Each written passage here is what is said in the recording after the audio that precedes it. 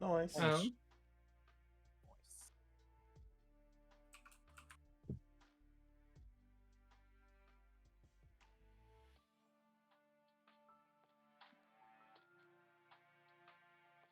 Trey, did you see that video I sent you? Yes, I did. Okay. It's at episode 9, right, Tickle? Yeah.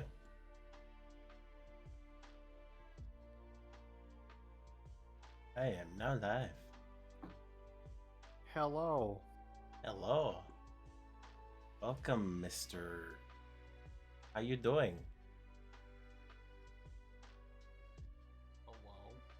Oh wow. Hello, uwu. Woo Barbara Jean.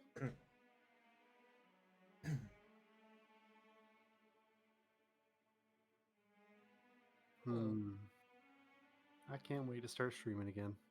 Right? Well, we're looking forward to it. Soon. I can't wait till I can get my freaking thing rigged and I can do a freaking debut. Yeah. Alright, we got that. We will post stuff in... I reordered everything, so now it's weird.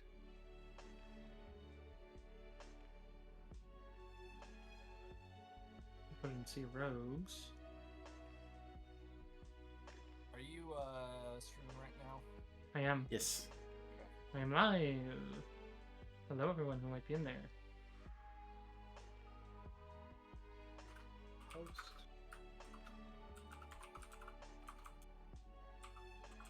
Welcome to Thunderdome. Curse if I'm hosting you today. Okay. Purple. Oh, that's... She doesn't have but I can put in Kaine, because Kaine is amazing. And I think that's it. I'm done. Alright, so. Also, hello, everyone. Why is my chat not showing? Hello? Whoa.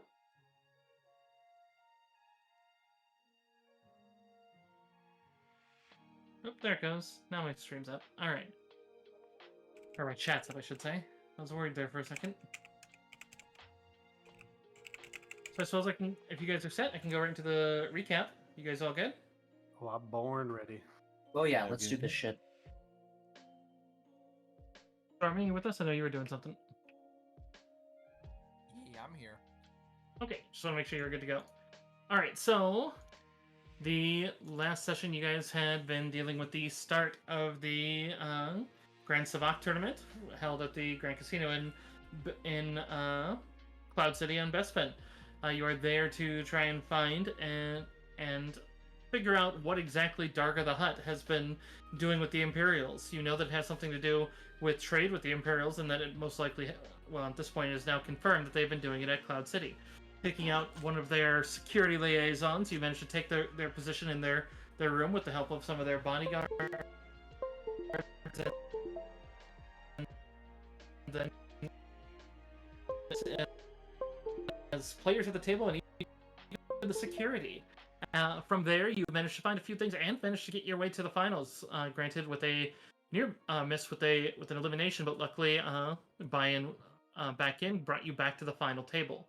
There have been people trying to smuggle in weapons. There were some others that seemed to be doing some dastardly deeds, and then even at one point, someone sent you a message that they knew what you were doing and wanted to meet you on a high platform. Kresh and Miria went up to investigate along with Captain O'Keefe. Unfortunately, it seems that someone had tipped off the Cloud Guard that you were up there to trade spice. And as such, the narcotics division came swooping in on you quite literally, both on jump jets and even a cloud car. Kresh was able to grab Miria and jump down basically the platforms to safety, however, breaking both of his legs in the process, while Miria had to then drag the massive Wookiee a short distance over to a turbolift to quickly take him into the underbelly. A massive, grueling couple of hours as she had to somehow limp him through the underbelly, but managed to get him to an underground Bacta tank to be healed as they lost their prey, and you still don't know who set you up. Could easily have been one of the people after you, such as Darga or the Imperials, but at the same time, it seems like more would be coming down directly on you if that were the case. Still, you have ascertained that the the Imperials are very much after one Lieutenant Arabi, who is there in the finals with you. You have also interviewed quite a few of the finalists, including a very gung-ho Rhodian, a kind of rather chipper and friendly Nemoidian. There's a rather overly fancy-looking human that seems to have been overly kind? I don't know if kind's the right word, but at least friendly, gregarious, to the point that he put some of you off. But in any case, there are quite a feie people at the final table, and with no exception being between one Ricky Tikki Tavi and then, of course, Noel. Both vying for a pot of literally hundreds of thousands of credits, so, if not actually, truly, actually, with the number of millions. So, with that, normally the final round was going to be done late night until a winner was declared, but due to a delay with a problem that occurred while the security was away while Miria and Kresh were, that has then delayed the final round of the tournament. And so as such, they're going to be starting it early morning tomorrow morning. So you have a night of rest, but only just, as you have about barely 9 hours. Unfortunately, Miria and Kresh will just barely be getting out of the Bacta tank there, so Miria's going to be a bit tired. She could find sleep, but I imagine she'll be sore the next day. Would definitely treat that as a minor penalty, as she stayed to guard him from any undoers or unscrupulous doctors, as it is a underbelly doctor.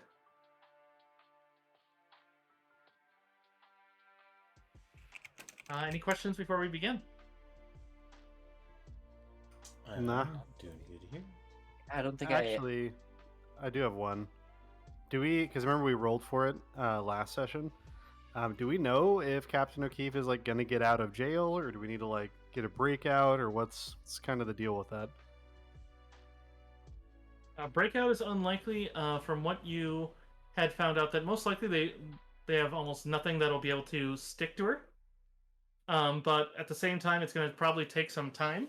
However, due to the roll in the pushing that you guys had done, though, you did see that most likely she'll be getting out shortly after the tournament. So hopefully you don't need a fast rush out of here. But I'm sorry. I accidentally didn't save my notes from last session.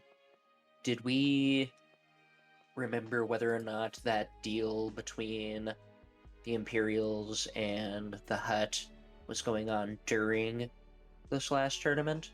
yes, it seems that they're planning to do something that involves the final round of the tournament or during, but it seems to be very, very centered. As you had found intel that seems like they had a backup plan that was hinging on that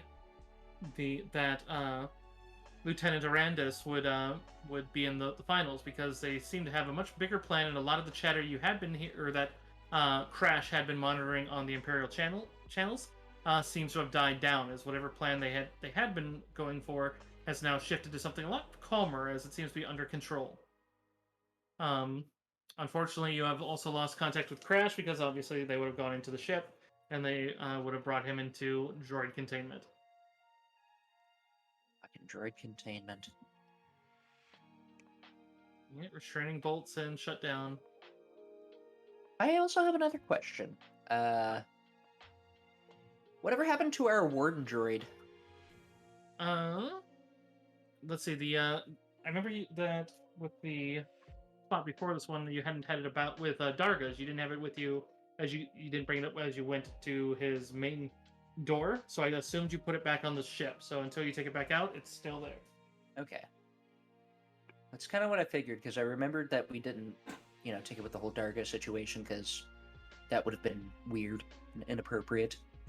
Okay, Yeah. cool. I remember Cool, you guys cool. were worried that it would seem like you're there to arrest someone, which probably could have sent the wrong vibes. Right. Why Right. did you bring up prison droid? Yeah. Why is that here? It's like Dario would have just been like, "So I don't care if I have an escaped prisoner, you ain't coming in." Right.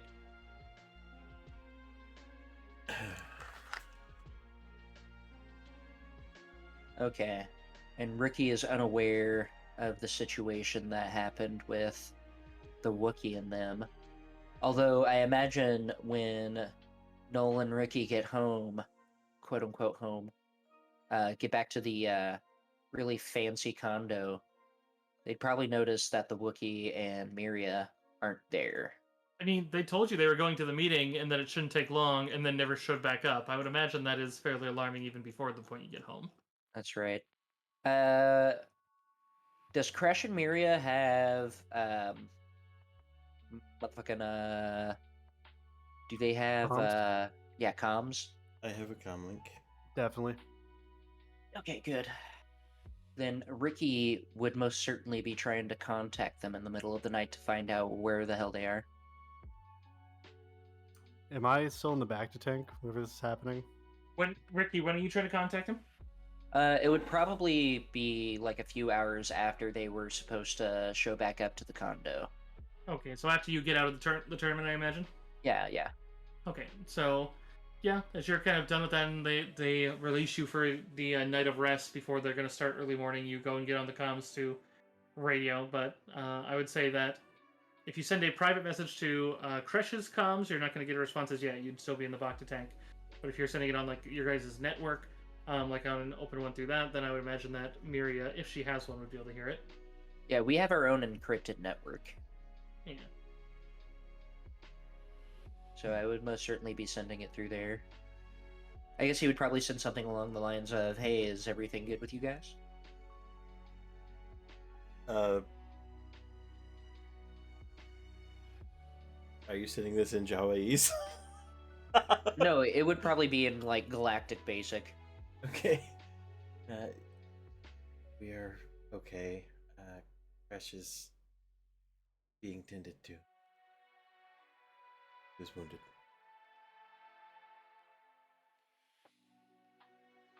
And at that point, I feel like Riku would probably be like, okay, what happened, and like try and delve into what the situation was.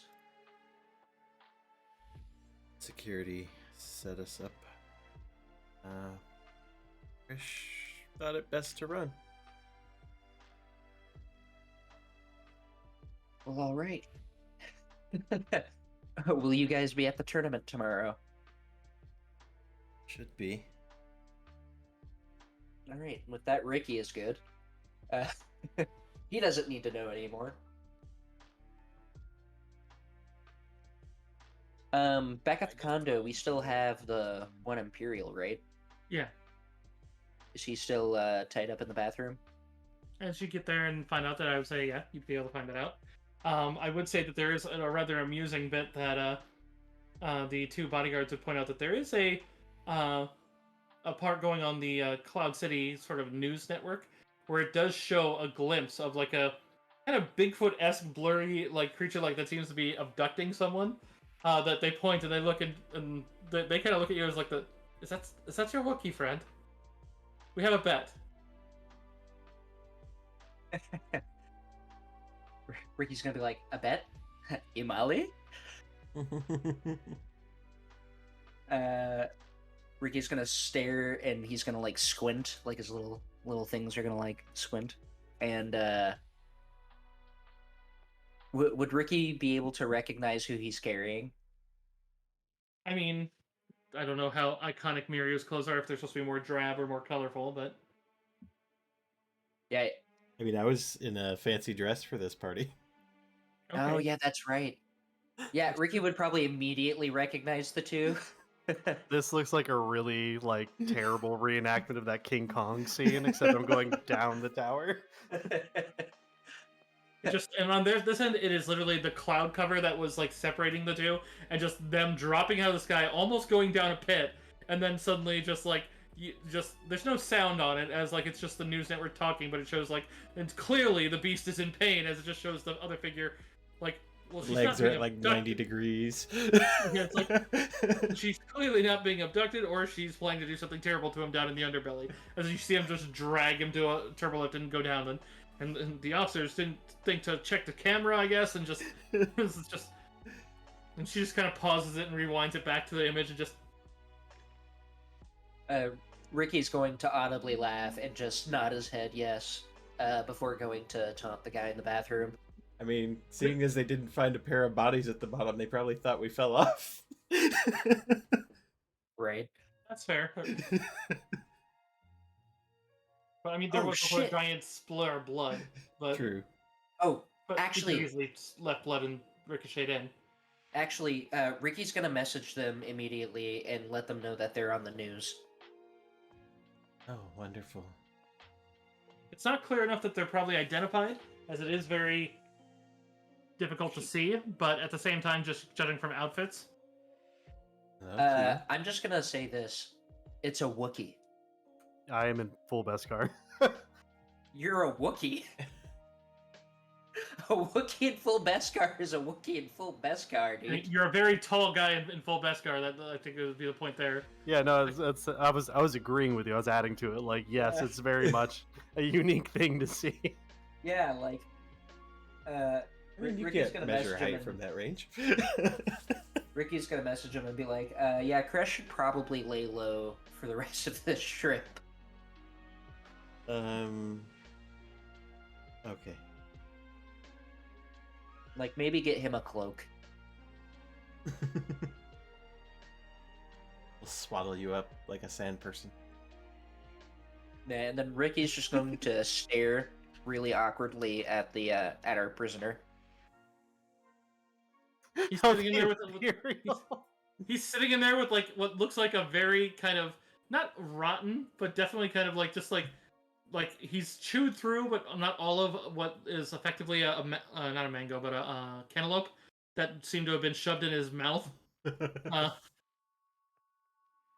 Has a very pink flesh as he's in there, but it's just kind of it's very much been air exposed to the point that the fruit is just kind of grungy because it's been there all day. Fun. He just kind of glares at you.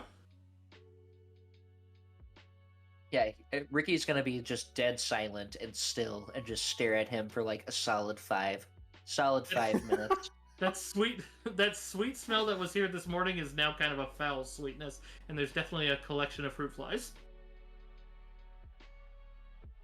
Ricky's going to be reminded of home, and then he's going to close the door and leave and make sure the lights are off. Oh.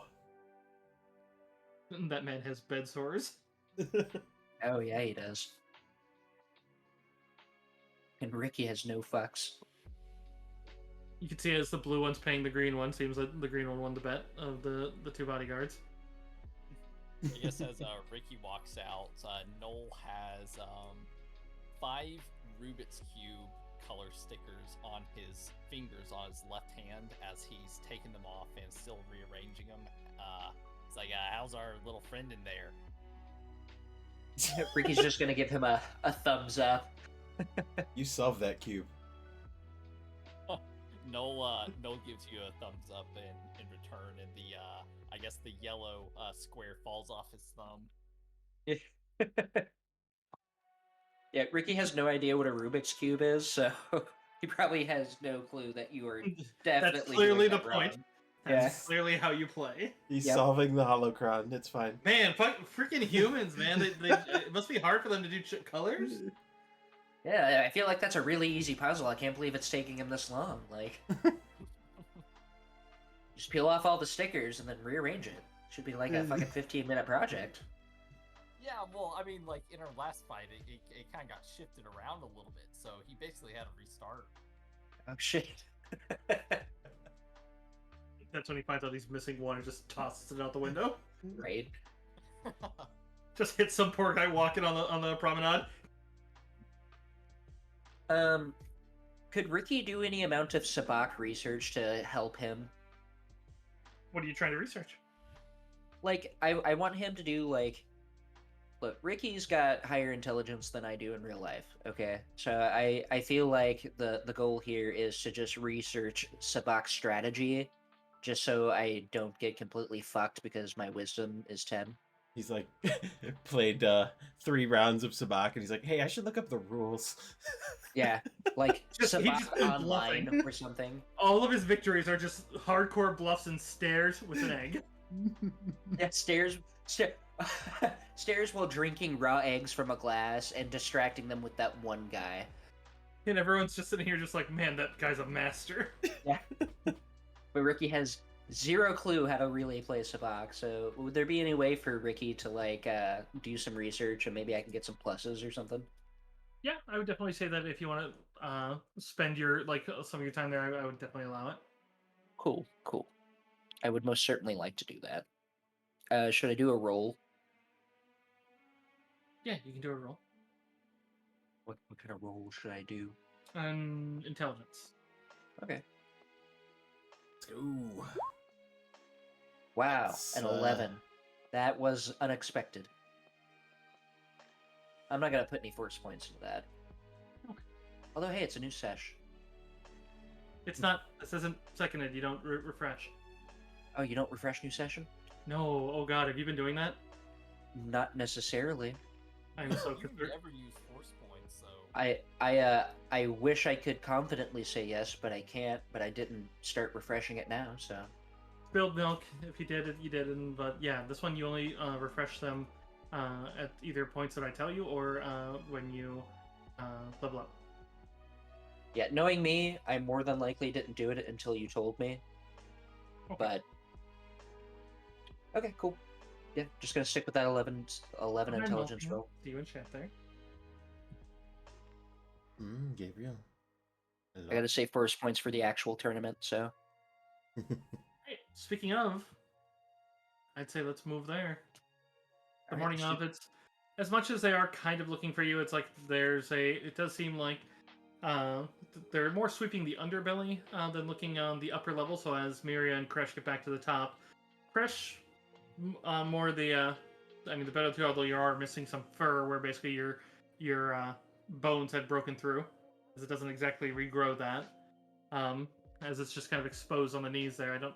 But otherwise, as you guys get up, it definitely wouldn't be a rush as you get back to your, to your penthouse. You could probably contact ahead if you want to get new clothes or anything to look at least of good variety different than what you were, just in case. Yes, I need a new Probably call the dress. droid to like change your hair and such. But easily done. Well within the purview of the account, and as it seems to be charging someone else's account, so I mean, Yeah, I there's think I really will actually go get like a cloak or something. I'm imagining like a poncho Poncho. Yes. and start playing some Chinese sword here. And You This is tried literally to Crash cheat after he jumped off. in my bar. Oh no.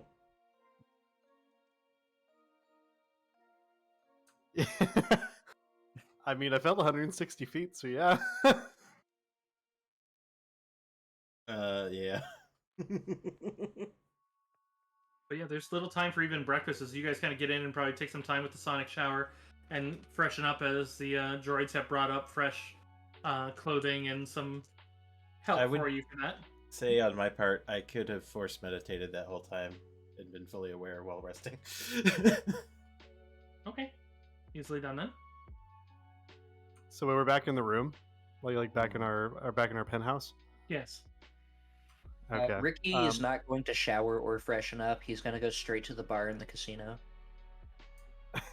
I think actually, whenever we get back, like while freshening up and stuff, I'm also going to walk into the bathroom and then just stare at our prisoner for like a solid 5 minutes and not say anything. So Kresh is late to his shift. As I mentioned, you guys are very late. Okay, never mind. I won't do it, but it is funny. No, it's fine. I was just giving you shit credit. Yeah, fair. No.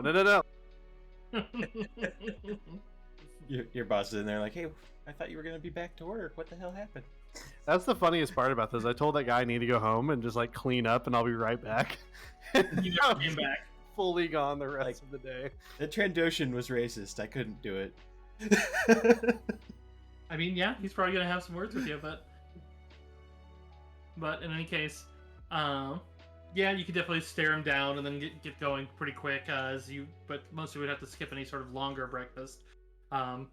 Yeah, the entirety of that fruit platter they've left out for you guys is now at this point just a giant fruit fly factory. But I would have hoped that we would have, thrown it away. you could Do we definitely. not get room service? Do you want room service? No. No. Yeah, I was gonna say because like you have a guy that's locked in the bathroom. Although, to be fair, like, if you give room service a good enough tip, they will ignore the guy in the bathroom.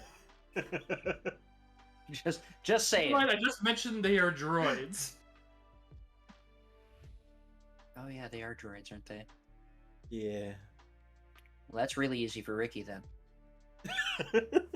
I am glad you are confident. If you fail that roll, the entire party goes to jail. So, Right. But no, Ricky likes fruit flies and stank. yeah, so you're cool. You're just like, hey, great. Like I said, Ricky skipped out on any amount of shower or cleaning because he's a Jawa, and immediately got a whipped egg for breakfast at the bar. Probably as you're leaving, you guys see as the two bodyguards have gotten the Imperial up, but they're making him clean up the fruit to put in the bag just right outside the door. And then again, once you're done, you're going right back in the bathroom. If you do a bad job, you're going face down. They left his fruit. I tip both of them 5 credits on the way out. Excellent work. Keep it up. They look at the 5 credits and just like money's money, but goddamn, man. You're Hey, literally you can buy on. a candy bar with that. You It's just like spent a very person- large amount on Bacta, sorry. You're like the guy who comes up and gives someone a quarter and says, "Don't spend it all in one place." And it's just that. Yep, that's the Man. impression. I mean, they're getting some amount of money for bullying an Imperial. You're welcome. Like, you want a better paying job of bullying Imperials? Go join the rebellion. Get out of here. You think they pay their people? They Yeah, pay you them think in. they get paid? They can steal shit. That's the difference. That's not paid. It's paid if you want it to be. You know what I'm saying? You get in what you put in. You know what I mean? All right then. With that. All right. So you guys know Lieutenant Orandis, Kriska, Silas Draver, Lady Fioro, Captain Moro, and then Vorn Zade, as well as then Noel and Ricky are the final competitors. So, this last one is not based on wisdom checks when you get up there, so just so you know, it's going to be based off, you're going to be basically rolling a GM roll to me. That'll basically be, because here's the fun thing, and because of how different your players are to a degree, I think it may actually matter to be secret. But in the end, there can only truly be one winner. But basically, you guys roll to see your hand quality, and then you get to roll against any stat that you. If anyone who stays in after the initial bet, you're going to have a arbitrary number of credits. It's not reflective of your normal credits. It's just the amount you went to the table with. You can bet in multiples of the ante, which is going to start at 50, and the blinds will be going up. And then basically you can roll on any skill roll that is relevant in gambling. So like, knowledge social is one you could do. Any sort of deception, any sort of persuasion, even perception works, stuff like that. I would say because Ricky, you do have one special one that you can do because you did fuck with the droid, so you have a single use of computer use because you can also tell that droid to do something, and it might stack a deck for you. Might being the keyword. What was that last part? Might being the keyword because it is still a roll. It's not a guaranteed you get the winning hand. Gotcha. But basically you get a bonus. Yes, he stacked the deck for someone, and we'll see. Oh, did the blue dude? Did he make it into the final table? The guy that Yes. we're trying to. Yes, Yes. fuck yes. Yes, that is So- Captain This is a Mora. win-win. We have fulfilled our end of the bargain. Switch is already happy with you, and if Captain Mora wins, you still get paid. If either of you guys win, you get a massive payday, and then, All right. And let's what- play some fucking you stuff. know that Lieutenant Arandis is the Imperial informant, which means that one of Kriska, Silas Draver, Lady Fioro, or Vorn Zade is the Darga agent, unless there's something going on between Switch and that, in which point then it would be Captain Moro. But all right, so yeah, then once you roll that, your result is added directly to your hand quality, and then you roll one final d10 to add to your hand. However, if this final roll is a 10, then you have drawn the spike, in which point the spike will then detract from your hand quality. In any case, if you ever roll three 20s or 3 1s, you don't meet, or if all of your rolls roll maximum or all your rolls roll minimum, basically. So d10, so like on a d10 a 1, a 1 and then a 1, or like, a 10, a 20, and a 10. At that point, you have the Fool's Hand, at which point you will beat someone who has a perfect sabak, which basically would, in that pit, would be someone who has beaten I think it's 40 or more. So, Okay. Hmm. You tell Very me what to long roll, and I will roll it. yes, I will be reminding you guys what I need when it comes up. Keep in mind for GM roll, it is /GR. My chat will be seeing it. But just in case, because, I mean, for one, in the risk is Ricky has debts and stuff to pay, so it might not go to whole party kind of thing. We don't know. We'll see. That gives you the opportunity to play with that because character development. In any case, the bar itself is less drinking. I imagine, Ricky, if you start ordering drinks, though, there's probably one of the bartenders kind of smiles at you as she's like, fine, just because she's like, just because you've been fun to watch. But otherwise, most of it seems to be breakfast. They have like a small brunch setup. It's definitely not one they had planned, whereas everything else seemed more ostentatious and clearly thought out. This one's a bit more rushed, but makes sense given that they didn't expect for a final day. But in any case, only one table remains on the floor in the finals of the Cloud City Sabacc tournament. Each of the competitors, is intensely focused on the Sabacc cards being just laid out and shown before all of them as the droids just kind of prepping the deck and showing that there's nothing untoward with the cards and how each of them looks so that everyone knows. Seems to be also like a sort of anti cheating method, but in any case, all eyes are on said central table as the stands are utterly full at this point and dead quiet. Even the Bith band from the day before is only making the faintest of background music, and only when the droid is not doing anything. The crowd is not thinned, but it is all surrounding the last table, as even those that cannot find seats are standing between the different stands. And it is illuminated by lights from overhead, as the rest of the casino is, even in the morning hours, is dimmed. So it sort of just glows like a bit of an incandescent torch in the dark casino.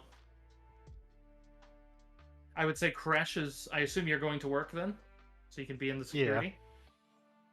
Yeah. Okay. Yeah, so... Mandelbro does kind of give you a bit of a look as you come in and just see... So, about last night, he doesn't seem immediately alarmed, so it doesn't seem like he's calling cops on you or he's playing it slow. Yeah, really sorry. I don't know what that Trandoshan had eaten or whatever else, but wasn't feeling super great after that bite. Decided to rest up for the rest of the night. Hope you understand. Hey, give me a persuasion. He did mention that, it's they don't care if you walk out on a day. It's just he might not pay you for yesterday, which isn't a grand loss of things. 23. Okay, yeah. With your prior good standing with him, he just kind of looks at you and he actually just kind of claps on the shoulder, and with utter, he's like, "You're all right, right? I know that there's bad blood between your races. I didn't think." Nah, fit and ready, sir. Which he gives a smile, just kind of slaps your arm, and then just, all right. We're gonna have you near the center table. Keep an eye on everything. Can't tell you what precisely. We have plenty of door guards at this point. Yeah, no worries. I'll keep my eyes open. Otherwise, Miria, if you like, you can easily find your reserved seat as one of the chosen ones. As Of course. Chosen one. Yeah, I'm Noel's arm candy. Remember? Yeah. Oh man, I don't have my arm candy. No, you don't. It's me. I'm the arm candy. You would also. You're like my arm steak. There is a little bit of a rumoring going around that doesn't exactly miss you, Ricky. That it is at least known that your companion was arrested for spicing. So it seems that. I mean, I doubt you really care if there are bad looks your way, but I mean, maybe it's utilizable in some way. Dope. People think Ricky's a spice runner. I love it. Dope. I hope I get a job offer from that. I mean, or they just might think that he wanted to get high, or because maybe she was buying it for him. But Right. Oh no, he was definitely the provider. If anybody questions him about that, he's just gonna be really coy about it. Like if anybody's like, "Hey, where to get some spice?" Ricky's just gonna be like, and do the eyebrow waggle thing, and then walk away. Like he's not gonna give any definitive answers. Not gonna deny. Not gonna confirm. He's got 2 thumbs and 4 pounds of spice back in his place. This Okay. guy, Ricky. Like I would answer that with this many witnesses. It's just like, oh my god. Yeah, right. Like I'm gonna say anything. Fucking idiot. Walk away. Yeah, just fine. Just fine with that. Ricky is evil. All right.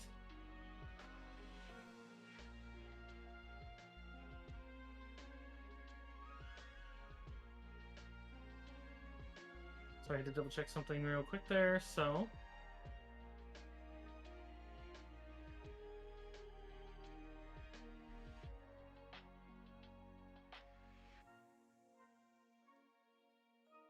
okay, so there will be some rules for bystanders and security on in the meanwhile, but we're actually going to start with the game.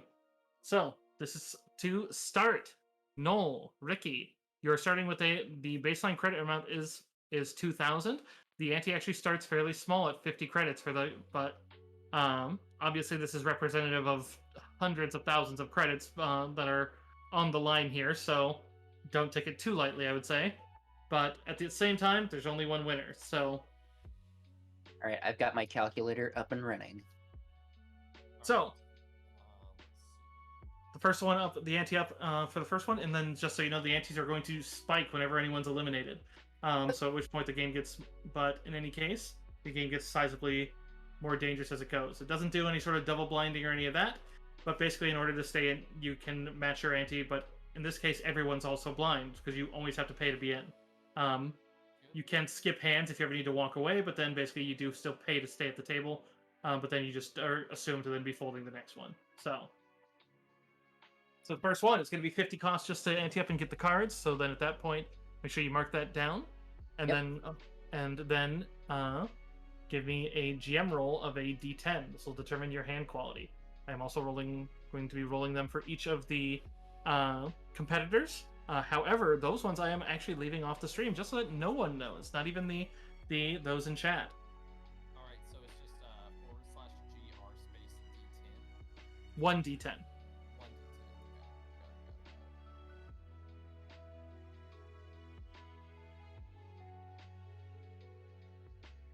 So, at this point, then you guys can choose to stay in. By then, you have to pay another 50, which means you're going to be up to 100 on the table. If you stay in, then you may roll me a skill check. This will be added directly to your total. You must compete with those that are also playing at the table, and then if you do, those ones are going to then be the ones that you face with the final roll. You may choose to ante at the last one, in which point then you can use any social influence roll to try to bully them out. That one doesn't add to your total, but you can try to basically look more intimidating or look weak in order to force them in. So basically, and you know also, as a reminder, because it's been some time, you guys do have some intel. You know that Vorn Zade, the Nemoidian, plays randomly. She said you should never have a strategy, because otherwise people can move on it. You are aware that Lady Fiora, when you spoke with her, said that you should always go for the throat. Basically, it sounds like she plays aggressively. Arandis plays very close. Seems like he plays very methodically. From what you could tell in the priors, what you met with him, is that he plays very much on what's the logical choice.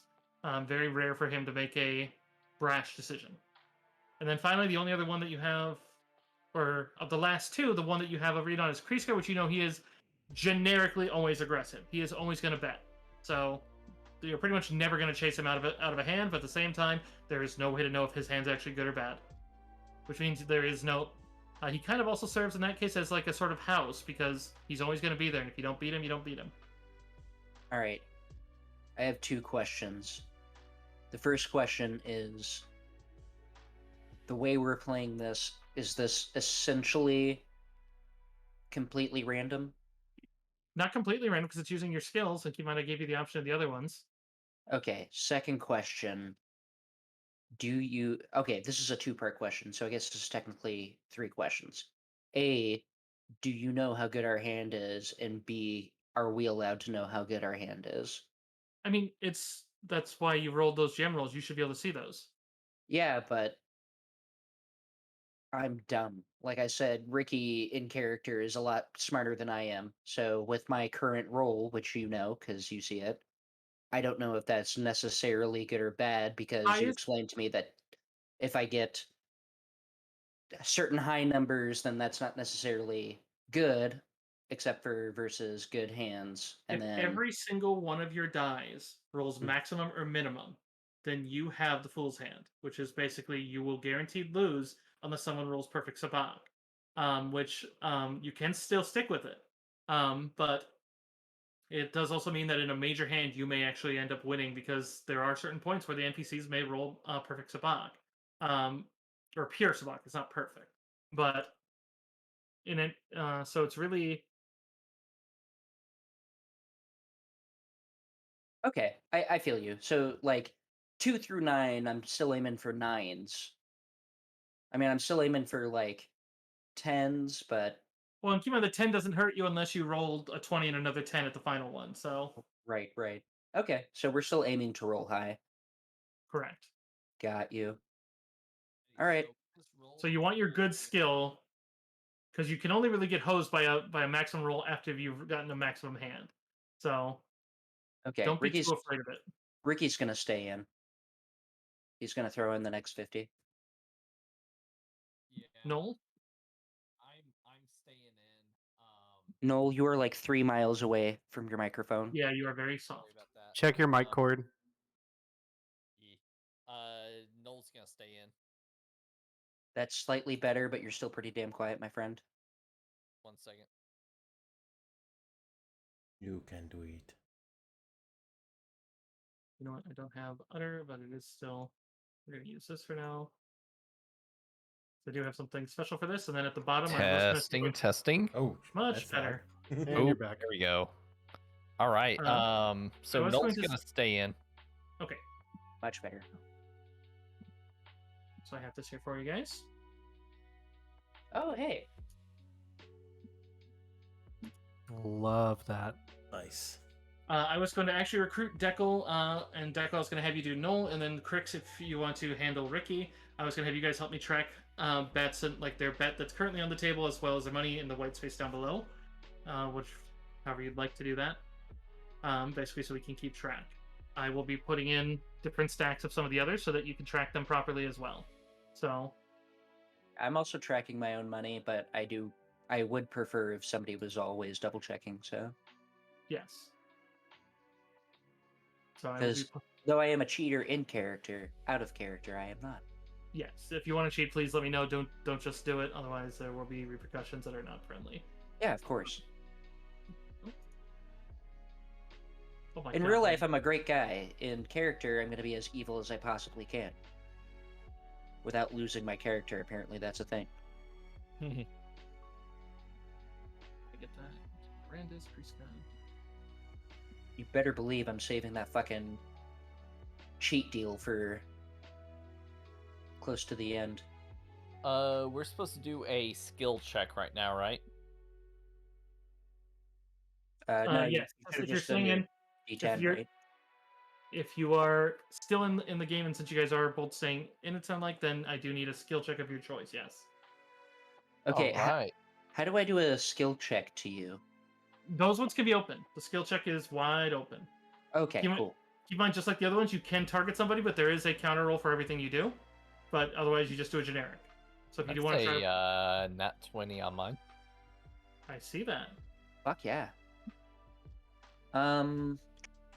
Sorry, I'm looking over what I can cheese here. It's looking generally like I'm going to want to play charisma in this game. So I'm gonna be using a deception check. I don't want anybody knowing what I'm doing, what I got going on. People are looking at me sipping on eggs. So am I adding any pluses to this from alcohol or my studies? I'm applying that to their rolls, actually, to basically trying to go against you. Since if you don't, basically, I was going to treat it as whenever they rolled against you, since you were kind of a novice, that they would have a bonus. In this case, I've actually changed it to you have they have a penalty, since you basically have fresher study on at least core mechanics. And core mechanics are always helpful in these situations. Absolutely, should always stick to the basics. Okay, cool. Tasty Wait, 17 I for don't me. know what stack they started with? 2000. They all so or 2000. It's a generic. It doesn't have anything to do with how well they did. It's basically if you get in, then everyone starts on equal ground. Maria, are you my keeper? I was Knowles. I Okay. am. Yeah, Alright, so cool. I spent 50 plus 50 already. Yeah, I'm at 1900. I'll get you in just a second, buddy. Yeah, we should both be at 19. Like I said, I got my calculator up and running. I'm taking this seriously. There, we got all them, and then I have them separate, so then I can edit their numbers. So am I good to just write in Ricky down here? Yeah, right wherever you want. I'm only taking that left side for them.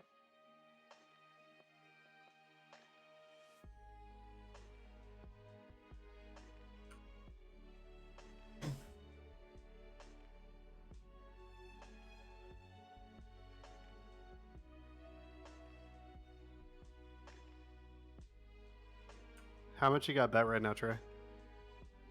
100. Yeah, it's a 100 bet. I'm down to Yeah, 1900. if they're still in, they're 100 in. If they're that's what you can tell over here is basically, so you guys can tell that Fioro, Kriska, and Arandis are in this hand with you. You have 3 competitors.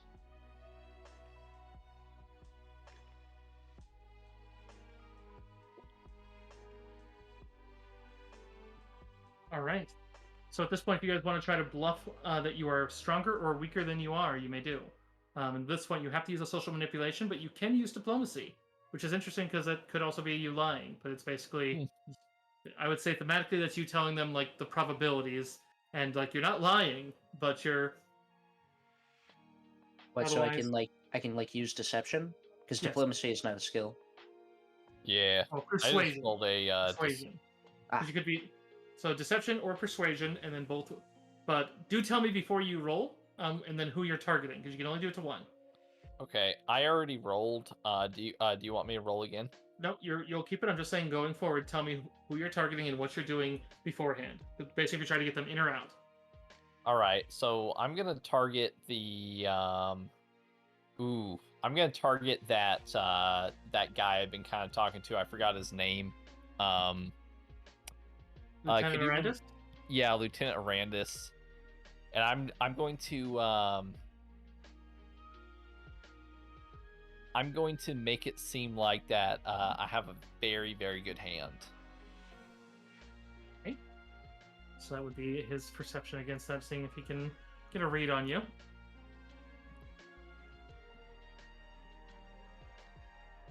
Okay. You would notice that probably as he was going to probably look like he was going to go in. Instead, as you guys get to the next phase, he actually stays out. So you have convinced him to stay out of this hand. Dope. I'm going to. Oh, fuck. Okay. I want to get a read on somebody. Would that be utilizing this role essentially for that? Oh, you want to try to get their hand? Yeah, you could definitely do that. That would be a perception. Yeah, I just want to see if our blue friend is going to be making a good play or a bad play. Like, I want to be able to see if I can see if he's doing well enough. Because Ricky's just going to stay in it for the first hand. He's not in this hand. He looked at it and basically was like, yeah, no. Oh, he folded? Okay. Yeah. If you see on the left side, you can see the bets. You can see anyone who's at 50 is not in the hand. Oh, shit. I did not see that. Okay. Oh, okay. Now I'm playing the game. All right, cool. All right, so the only people are Kriska and Fiorio. Yes, Kriska and Fiora are the only 2 in the hand with you guys. I'm going to roll deception into making Fiorio think that she is not going to win this. Like, it's definitely down between me and Null. Okay.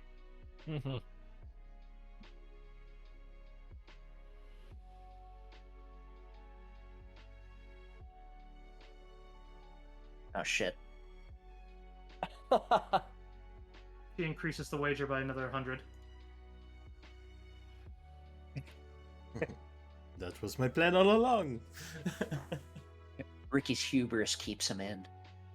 Which Kriska immediately goes in with it.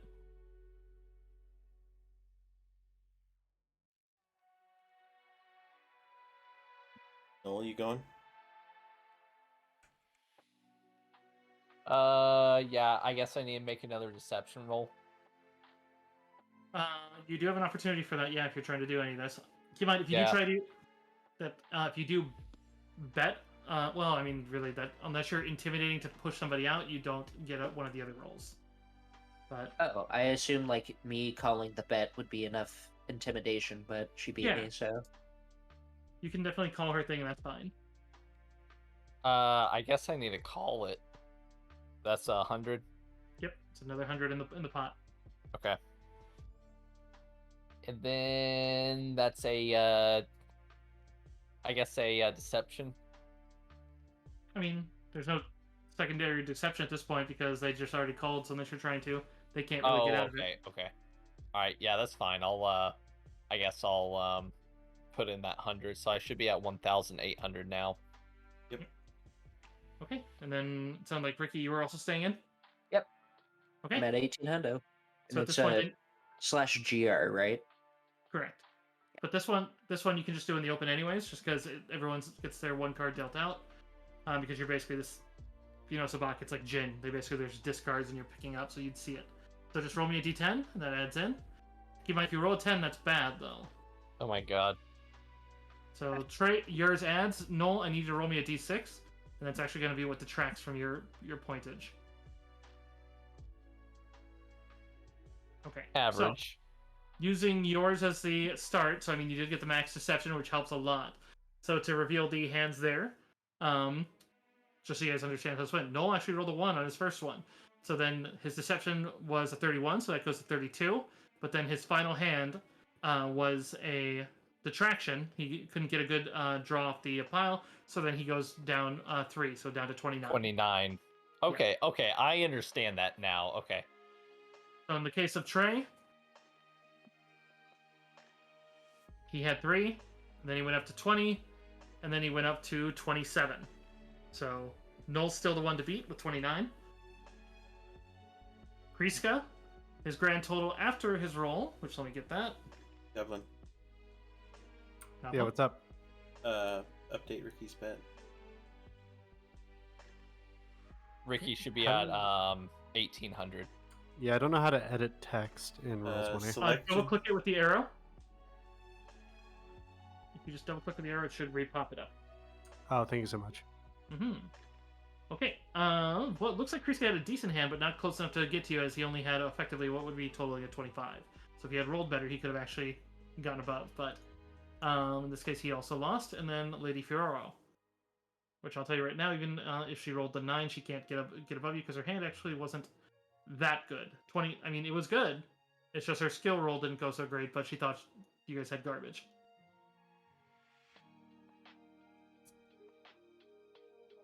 So, then we just total up everything that's missing from these ones, and then their differences. So, 50, 250, so then 300, 500, 600 plus.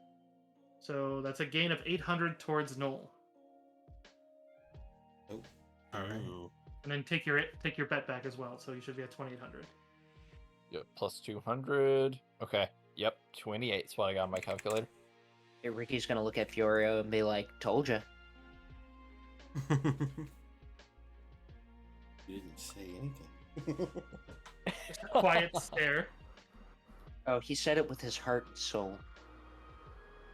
At this point, though, I will say, actually, for Miria and Crash, almost immediately, there's something that could be noticed. I need a perception from just the two of you. Oh, no. I shall perceive. Do not perceive me.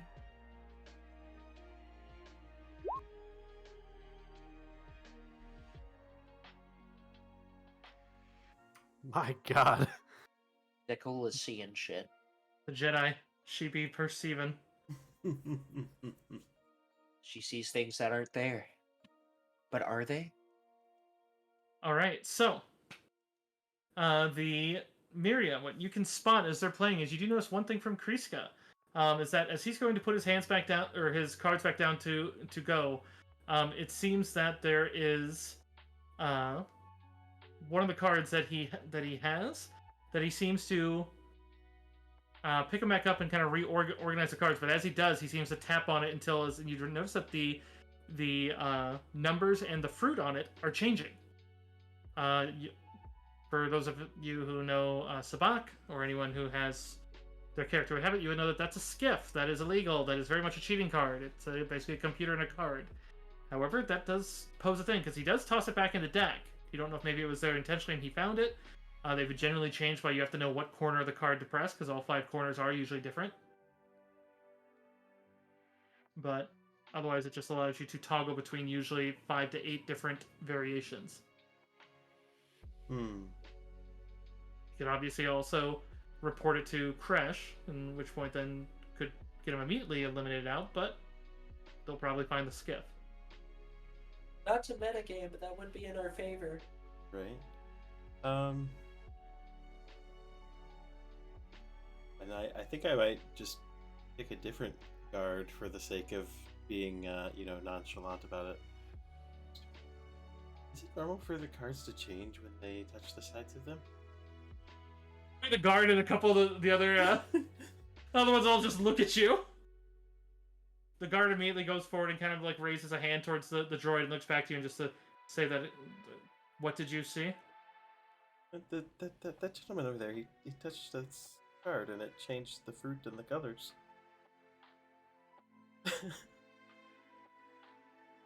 He clears his throat and I'd say, Crash, you hear it on the radio, and as they just simply, we have a skiff report. We need to check the deck.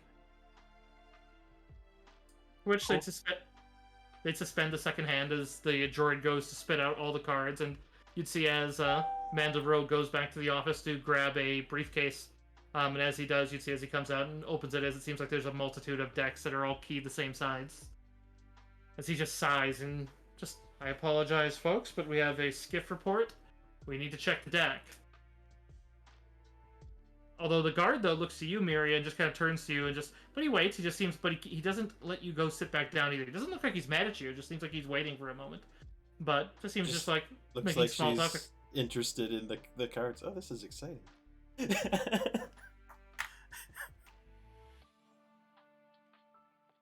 But finally, as they go through, you'd see as the droid is assisting, as it's basically the droid and then 2 of the security guards are reaching forward to basically reach over and touch all 5 corners of each card. Until finally they would actually find that there are 4 skiffs in the deck. Probably after the first one, they're like, there it is. But then as Mandalore continues to check, he's like, I have a second. Then they go through the rest. At that, though, after the first, the guard then looks at me and he's like, who? Who was holding it? Good point to him. So, and to which immediately Chris was like, no, this is... No, ask my friend. Well, he betrayed me last time, but he knows that I'm a clean cut, a clear winner. And just he's just still a bit amped. But the guards do sort him out.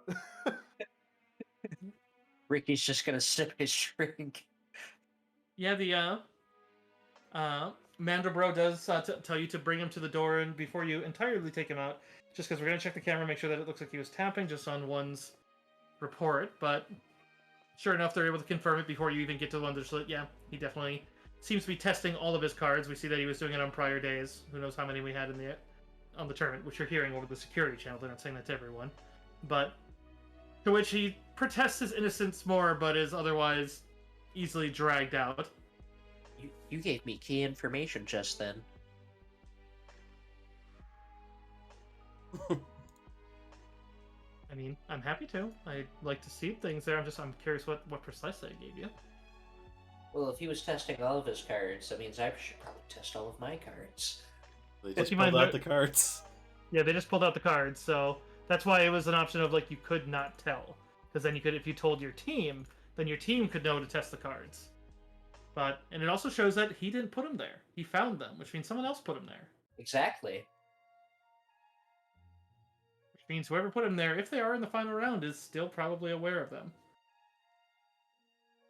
But at the same time, the deck just got shifted out. And they don't have their crutch anymore. Alright, on to the next hand. So, Can Ricky do a perception check during all of that to see if anybody reacts to that besides my Slavic friend? I am going to roll and... 22 for me.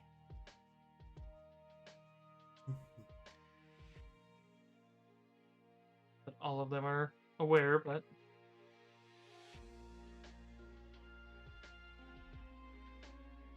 I mean, Vorn seems very curious about all that going on and seems to talk a lot about it. She seems a bit anxious.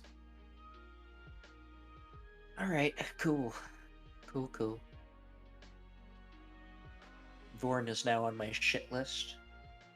I mean, she's Nemoidian. Maybe Darga is that blunt with his spies. All right, but the next hand comes out because a player's been eliminated, regardless of the fact that it was an illegal one. But he still was eliminated. The anti-double, so we're starting at 100. All right, starting at 100, minus 100 from me. Minus 100 from Noel as well. And then I guess we're gonna go ahead and do GM roll. Yep.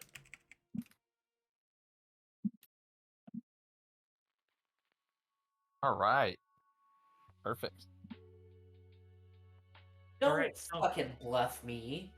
All We're right. buddies. So 100, 200. So that's 5, so 700. So I'm going to do one extra one here because I didn't do it off the bat.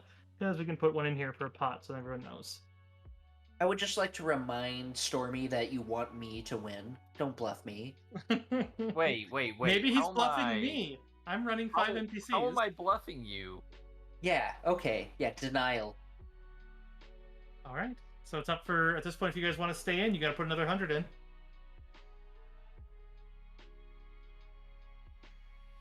All right, so we did the buy-in. Now we're doing initial bet minus 100. Yeah, I'm Check it out. definitely doing 100. Okay. So I should be at 2600 right now. Yep. And I'm at 16. Okay, and then Lieutenant Arandis, Silas Draver, and Captain Moore all also went in. So that's a total. That's 500 more in the pot. So I will adjust that accordingly.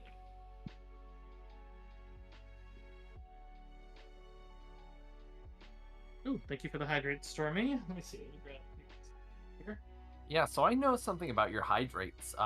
After a hydrate on a stream is redeemed for you, no one else can redeem a hydrate.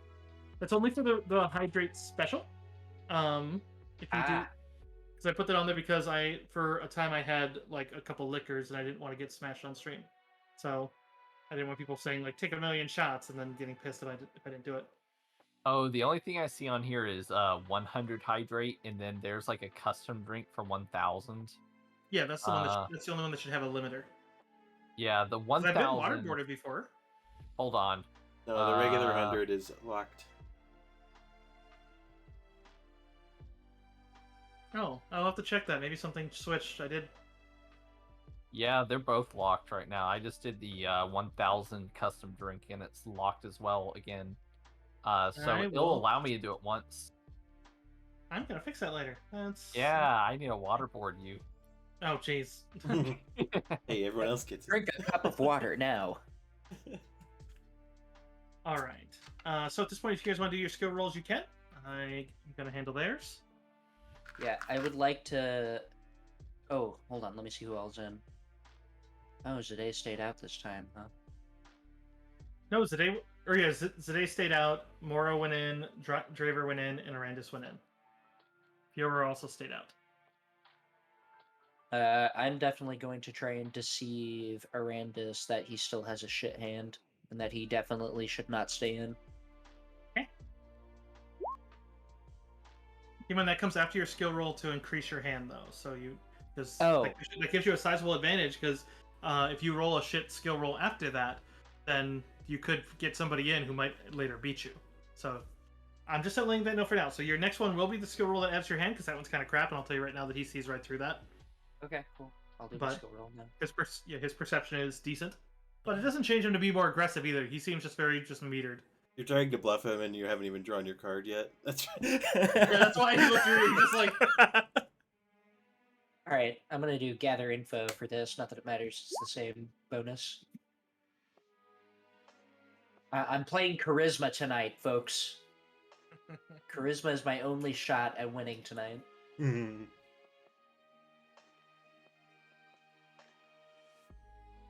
Clearly, you must play strength. Oh god. Did you look at my character sheet before saying that?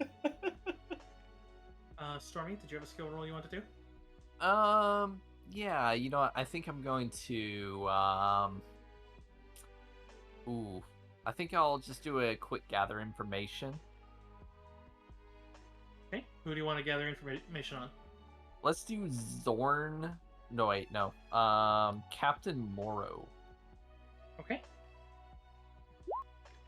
Oh, look at you go. Okay, keep in mind, same thing I said to you, or said to Trey. I would highly recommend you do these after the fact, just because it may Oh, wait, yeah, you're right. kill over your hand. But in this case, Captain Morrow, from what you can tell, seems to be trying to play it fairly shrewd, but seems more confident than he's letting on. Okay. Hmm.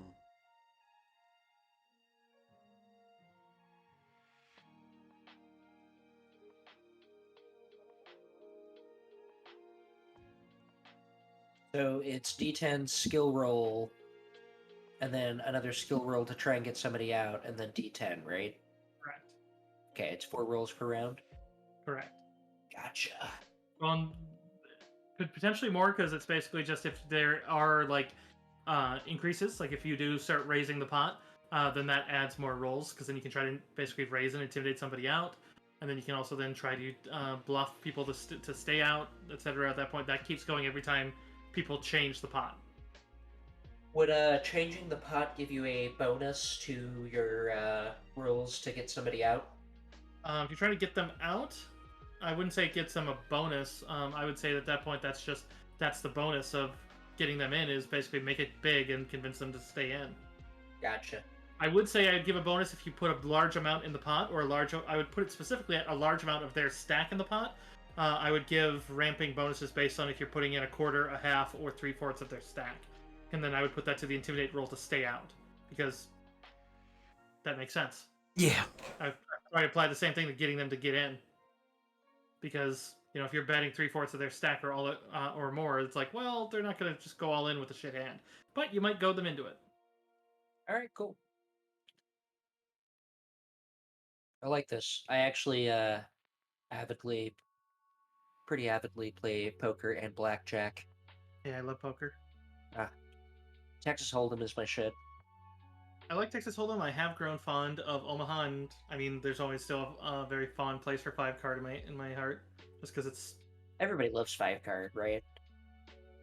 You play Omaha? I am learning. I can play it on what is it? Poker Night at the Inventory too, and I've been enjoying that a lot, because I'm like, oh, this is quite a bit more challenging. I don't play it with it. I have not played it for money yet. If you didn't know, Prominence Poker is a wonderful game for poker, because one of my biggest things that I hate about digital poker is you can't read other people well. But Prominence Poker actually fights that very well, because your characters reflect everything you do with the game. Even if you go AFK for too long, like let go of the computer. Because basically if you don't do so much input, your character will start doing things, and it'll basically show that people are. And so then you can start reading that. So basically if you start fidgeting with the controls, if you open up the menu, your character does something for all that. So then and then each character has different things they do too, so you can choose which character you want to be. So like one looks at her phone, one starts like turning his drink, and so you can basically figure out what people are doing with each one. I like it a lot. I also bullied some poor Russian man out of like 8 stacks because it lets you buy back in, and he kept coming in, and then he would just aggressively bet against me, and I just wait till I had a killer hand and murder him.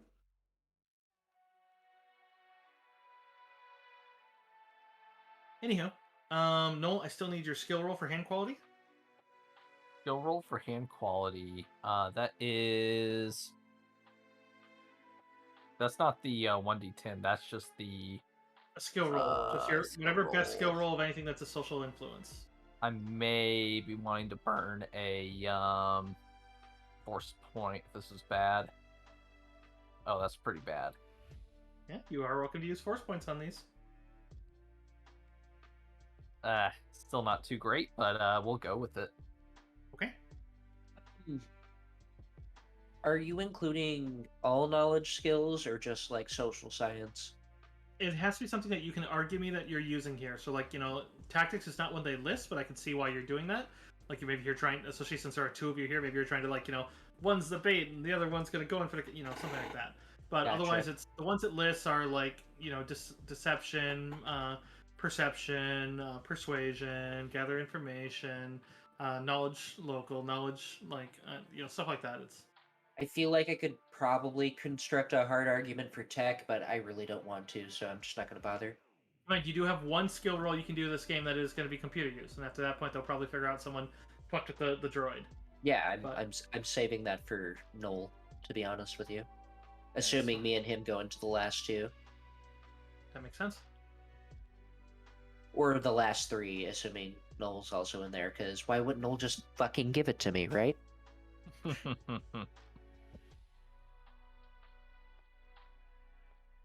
So, It would be super funny if you like even after you cheated in the very last hand, he still beats you just outright.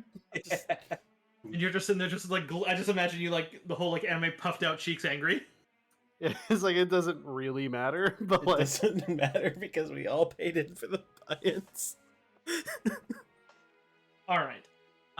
So you do see something rather interesting as Moro seems to be using his chance to do the social influence role, but he's not targeting any of you. He is trying to goad Silas in. He just seems to look over and just always playing so methodically, eh? Do you even have an aggressive bone in your body? Seems like he's trying to goad him to go higher in.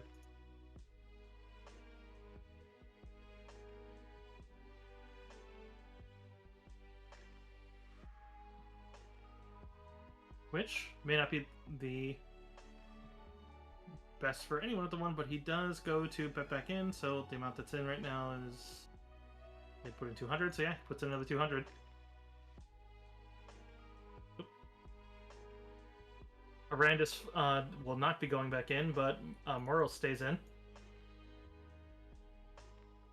Another 200, huh? Yep. Do we get any skill checks on this, or is it just buy-in? I mean, you can do a skill check depending on what you want to do. But you do know Moro just goaded Silas to do it, so if you want, you could try to intercede and stop him from increasing the pot. I don't know. It'd be very difficult to convince Moro not to go in on this one since he kind of goaded it. Yeah, you know what? Am I allowed to I'm raise gonna here? try for it. Yeah, you could. You guys don't need a roll to raise. You guys could just do it if you want to try to. No, I want to roll because I want to back up Moro in taking out Silas, and I'd like to raise it to 300. If that's not too So complicated. 100 more or 300 more? 100 more. Okay, 100 more. Okay. Yeah, raising to 300. So I'm gonna go ahead and However you yeah. want to do it, and they'll Yeah, determine what skill. Ricky's just gonna be like, "Yeah, Silas, why are you being such a fuck?" And hopefully that helps. And I'm gonna minus 300 for my shit here. Noel, are you betting in? Yeah, let me subtract out 300, and I'll try to go the same. See, that's a deception roll. Rick should be 500 total. There you go. Wow. I should be at 1600 total or 1300 total. I know, but I meant the bet. Oh yeah.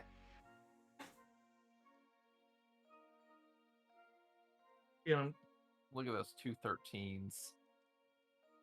It worked. Hopefully. Mm. Well, The funny it should work on my end. the funny thing is he actually looks at the two of you, and he kind of looks into you, and just kind of laughs. But then he looks over, and it seems like he kind of slows down as he looks at Moro. I would say you guys can read that. It's like he's fairly reading into that your guys' hands aren't the best. He doesn't know how medium, but it's like at the same time he's just in here like, but that just leaves Moro. He has no idea. He just seems to kind of furrow at that. At which point then he still goes in. Basically, the fact that you guys lost in that case was less intimidating. Therefore, he's like, no, I can do this. Shit. So you drew him in. Those two both drop another 100 in, so that's going to be another 200 there, and then you guys put 300 in each, so 6. So we should be at 2,400 for the pot. All right, final card. Roll d10s. That one's not a secret roll, right? No. Oh, come on. Ooh, good one on Trey. Silas, not great. Better on Moro. But it seems like Moro's taking this hand. Yeah, Moro's got a pretty good hand. So I guess I'll start with him in that case then. Moro natural 20 the skill roll. So that's why he was fairly confident after that point. But his primary one was 8, so 28. And then his skill is 14, so yeah, he actually effectively has perfect Sabak in this hand. So unless someone has a higher Sabak. So we'll see if anyone broke 20. Or I mean broke 40, but I don't believe either of you did. Noel had a 9 to start. 23. Put up to 27.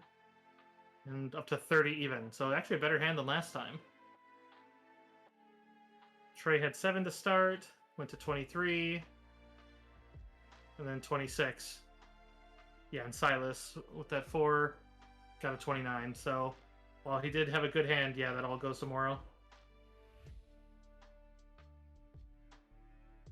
Still not doing better than Silas. God damn it.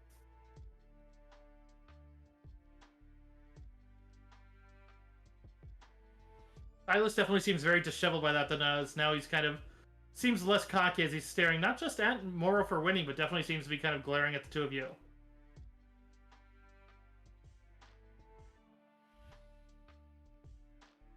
He kind of pauses for a moment too as the next bets are going out, as he just seems to motion the droid. He's like, I will be there, but I'm getting a drink. As he seems to go over to one of the guards and just demands a drink. And then the guard just kind of looks at him kind of funny and then just calls back to one of the serving people in the crowd, and they go to put the order in.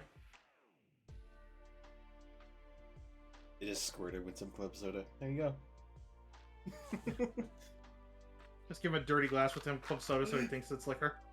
Here you go, a hard water. Just call it something else. Ooh. Fire part creature. Thank you so much for the follow. Yes, welcome. Alright, next hand. So another 100 on the table. Right, another 100 in for Ricky. Ricky's staying in. Same for Noel. Oh. Yeah, if you just want to say it outright, you could easily just I mean, you could easily just put it at 200, just say you're staying in and just roll me the d10, but in any case, gonna start with the 700 to begin.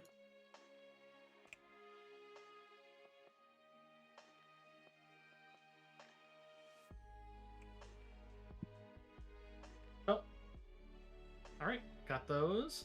And then at this point, if you guys want to do your skill rolls for the quality of hand. While I take care of the ones who are here, see what they like. I'm gonna burn my last force point on that. Okay. And yeah. I'm at 0. I mean, getting a sizable hand means if you can bully people into it, then after that, it means that you could get a sizable pot. Yep.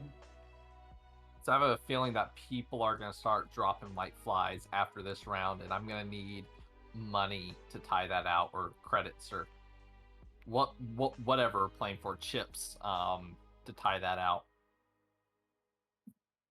My friend, since you've already made the decision, I don't mind saying this, but that is all the more reason to save your force points. We'll see. You forget the turn is a lot heavier now. Mm-hmm. Alright, so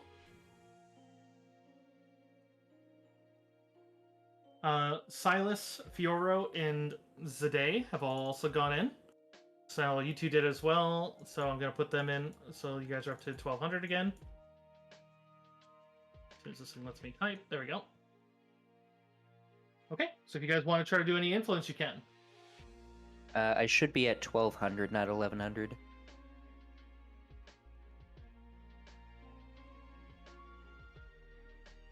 I will say that even before you guys do anything, as he seems to be in a very aggressive mood, Silas seems to be trying to goad Moro into staying in the hand.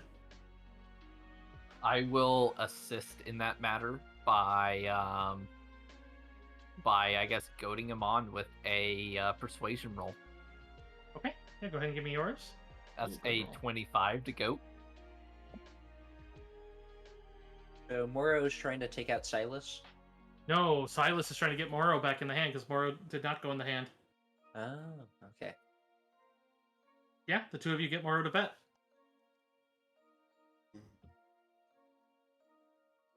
He seems a bit uncertain. Yeah, Ricky's gonna use deception to. He's gonna try and goad Moro into betting more, but this isn't directed at Goro. It's gonna be directed at Silas to give Moro more confidence. That's why it's a deception roll here. But he's gonna make it seem like, Silas, why would you do that? Like, you know, Moro's just gonna take this fucking hand. He still could miss that. He doesn't have a bonus against you guys. Hey.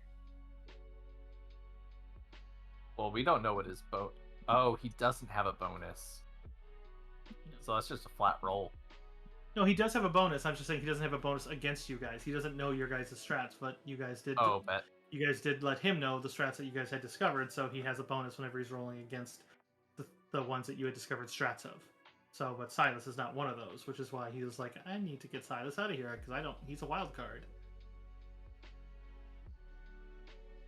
The other three, you know.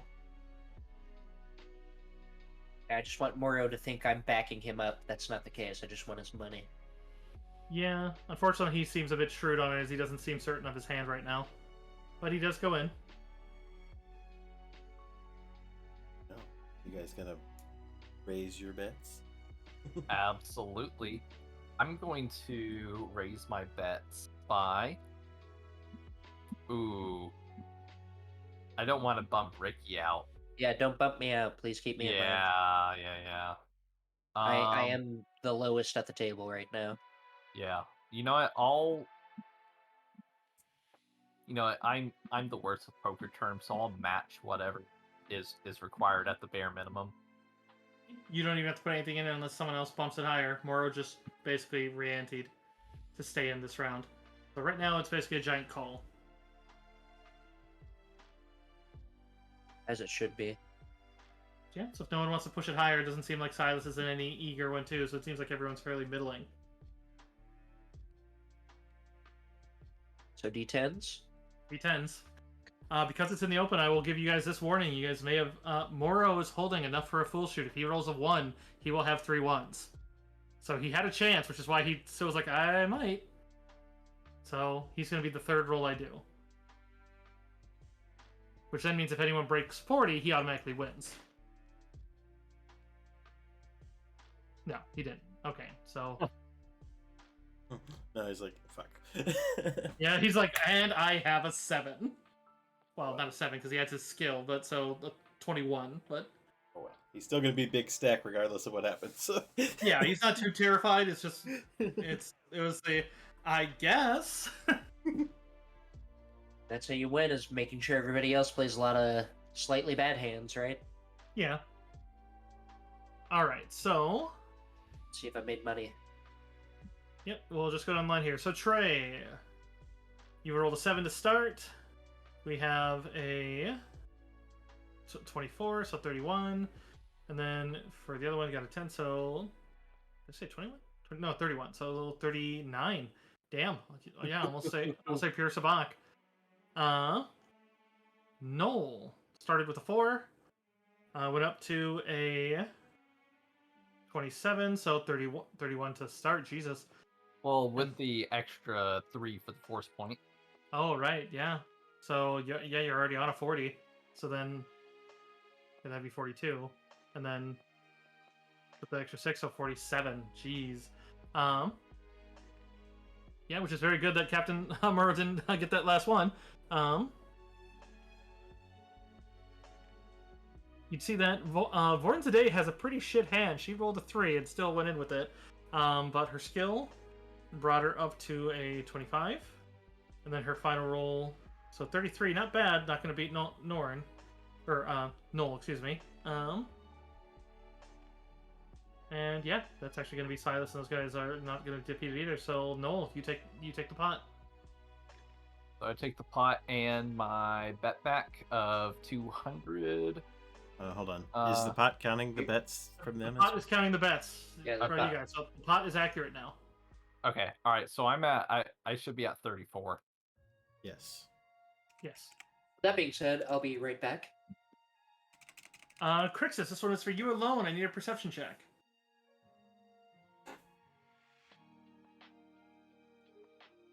This is for security only.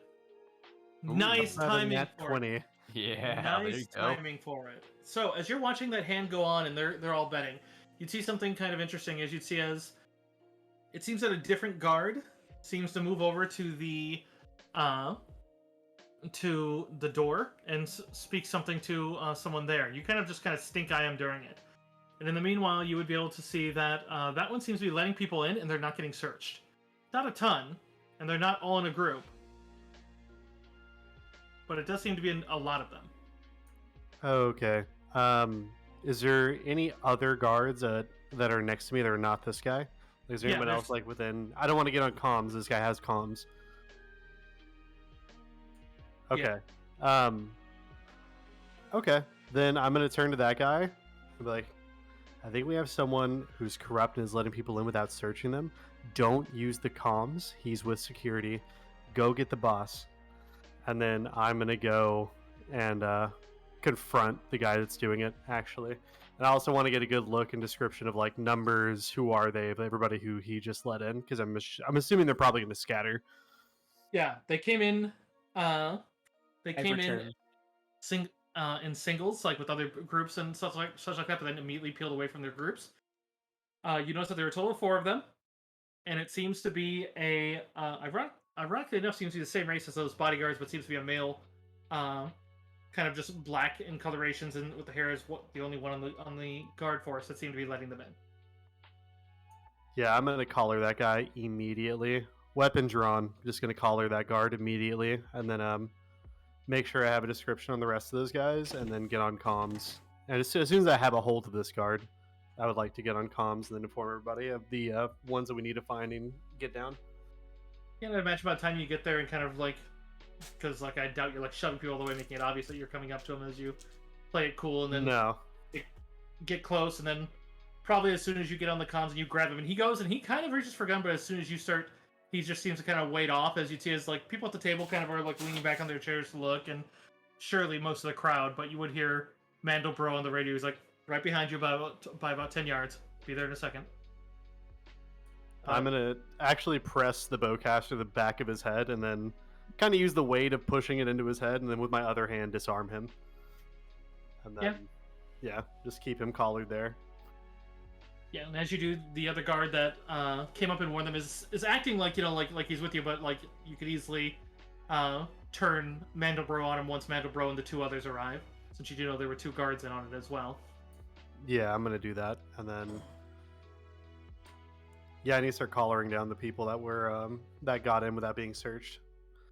So I'll Yeah. probably get out on comms and put out for surveillance as well as other guards to find them based on description, and then have them searched immediately, and then also have them escorted out regardless. Yeah, the guards themselves had decent weapons, like of the same caliber of your kind. That, and even Cloud Security is called as they do raise the house lights to find the 4 as they start shutting down doors. One of them is found to have went into one of the restrooms, hoping to evade the search, but otherwise the Cloud Guard are quick to respond, as there's plenty of them outside right now. They're just not in the interior, but as they're waiting at the door as you go to hand the other ones off, the guards are already well armed. But each of them was bearing weapons and have no writs. But none of them, at least immediately, say what they were here for, other than just kind of just a glare and a smile. Sounds great. Doing a head count, is everybody who's supposedly in on it, is that all? Are they all there? Yes, there were a total of 6 that you had spotted, and that seems, as for the way it all went down, is you saw a guy who seemed to be moving from the bar area over to the door with a decent amount of haste before then going over to one of the guys on the door, who then motioned for one of the other guards about a problem. Like, it seems like from what you could tell, you didn't hear the conversation, but upon review, he mentioned that he saw somebody bringing a bag into one of the bathrooms, which that guard report he the same thing, and then say that there was no bag, there was no person. So it seems like he basically got him to peel away, and at that point, he started bringing Right. people in. Yes, the auspicious bag, a security guard's worst nightmare. Yeah, all right. Well, this Ocean's 11 wannabe is going to jail. I'm all set with that. Yeah, well done. You just removed a lot of potential hostiles from a potential encounter. So, well done, Krish.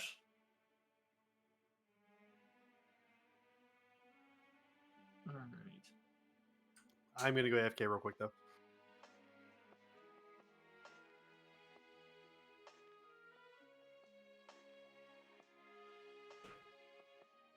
All right, so we're gonna do another round. So, still no one else removed, so it's gonna start at 100 again.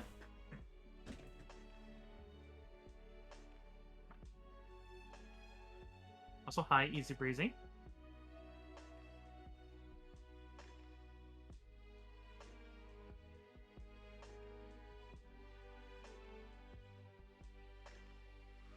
Yes. Easy Another. breezy. Thank you.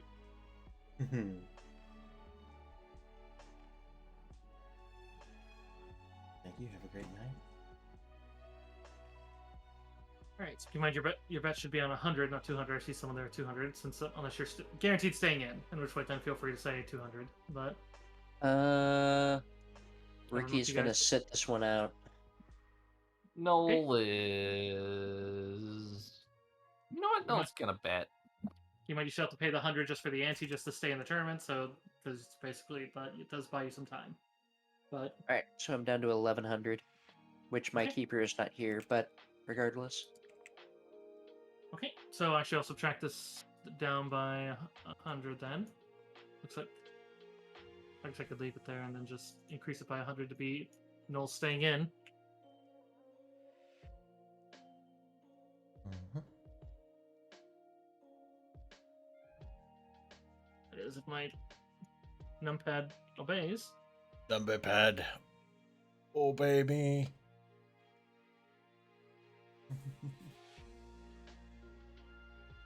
Alright, there it goes.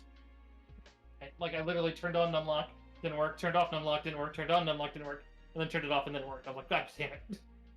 Alright, Alright, so looking at their roles. Randus is staying in. And Silas is staying in. The other three don't.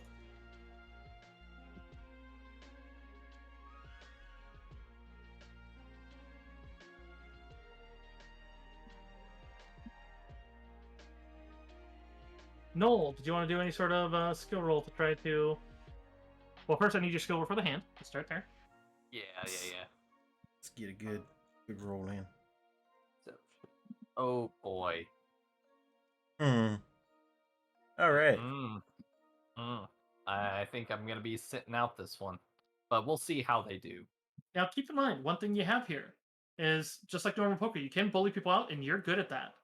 So it's like, and there's only 2 of them here, so that means if you, basically, in this case, as a helpful GM in this case, what you'd want to do is start with an Intimidate and Raise, because then you would want to be able to hit both of them. Because then you'd want to Intimidate both out. Yeah. Because then that would give you 2 rolls, which is what you need. You need to succeed on both. And then if they bow out, if you make the raise sizable, that'll make a penalty for the other one to stay in, because it's scary. Yeah, so it's a Randus and Silas. Yes. Okay, all right. So I'm going to, I guess, make an intimidation roll. Let me find that on here. gotta Keep in mind, raise. keep in mind the first one means that they won't go in this pot, which means it will lower the pot by 100, and that person's stack will not go down by much, which is a little bit of strategy in that too. So keep that in mind. Mhm.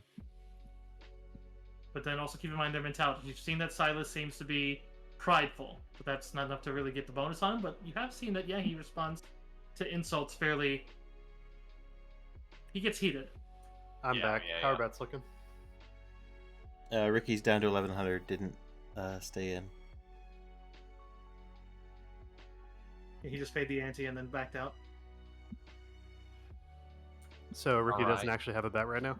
Correct. I mean, he bet 100 because you have to bet the ante. But All still, right. Buy-in. yeah, that's a buy-in. All right, ooh, very good. Noel with his first roll, he's gonna be, ha! Well, it looks like I got this one, guys. And who And is- Noel's, huh? Who is this one directed at?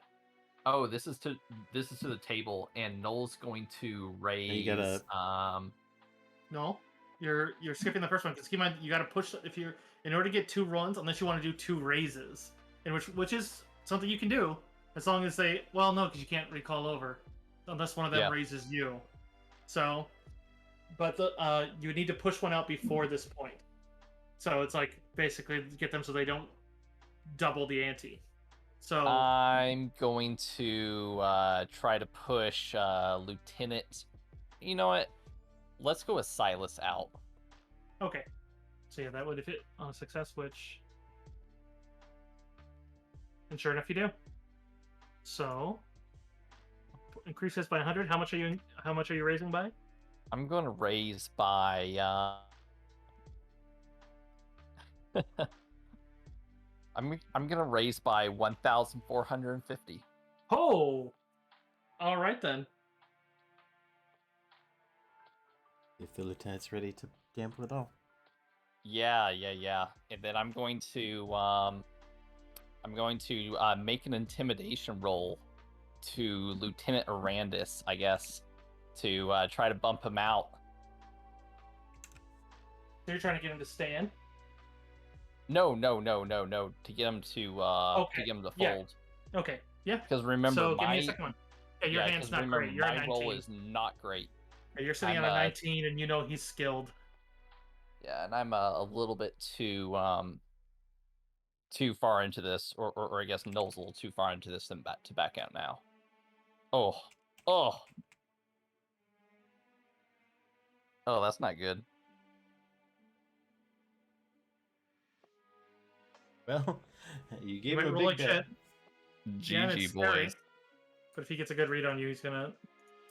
Is Lieutenant Oh. Arandis? Oh, Never mind what I was gonna say.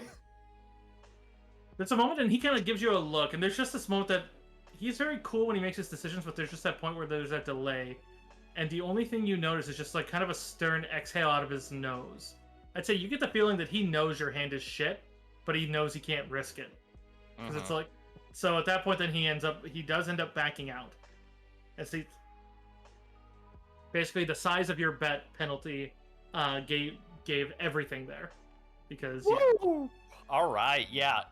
Noel's, I guess, gonna flip over his card and be like, "Read 'em and weep 'em, boys." As he, I guess, hungry hippos all the chips over. Lieutenant Randus exhales again and then carefully stacks the cards like he always does.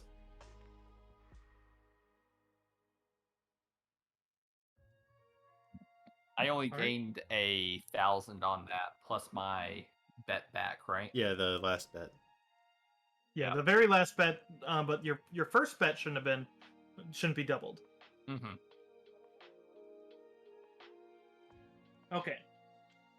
Yeah, which goes on to the next one then. Ricky, you in on this one? I most certainly am. Yeah, Arandis goes in. Well, we'll see. I gotta get to his.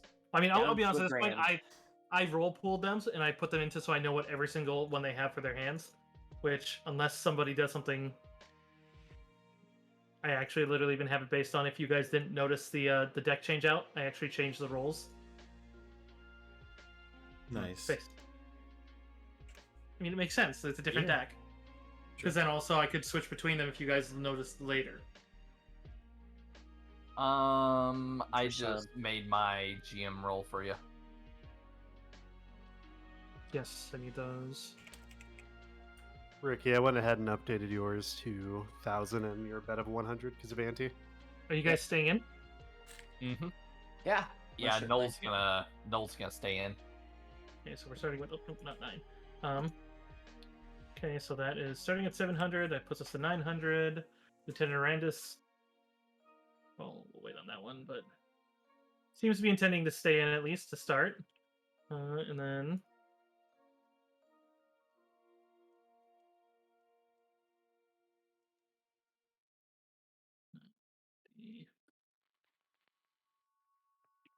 Euro stays in. The only one who does not go in on this one is Vorn Zadeh. Damn you, Warren. So 400 from them, 600 from you two on the 700. So is that right? I said 600 for me too. That makes it 600. That's what I meant. All right. Did you guys want to do any sort of influences? I think it's just better overall if we do our Oh yeah, you gotta do the hand skill roll too. first. Yeah, Skill roll. I should have been leading that. Let's see. I guess I always do deception. Did Vorn do an anti? Oh, I'm gonna force wait. point my skill roll. Wait, hold on. That's not a hold on, Trey. That's not a I don't think gather information's a skill roll for this one. It is. was. Yeah, it Oh, is. sorry. I thought it was deception or. No, No. any Any skill social. roll. Got it. My bad. You can do gather if you like. Ooh, both of you kind of low on this one. Indeed.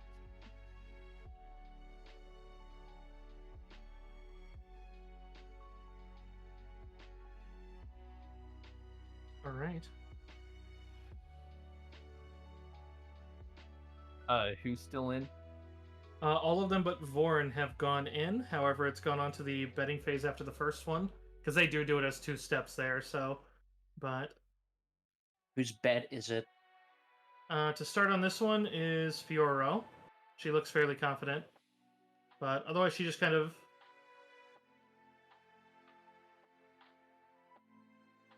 Yeah, Fioro's gonna put out a bet.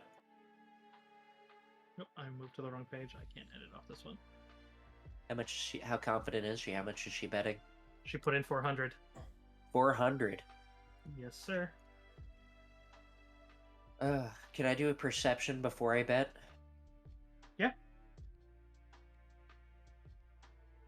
To see if she's bluffing or not.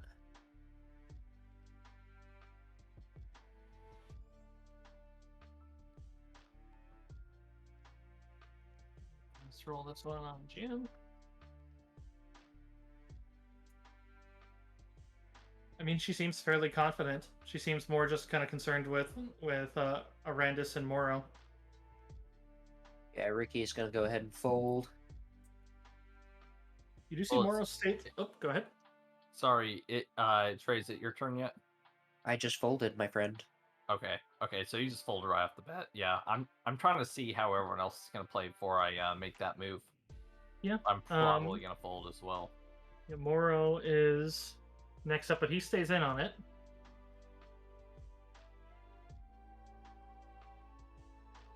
To which, yeah, it goes around to you guys as you two fold. Can I still kind of go from the sidelines? Or is that banter still allowed from people who fold out?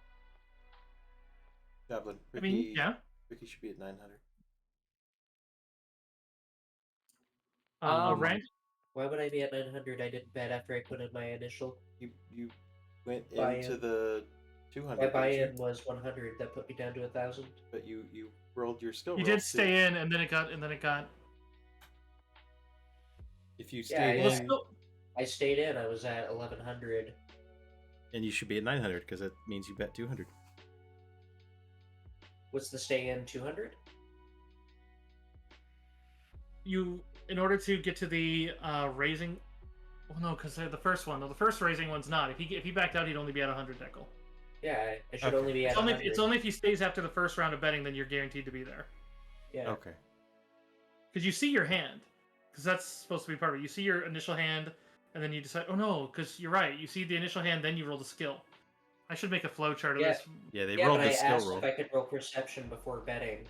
Oh. Oh yeah, you did. Yeah. Yeah. So that's fine. So Okay. I'm good. I need to edit You're this. good. He's good. So Trey, except like you rolled your gather information with a force point, right? My gather information with a force point was initial skill check, but then when it came to betting, I asked if I could roll perception to It's stay fine. in for bet. I don't want Decal. Let me handle it from this point on, please. And Yeah. it's good for now. I will handle it moving on. Decal, just please worry about Knowles. Yeah, I got it.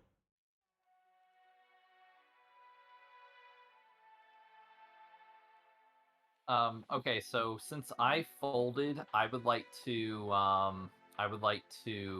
kind of go I would say Captain Morrow into upping the ante a little bit. So I'm gonna say, hey, Cap, we still got a lot of players in here. Why don't you up the ante a little bit? As Go ahead and I give me a roll. as I desperately try to find something to role play. Let's see. I guess that's persuasion. Ooh, 29. Very nice. Yeah, as he kind of starts looking over his chips a bit, but oh god, yeah. He gives a bit of a kind of like the whole like little kind of lower lip over the top lip kind of frown, like maybe. But he's like, well, let's see what the good lieutenant does first, eh? And actually, Silas still has to make his bet too, as he seems fairly confident there. But Lieutenant Rand is kind of sighing and looking at the two of them as he seems to be considering. He seems to take a very long time on that. All right, bet is 400. Hey, Ricky, you should try to convince Lieutenant Randus to go all in. He clears his throat sharply, and then just all right, the bet's 400. I'm going to increase it by another 400. Ooh. You can see as Ooh, it's a Lady nice Fiora nat one there. Why is my numpad being a bitch? God damn. Alright, so he's increasing it by 2,500. But he seems to be directing his, like, as he's calmly nuts. Fioro's staring at him like the fuck. But Arandis is just staring down Moro. And Silas is just kind of looking at him, just saying like the, do you think I can't afford that just because it put me low?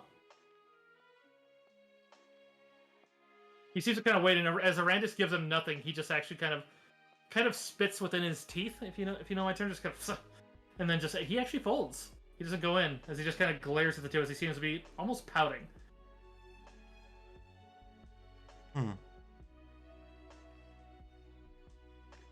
Yora watching carefully as she looks at this and just the another 400. She turns over and looks at Moreau and says, "I raise again. I'll put it to 500 more. You need to put in, Moreau, Captain Moreau."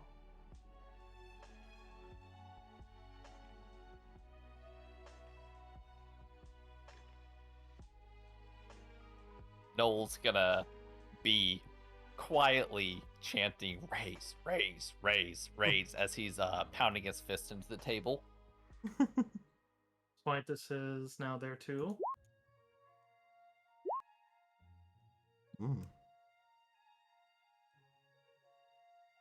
Moro actually looks at those and then kind of narrows his eyes at something as he seems to look through his hands.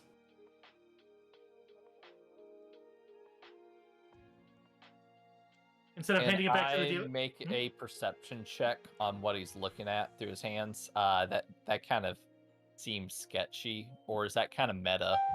No, you can do that. You can try to read his. That'd be a perception to see what you're reading off his face. Yeah, like, is he cheating? That's what I'm looking for.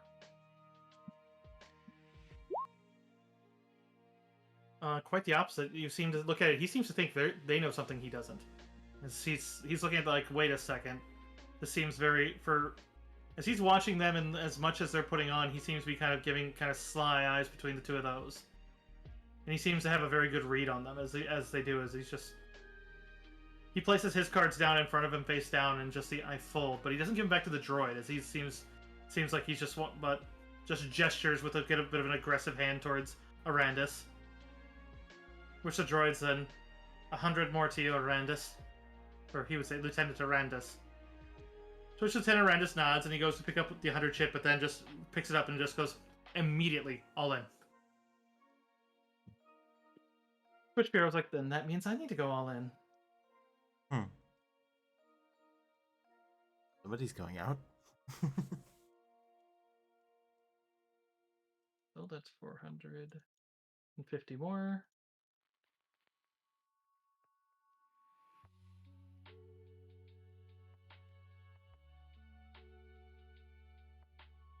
Wait, no, I missed some. Because he put in 300 more and then she put in, so I think that's right. Alright. So in any case, as he pushes his chips to the center of the table and she puts the last of hers, and she just looks back as the smile gets a bit deeper. And before he even puts any of his cards down, she just puts hers down and actually kind of grins over at you, Noel, and just kind of gives you a wink. As you see, she has pure sabak. Seems like she didn't even need to draw off the extra card or not. She doesn't take anything extra as if she had drawn that. Which you'd see as Lieutenant Arandis just kind of looks at that and looks at the pile and then just seems to just kind of exhale sharply. But as he does, he goes to count down his cards as he goes to plant them down one by one. You guys can see very clearly that Fiora is watching it like a hawk.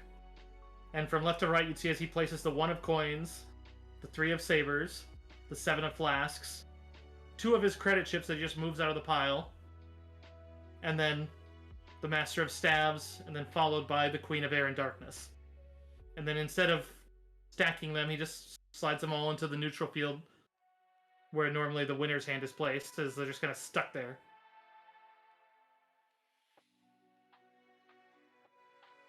And so as you look at them there, you can see that it's clearly making the way he stacked the 2 makes it a bit of a decimal point, as if he had written out 137.12. The cheering of the audience is going off, but Fiora seems less interested in either the winning cards or the chips, as she just seems to be staring at those. And just kind of snaps to and just looks at Lieutenant Randis, just bye-bye. I would say that Noel, you know that is the way Noel played, or the way Noel played here, the way that Arandis played there was way out of character. Ooh. So basically Arandis got goated. I mean, quite possibly. If that's your read. Yeah. Did Ricky notice any of this?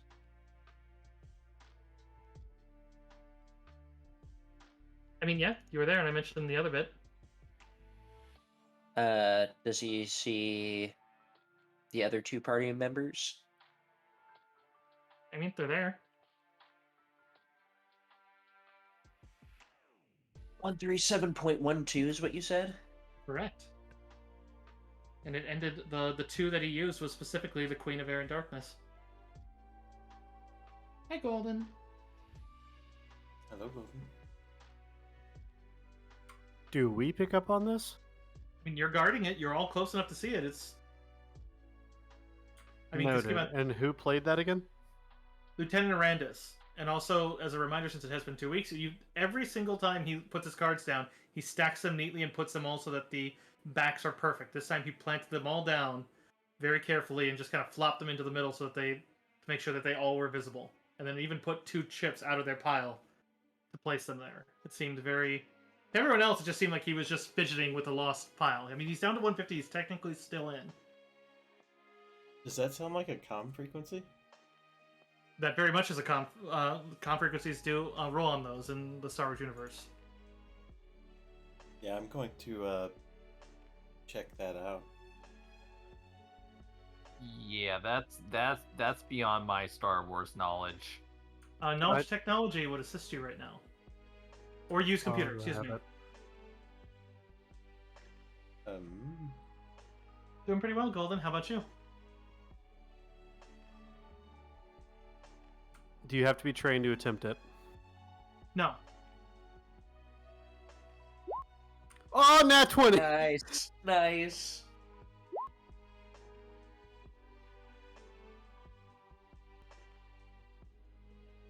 I know this damn pin I'm wearing for once. Can't really do anything. Yeah. So Crash, yeah, you're the one to do that. Is you kind of just do that and you check over your own comms, not the security one, but kind of play with your personal look, and you'd see as there's a bit of a signal that is coming through on that one, and even though you're not used to it a ton, you immediately pick up it's like that's a slave circuit. That's basically a ship that flies another ship, or could even be a landing beacon. If basically like a fly-by-wire system.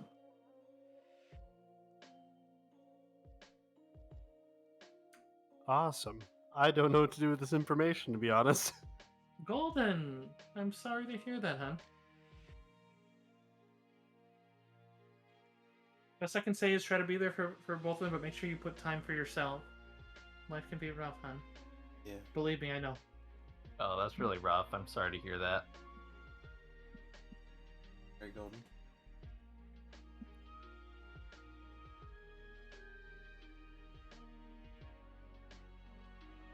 So yeah, I don't really know what to do with this information. And now our captain's in fucking jail.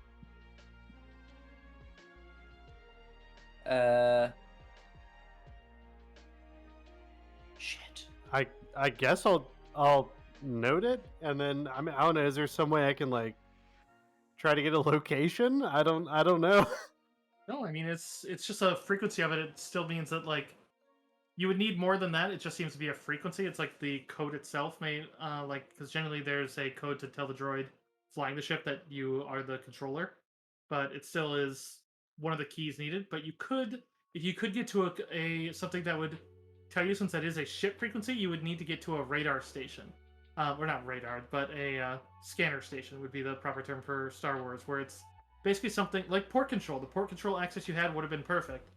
Because at that point, then I mean, if you could get into the ship, it's currently in lockdown. You do know that Crash had surreptitiously hacked in, and it sounds like they didn't find that since that hasn't been charged to her droid. Do we have comms to the Ognaughts? Nice, good call. Yeah, the Ognaughts Yeah. We should get a hold of the Ognaughts and then try to have them run that down.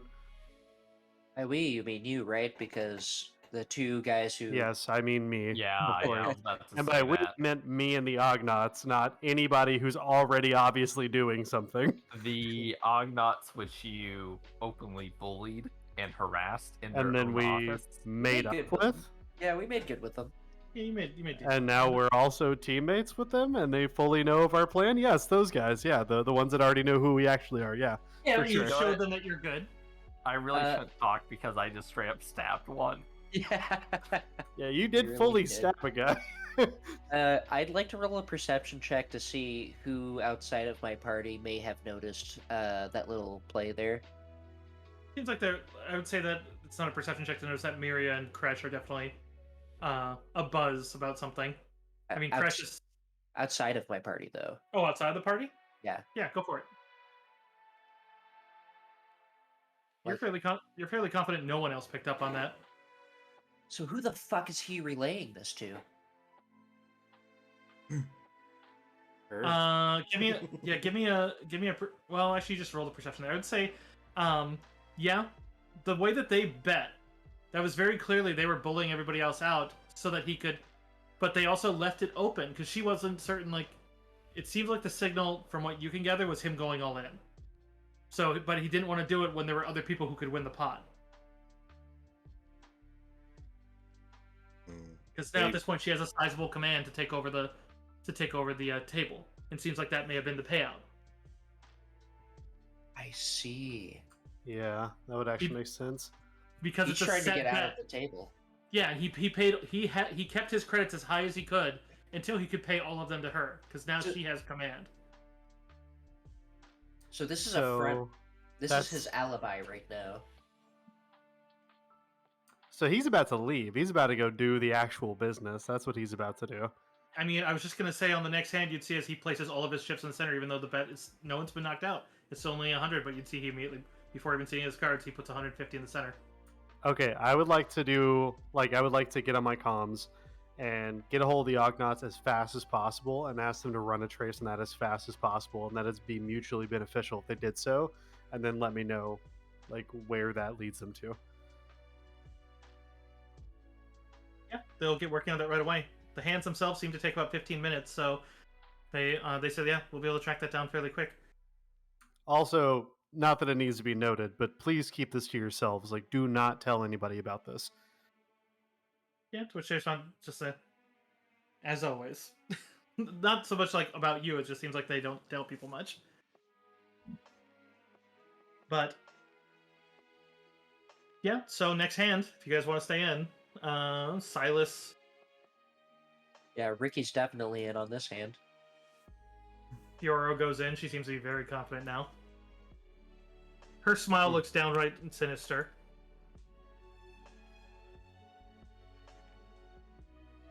I'll go ahead and throw my. So we're doing that 1d10 roll to you, and then we do our skill check first. That's what Correct. we're doing. So I'll go ahead and throw that. Oh god, Sorry, Noel. Can't all be winners. Now, keep in mind Yeah, it's fine. if your general had been a one, that would be better. Oh yeah. Here's my fucking skill check. Hey, Jeez, look at you go. it's about time I got a decent roll. Fucking A. I would absolutely love 2, 3, 4, for the ending of this just to be Noel versus Ricky. I know, that'd be great. Alright, so Fioro is staying in. Hey, Silas. Ricky, you want to know what I'm gonna do when I win all this money? Ricky's eyes are just going to squint, and he's going to be like, "What?" I'm gonna donate 25% of it to charity. Ricky's going to like audibly gasp and try not to vomit. All As 4 of them are in this one. Well, 5 Noel technically. is absolutely cracking up as he says between his laughter, "Your charity." Ricky's going to squint harder and just hold his heart. Are you 2 staying in? Yeah, I threw in my 100. I should be at 900 now. Okay, Noel, so- Noel is out, by the way, so you can just subtract my bet off there. Okay. Okay, so done. Alright, so 1250 is the Thank you, bet. by the way. Arandis does check his cards, but doesn't seem to be making any real, like, considerate. He just looks at it and sets them down into a pile. Like, he's not just immediately leaving the table. Alright, so at this point, if you guys want to force or make anyone do anything, you can. I want to. I wouldn't know what's happening with Arandis. I can't hear anything on my comm link. Is that right? Correct. Okay.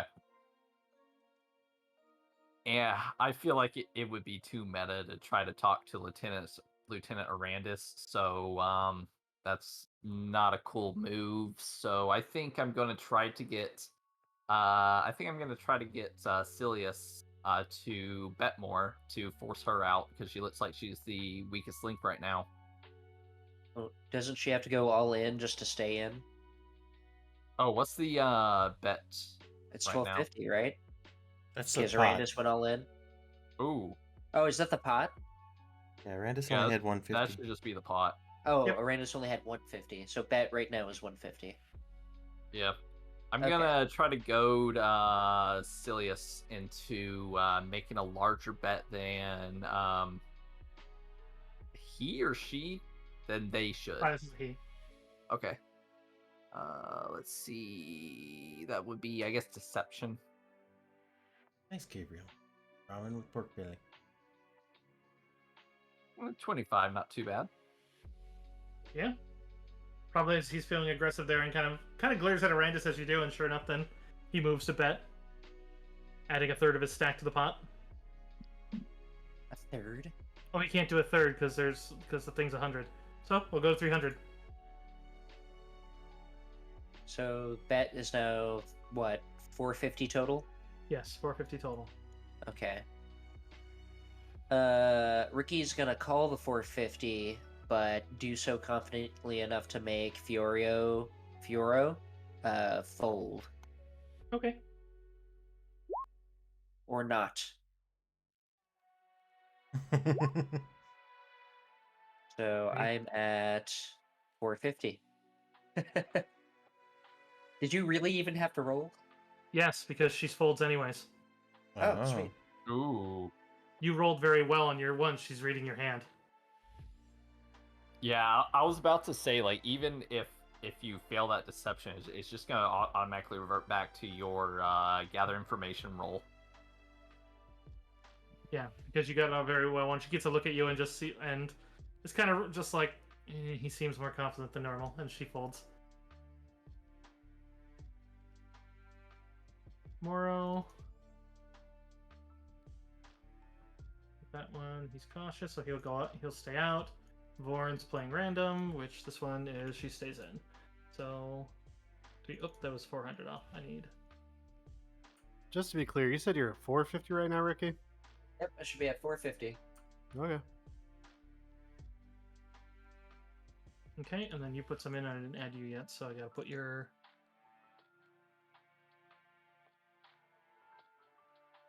Trying to get back into this game, so I had to play this hand. Where did your 50 come from? Because you guys still put the same one. He just side bets. You guys should be putting 200 in. Oh, is it just 200? I mean, no, I'm saying the initial. I don't know where your 50 came from. Alright, where did I fuck up my math? I think because Arandis put 150 in, you thought you only had to put 150 in, but it's just Right. side pots. Yeah, Oh, there's a side 200 to stay in. pot. Okay, so I'm at 650? No, you should be at 500. You'll put 52 less in. So you should be 50. Oh, okay, so I'm at 500. Yeah. Yeah. Alright, cool. Alright, so we got Silas, and we got Vorn, and we got Ricky in it. I'm sorry. Then Ricky, you said your bet's 400 then? Apparently, I'm at 500 right now is how much money I have. No, your money should be 400. Your bet should be 500. My money should be 400? Yes. Okay.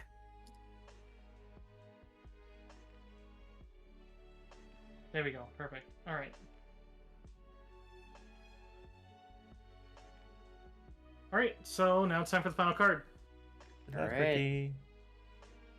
So, Silas. Ooh, I'm gonna do my force point. And now I'm Nine. out of force points. So that's 9. On top of your, so 37 on top of your... Where'd the gem roll go? Oh, that was up a fair bit ago.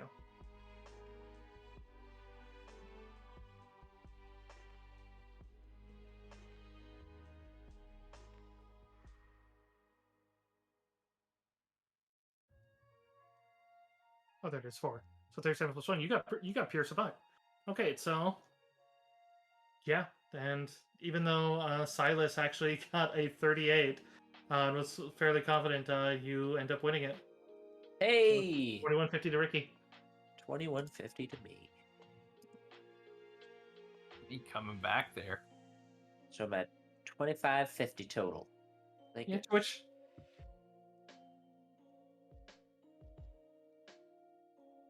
Aranda seems to just kind of be looking to Fioro and waiting, but it does seem like he's at least waiting till the end, since apart from the guy who's cut off, it seems like they're expecting him to stay, as they're basically, like, some people are talking, okay, we're gonna do pictures, we're gonna do this and this, and basically telling him, and, like, you'd see that they're putting some, like, promotional stuff that he looks utterly... Oh no, the promotional, I imagine he has a mild interest, but he seems like he's kind of more just locked into... He's very focused about something. Mm-hmm. Ricky's gonna do a sideways glance over the shoulder towards Kresh, as if to say, you know what to do. Oh, I thought someone already did the custom drink redeem earlier. Did I miss that, Koala? Oh, you did? What- Oh, Koala did custom... one. Yeah, it's an hour cooldown. Oh, okay. I guess I did mine before then. Oh, I missed asking for yours. What did you want me to... Okay, well, fine. Fuck it. I can do 2. What do we want? You know what? Yours will just be water. Okay, so I got my water. Koala, what am I drinking? I'll be doing 2. Maybe not shotgunning them, but, you know. Yeah, they haven't... For the custom ones, golden. Well, I mean, actually both of them right now because they're busted, but...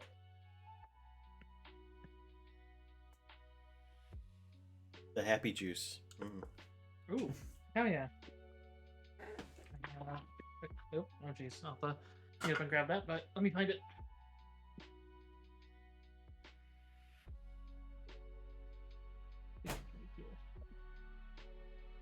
Hold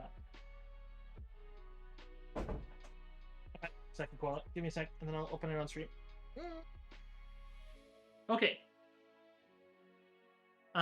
So we got the win there. We got that. Okay, Crixus.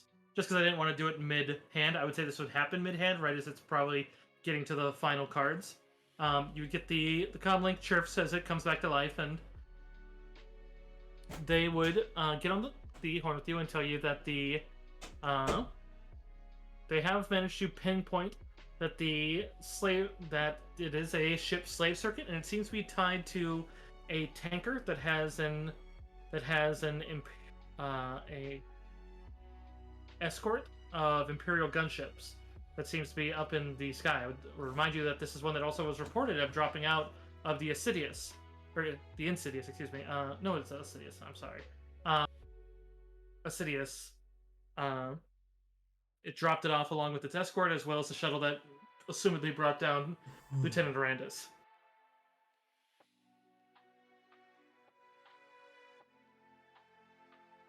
If you want, they will give you its name.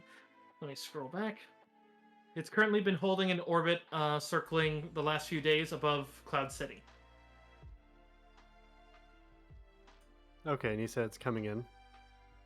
Yes, it is a Gallifrey Yards medium transport, call sign Shackles of Nizan. Do we know where it's coming in at? I mean, it's just circling above Cloud City in orbit though. Okay, so it's not like coming into land, like it's just in No. orbit. Okay. It's just been waiting there for a few days. Flying casual. Yeah, pretty much. Yeah, it's casually orbiting, you know. They'd be able to report that the Imperial escort has hypered in and out at different points with their leaves, but as they seem to be shifting every 6 hours, but they recently had a shift. And then he would stop, and that seemed to have started just before the start of the game that you're at. So you're going. I'll get you a list of what's on stock sometime. I don't want to put like all the liquors like on my Twitch channel, but I'll probably put it in some way that I can tell people when it's up. That'd be fun to have like a virtual liquor shelf. Yeah, it would be.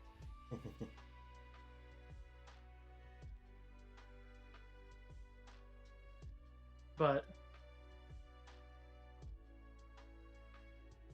Well, that's really good information.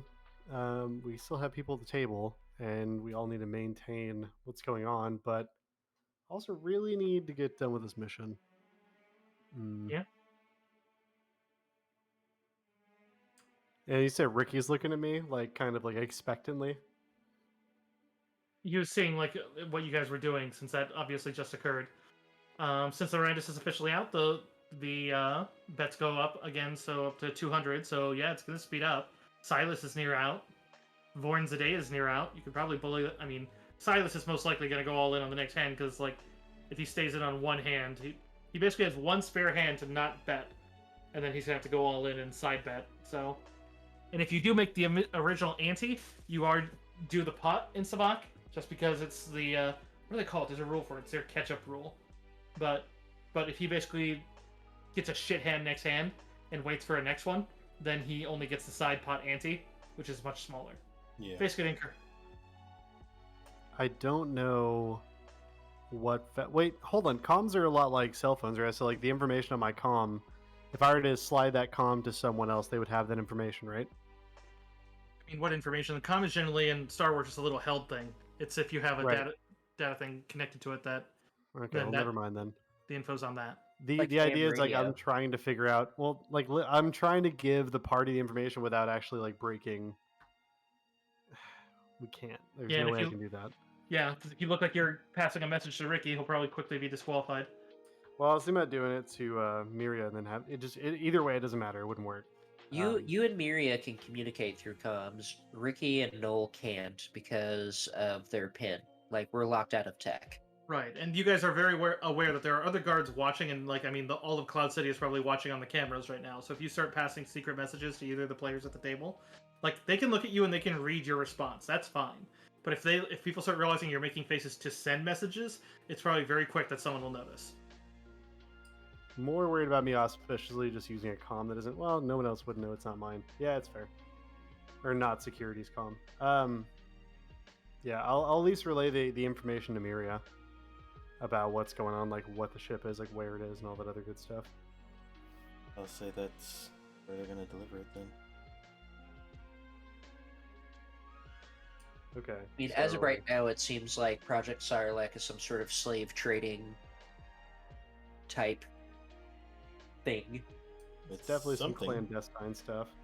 Do we, Miria? I mean, I don't think we should break away for a second time unless you want to drop another almost 200 feet. But I feel like this is of urgency, and I don't know if we should try and wait to see if the boys actually pull through, or if I should break away.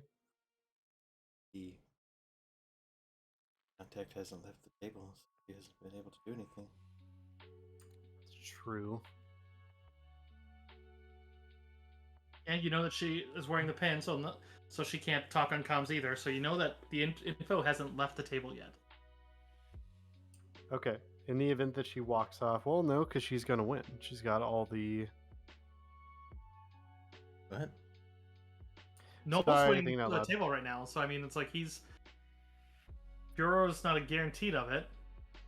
That was just me thinking out loud. I couldn't actually see Noel's bet. I'm sorry, because my character sheet was in the way. I was like, oh, she's highest on the table. Yeah, Nola actually has the biggest advantage, but she has a sizable one. Okay, cool. Yeah, she ain't far behind. There's the information. When we can, we need to ideally get Ricky and Nolan on it, and then all of us would go over there. But if she breaks away early, I don't. We'll have to figure it out then. She's clearly going for the win. Arandis is trying to get off the table. Yeah. Seems like Arandis is staying. No, Randis is here, but it was also mentioned that it's clear the staff intend to keep him here. So basically, like, there's pictures, and they're trying to give him, like, here's like a monogrammed deck with your name on it and what position you got. It's clear. It's like and he just seems, as much as you can read on his face, or I'd say Noel knows particularly, he likes the stuff. It looks like he probably was telling the truth about enjoying Sabak, but there's a difference between that and seeing a soldier's, like, discipline. There's something afoot. Yeah. Right. Well, if they're playing it Alright. cool, then we're gonna play it cool. We'll just hang out for a little bit and see how this plays out. All right. So we play the next hand then? Yep, and they're up to 200 just to start, and then another 200 to stay in. All right. Yeah, so minus so 200. We get a bow for the buy-in. GR 1d6. No, 1d10. Similar boy. to Arandis, you see as Silas puts all of it in on the next hand. He seems to like what he got. Then it's 200. Keep in mind, even though there's At least 50 in there, all. the bet is only 400 to stay in. Fioro stays in. Yeah, I'm staying in at And 2150. same, and I'll make my deception roll, I guess, for my skill check. Yeah. Gather info for my skill check. Oh no. Excuse me. Bless you.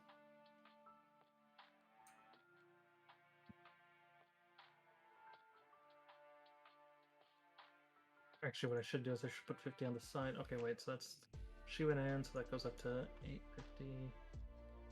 Lawrence it is going in. So it goes up to 1250. And you guys are in, so it goes up to 300, so 2000.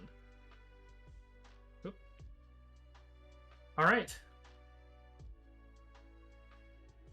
Silas did bet an extra 50, which means you're gonna have to stay 50 in. It goes around them first, which Fiora's gonna, since that's all he can put in. So, and being as it's 200, she's gonna push it up to an even 200. So she has to put 200 more in. We got a raise. She's raising, yes, but actually Zade actually puts everything she has in. Oh. So we have 2 all in. Yep, you have 2 all in right now. Zade just put another 550 in, so that puts it up to 800. Okay, you guys- so 800 total. 550 just got added was the total, so that's you have to put in a total of 950 to stay in right now. Total of So- 950. I had already put in the 200, so I need to put in another 750 to stay in. I don't think it's worth it, and hear me out. We have 2 people that are close to dropping out with all in. So they're not gonna... They can't go any further. So it's not worth it for them to bluff. I mean, this is it for them. For I one mean, of it's them, it's not I would worth say. it for me. Yeah, it's not... Okay. So it's not worth I- it for me. I say we fold and try to goad Lady Why we? Fiora. You rolled a 23 on deception. Yeah, but they're all in Yeah, but the low amount. Yeah, but they didn't have a lot to start with in the first place. Fuck it. All I right, mean, for sure, you, sure, I sure. don't know. I'll I'm go with it, but folding I for think sure. I'll go with it, but I think they're they're a lot higher than what I rolled, but I'll go with it. All right. So the total bet is 900. Yes. If you're staying in, it's 900. So I heard Noel saying they're going with it. So you're in. Yep. Is Ricky in? No, hell no, Ricky ain't in. Okay. So okay, that means I need to take 200 off, but then it's gonna go up by 900, so 700 on top. So So Ricky, you're still at 2150. I'm still at 2150, baby. all right. I gotta so have a I'll little take something to 500. play. Because this is one that is potentially Vorin's last one. This is not a cheat one, but she does have a little. I would say that. Did anyone end up taking the force sensitivity from the Jedi? I don't. I really thought about it, but I didn't. Okay.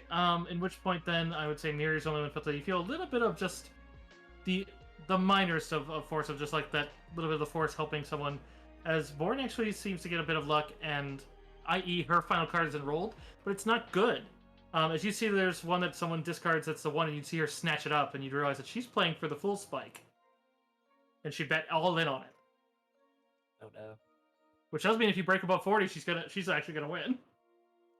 I Right. will not be breaking above 40 on my roll. What? Oh, I was just gonna say, Noel, didn't you take the force sensitivity? I thought you were learning about the tubes. Yeah. No, 'cause no, Ricky no, were that learning was- about the tubes too. That was as just role playing joke. Oh, okay. Okay. So that's Silas, Fioro, and Vorin is pretty much a guaranteed no. And so then just roll your last dice. So I just need Silas and Fioro. Ooh, Fioro got a good one. And Knowles, right? Knowles D10. Yeah, Oh you yeah, know, sorry about that. that's why it's.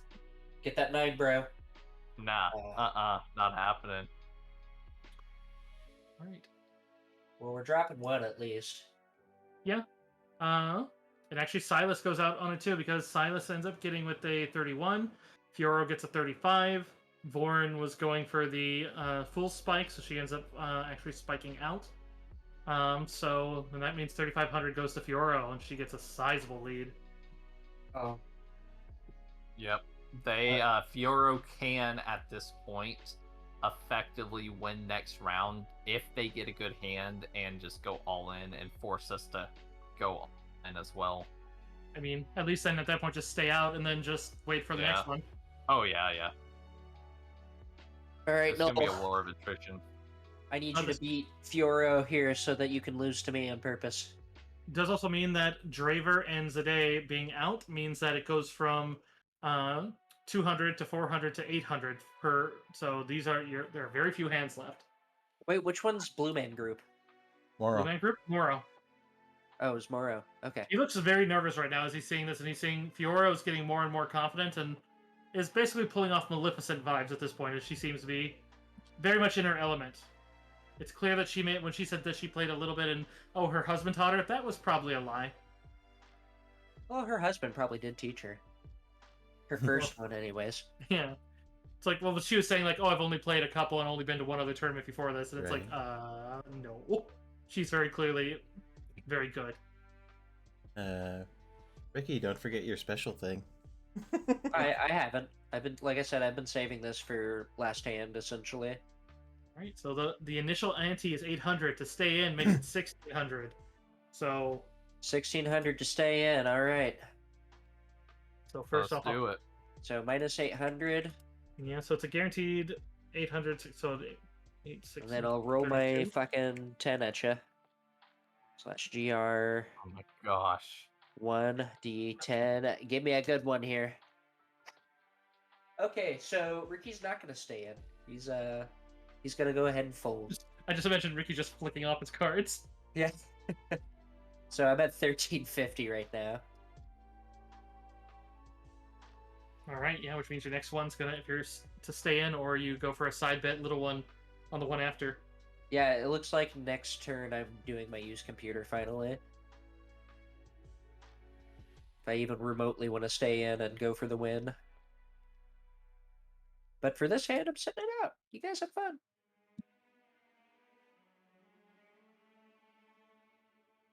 Yeah, the dice haven't been in my favor for these past 4 rounds. But You can always just let Fiero take out Moro. I mean, we're getting money regardless at this point, so. Yeah, and sure enough, she seems to be going in against him. All right. Which actually might even things out between them if he happens to survive. we can't roll our skill check, right? If we okay. We Not pay in to a go one-on- in. Huh? So we pay to buy in, right? And Yep. then we roll our D6, or sorry, our D10. But if we want to roll our skill check, we need to pay it off again. Yeah, that's basically where you're supposed to be paying your basically supposed to be anti-buy or no buy-in anti, and then after that it's the raises. You know what? I'm feeling lucky. We got Ricky as a backup. I'm going. I am not a backup. I don't know why you Yeah, would think that. Well, the thing is, if I get out, then it's all on your shoulders, and it's not my fault if we lose. Okay. So I'm gonna make my deception roll Okay. All right. So you are with hitting... a 16. All right. All right, it's all on your shoulders, baby. No, not. Hold on. Let's see what happens. Moro might come out. Moro's still a key player in this. If Moro wins, we win. If you win, we win. If I win, we win. I'm gonna It's- say, hey Moro, He looks over at you. not doing too good there, Moro. I think this one's all on you. I believe in you, buddy. And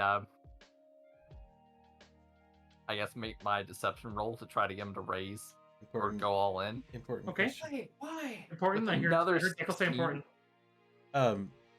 What was the total bet? Because you said Lady Fioro had raised or something. No, I just put her money in. That's why I put Oh, it up by okay, 1600. okay.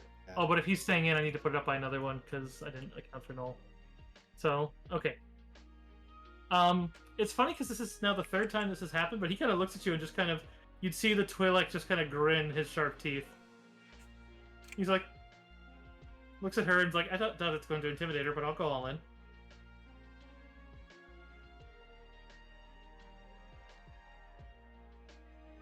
He seems to Alright. know that you don't actually, since you said you didn't have it, he's not expecting you in. Yeah, so I'm folding. You see as she stops, she's like, the chance to knock you out, which would then stranglehold these two. Tempting. But you know that I could not, and then, but at the same time, then you get that big chunk, and then you're a big threat. No, call. Oh my god.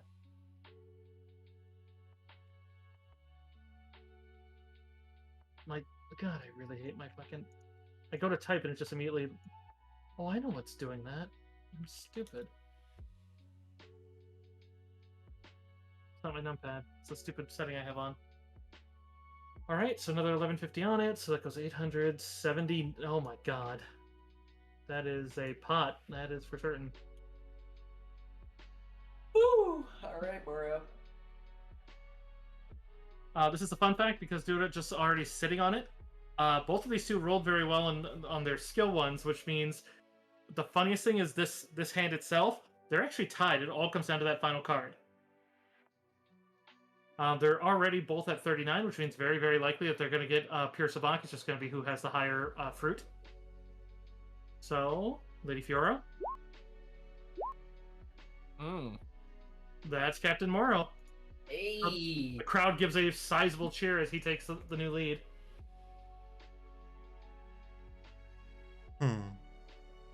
Ricky is just in clear disbelief that just fucking happened. Moro doesn't hide the fact that he's just... He does try to just like, this is a very fun game. And she just seal your lips. She just kind of raises an eyebrow at her and just...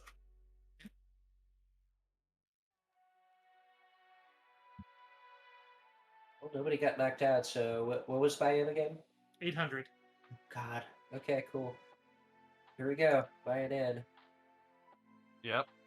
Same. Keep in mind, you can wait for the next one, but if you do that, then if you don't have enough to make the other, then you're going to be basically getting only a side pot. So if you want a big pot on this one, highly recommend you go all in. But that is obviously more risky. Yep. Oh yeah. Oh wait, I Stand rolled in. the wrong one. I rolled Yeah. a d6. My Yep, bad. go ahead and roll a fresh one. We're good on that. 1d10. Okay. I guess I gotta go all in. Okay. Yeah. Gotta go all in on this, and I'm gonna go ahead and use my used computer here. So Noel's adding another 800. Ricky's adding 550. Yep. Why have you forsaken me?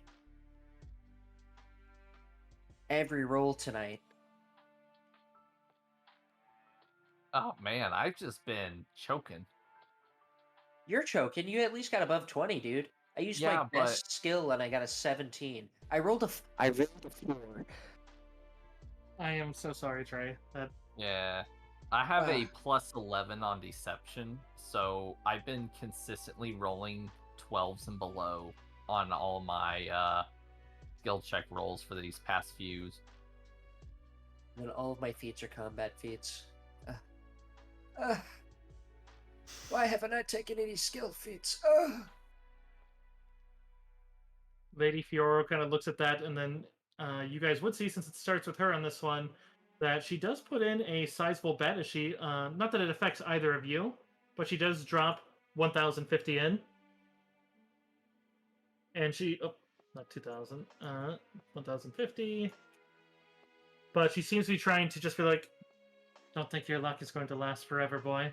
And she seems to be directing that at Moro. She seems to be trying to get him to stay out.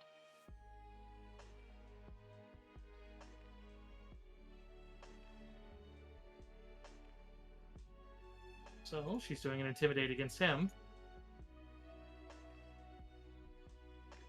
I'm going to get him to stay in.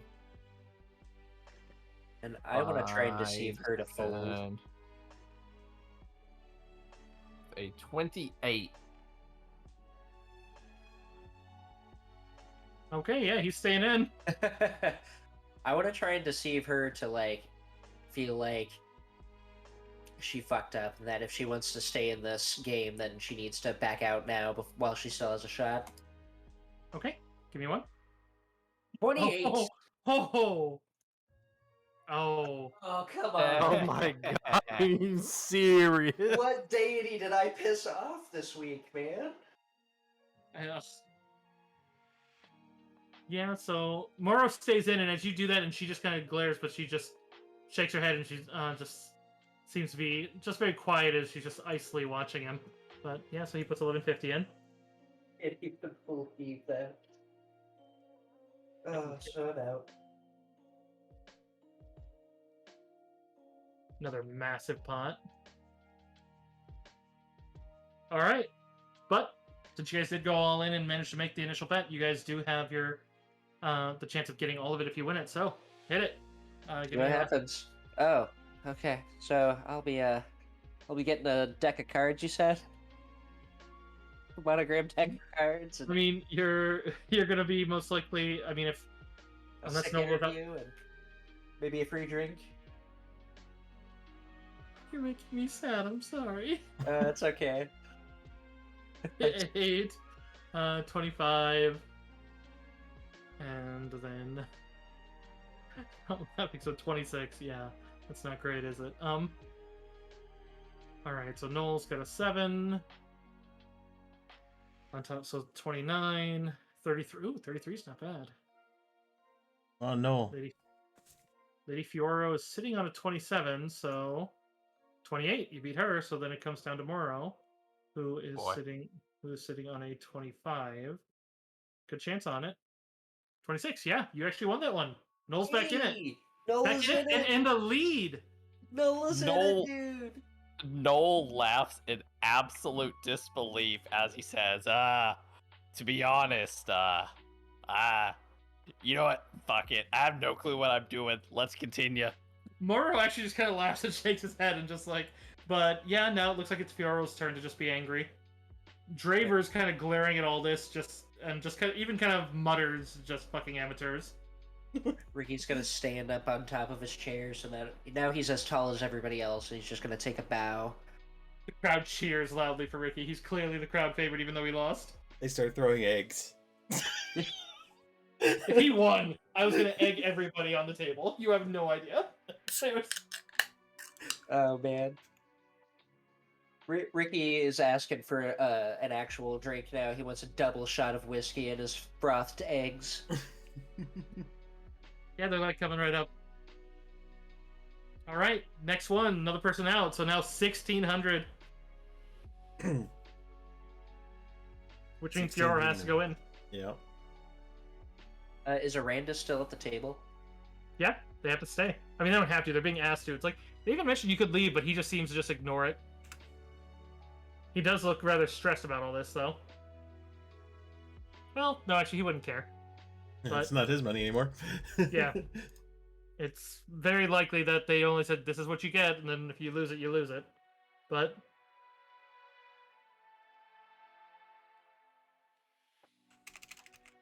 Alright, so 2,000 in from her for guaranteed, 1,600 from Moreau, based on if he likes it, which... So that's... God damn it. So 3,200 from him, 2,000 from her. What about you guys? You like your secret 1,600, roll? or I Noel? should say no. So Stormy is a few mixed drinks in right now, and he's gonna be Yeah. calling in for the wisdom of my party. And let's see, so we can bump out Lady Fiora quite easily, but Captain Morrow seems to have pretty good modifiers from what I've been kind of deducing. I don't have my notes anymore, so I don't remember what the chunk is we're actually getting if Morrow wins. But if Morrow wins, we also kind of win. And if you win, then, you know, you win. Yeah, so I'd say yeah. stay in, but don't push him because you'll just be giving her more money if she wins. yeah. Yes. My Well, advice I'm is gonna- definitely take out Fioro, and then it's a win-win situation. And with that being said, I need to grab another Sprite so that I can continue drinking my mixed drink. Shit. Yeah, I'm gonna stay in. So let's see. I need to goad Captain Morrow into. Nah, I don't want to push him. That's too risky. So I'll play it safe and just stay in and stay silent. Okay. You know what? Go ahead and give me Actually, hold on. You might. You get to see your skill roll first, so that might change what you want. Because if you roll like a natural 20 or something.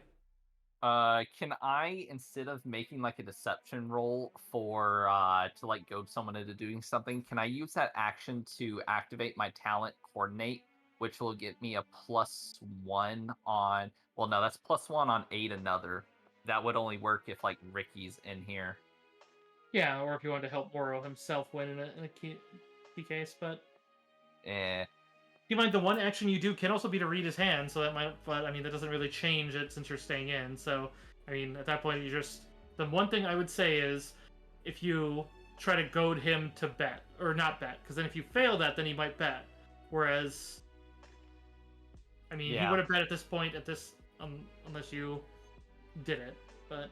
I think I'm just gonna roll my skill check right now to see how good my hand is with a 13.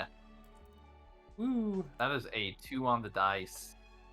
Yeah, no, 2. All right then. Yeah, because you don't need to GM roll your D10 by the way, so it's just you.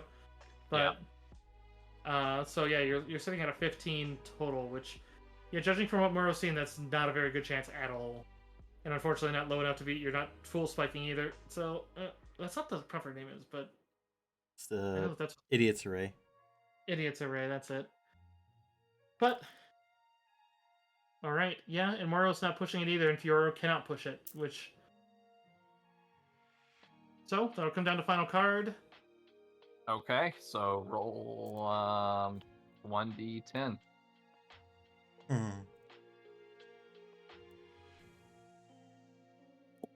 Let's see what happens, baby. I'm back. What I That missed? should be Noel, a did you get good 19. rolls? Nope. I 19? rolled 2 on the dice on my deception, so I should have like a 19. Yeah, you have a 19. Alright, Fioro has a 24. Yeah. Moro has a 25. Barely a victory, but a victory all the same. We all Oh, did she's quite gone. poorly on that one. So Fiora's out? Yours out, All right. which means you guys are Right. guaranteed a payday. Go for it, Noel. All right. I guess slash roll one. I mean, you're gonna have to all in on this hand. D10. Yeah, because if you lost 3,200, you're at 350, which means you're not even gonna. 5 is solid, and I'm all in. Oh wait, that already got subtracted. Okay, yep. So yeah, so if you're all in 3550, which you would see one thing as Moro looks at you, and actually probably asks as far as that. Would you rather? And he looks at you. Would you rather double up, or would you rather make this the last one? As he kind of gives you a bit of a nod. I say, oh man, I think it's probably best for the session if we make this one the last one. Yeah, but I'm just saying, like, I mean, I agree with you, but I'm saying this is showing that Moreau, he's not saying it in front of the whole table, but he knows you guys. I mean, you guys went up to him and talked to him. He knows you've been helping him. So at this point, he knows, yeah, you're trying to win. So, and the way Sabak works is if he says all in and not just matching your bet, then you win that, regardless of the fact that you shouldn't, like it by our terms. So it's like he's basically offering, like, it's like. Yeah, that's better odds for you than any other option. Yeah. I agree. It's basically And I him think- being. It's showing he's a class act, unlike Yes. most of the table. Well, Vorn's okay, but seems to be okay as far as you've seen. Yeah. Yeah. So All right. this is literally it. This is at that point. This is 14,000 chips in the center. Yeah. I guess I'll roll my deception and hope I don't get anything less than a 12 this time, which I get a 3 on the dice for a 14. That's unfortunate. Yeah, I really don't know what's going on with all these, but it is what it is. I'm not going to use the roll bank for this one just so that it's all in the open in that one. So what you've seen since. Oh, 3. But that's Oh. his first one. That's his first one. But you'll see what his modifiers are. And I get to roll my d10. Yes. Final roll then. So he's sitting on 25. So 19, 22. So, yeah, you at this point. lost. I'm 22. Yep. Well, it wasn't a guaranteed loss. If he rolled 10 and subtracted, then Noel could have won. But. Yeah, I think so. Noel would immediately stand up. Walk over to Captain Morrow and just shake his hand and say, "Hey, I appreciate what you did there." Into which he gives a nod to just kind of clash you around, kind of make it a bit of a handshake and a bit of a halfway hug. Mm-hmm. And just, The Hey, Christian side hug. The Christian side hug. Say, "All right, congratulations, and don't go spending that all at once." You hear me? he just kind of lets out a. I don't know what I would buy that would cost all of this, but I appreciate Well, it. I tell you what, my friend Ricky in here has quite a sizable debt on his head, and it would really, we were helping you out. It would really make a world for me and my team if you would help Ricky out a little bit. How much? I Hey, assume it's not Ricky. entirely of it. I shout over for Ricky to come over, and I guess we finally hear exactly what Ricky's debt is. First of all, nice. Ricky is like completely distracted at the moment. He's got 2 glasses. At some point, he was playing Edward 40 Hands with liquor eggs. Whoa, wait. I like Egbert imagining one of 40 those- hands? I like imagining one of those cardboard drink carriers, except it's just lined with eggs. Yeah, it's like that's exactly what it is. Liquors in them. And his face is in between some random Twi'lek chick's like chest, right down. He's just having a great time. And when he hears his name, he like stumbles over, because he was trying to drink his sorrows away, because he just lost a bunch of money. What did I just come back to? I went to go use the bathroom. I continue to have bad rolls, and I came in second place, unfortunately. Yep. So Ricky, yeah, and he called over Ricky because he's trying to get Ricky's debt paid off, and he's just drunk enough to probably tell, but he doesn't know what's going on. So he walks up and he's like, he's like, what's basically like, hey, what's going on? No, how are you, bud? Hey, doing well there, Ricky. I'm sorry you couldn't win. But I just tried to do something a little nice for you. our friend here, Captain Morrow, is asking how much your debts are. He like looks at you. Then he looks at Captain Morrow, and then he's like considering all of his life choices up until this moment. He's like, maybe, just maybe, I should have been a nicer person. And he's like, nah, fuck that. And he looks right up at Morrow, and he's like, 100K. It's like increasing it just to get more money from him. Like out of character. I'm not gonna make him roll anything. I'm just curious if that's what you mean by that. Out of character, that is actually his debt. Okay. I just that comment made me wonder if you were like, I need 100 or I need 50K. Right, I owe 50K. Yeah, get paying me 100.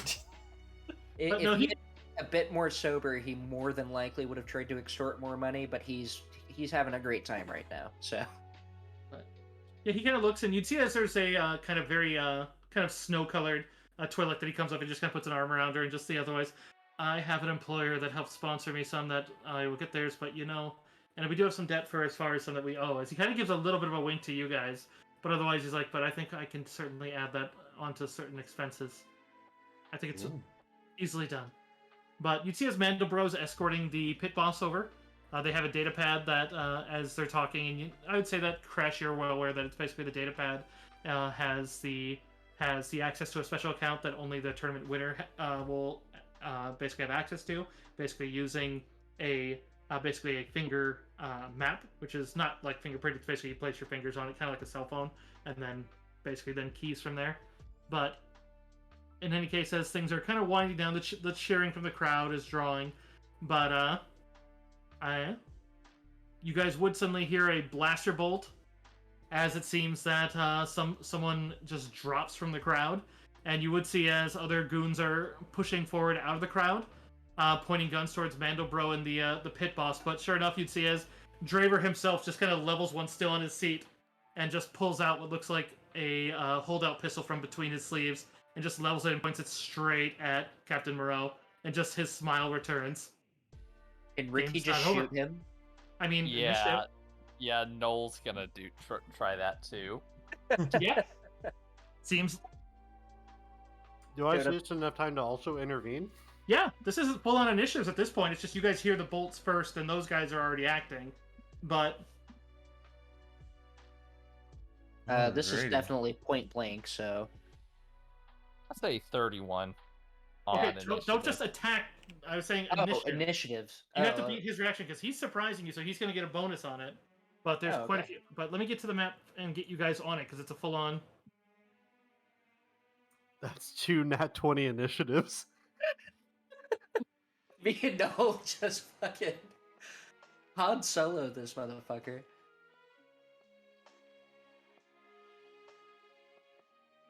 The whole party's initiative is not to be fucked with, actually. Yeah, if only I said that during the game, man.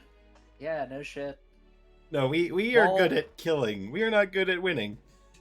while all these roles are being hashed out, I would like a little bit of a retcon or reconsideration on that role play. Before that happens, I would like Noel to say to Ricky that, hey buddy, I know I'm kind of joke with you a lot, but I told you I would look out and get you back. Yeah, Ricky. On that note, Ricky's gonna do like the classic like bro grab. You know, like with the two hands clasping, the bro clasp. With him. And Noel For puts Predator my 1? jacket.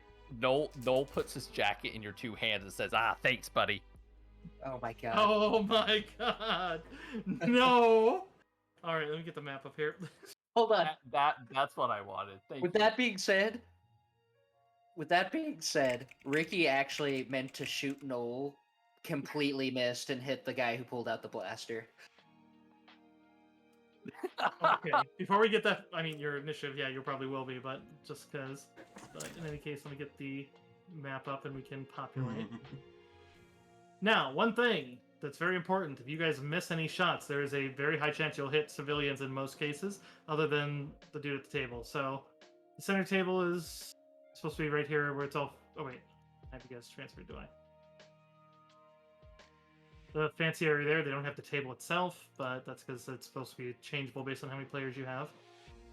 But... let's see. Where am I? Here, I'll just drop them on again.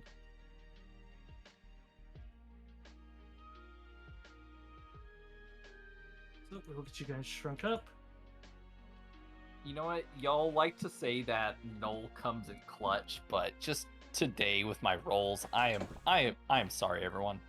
Let's see how many there are here. Now, the numbers of goons that are here are reduced because normally there's quite a few of them, but 6 of them are removed because of the work you guys did earlier. So, oh, where are you on there? all right. So instead of 8 of those, then we're down to 2, and then all right. So the stars you also see though is some of the unused Sabak droids suddenly twist around and their heads twist around and the center chest drops open and you see a pair of guns in them as it looks like some have been modified. Nice. So the stars are basically where they are, so we're going to be adding those to the map here too. So give me a second to populate, and then just Sounds good. Is my mic a little bit low, or is it too high right now? you sound You're pretty good. You sound fine. Yeah, Okay. you st- you're All right right. on point. What about now? You're still on point. Beautiful. Okay, we'll put them here. We'll shrink them down.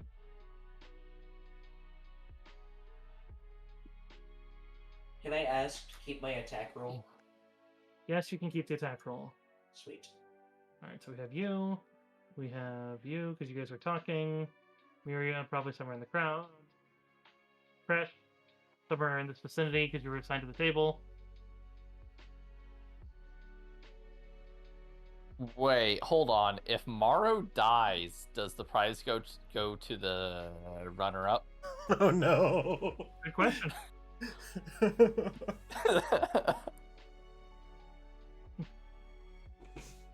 Sounds like I'm another a- win-win scenario. I'm gonna tell you from real life interactions with like casinos behind the scenes type stuff. No. The casinos are calling the shots.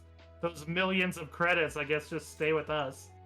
I know it's a bow and arrow the guy's holding, but you know what? It works for the description. Long hair, goatee. In the event of death, the house always wins. Someone's been here. But otherwise, there's other people that are probably going to be intervening as well, which is kind of makes this a bit interesting. So we will use other ones from here. This is about to become a battle royale with nobody knowing what the fuck is going on. Cue there's- ballroom blitz. Is this map accurate? Like distances? Yeah, distances are accurate. So I'm going to put a red on, and then I need. Do I got a blonde human? I got a blonde human female. Okay, you know what? That is entirely a woman, but you know, okay, that's actually not bad.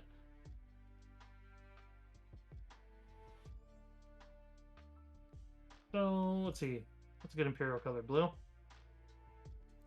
Blue is a great color. I mean, I suppose they look different, so I guess I don't really need that. So, but in any case, reds. And let's see who else is still there then. Norin.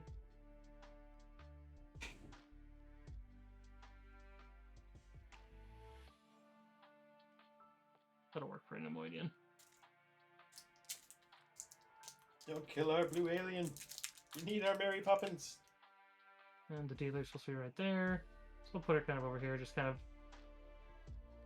being all cheery with you guys and talking in social. Oh yeah, I also need another one for the guy who won. But we're like, go use the Boston over here talking to you too. Captain Morrow. Here's Captain Morrow, and then I'm missing someone else, aren't I? No, that's Silas. That's. I definitely need the goons.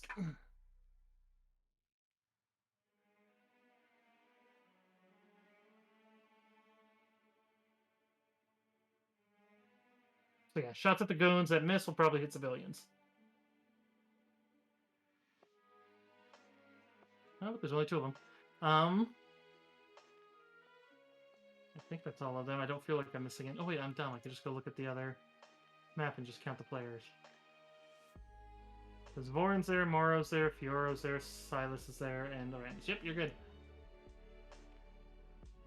And let me just change my stream music to something a little less. We'll just go back to.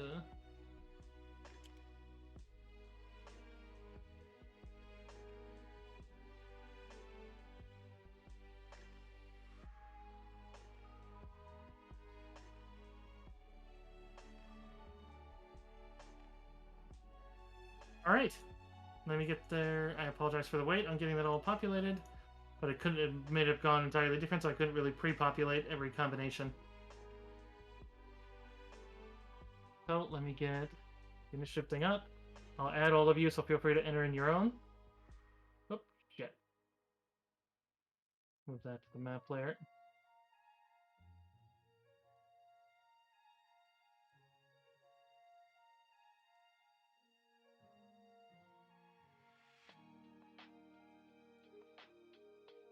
Alright, so feel free to add it if you've already rolled, and then I'm gonna just go down the list going from the droids first.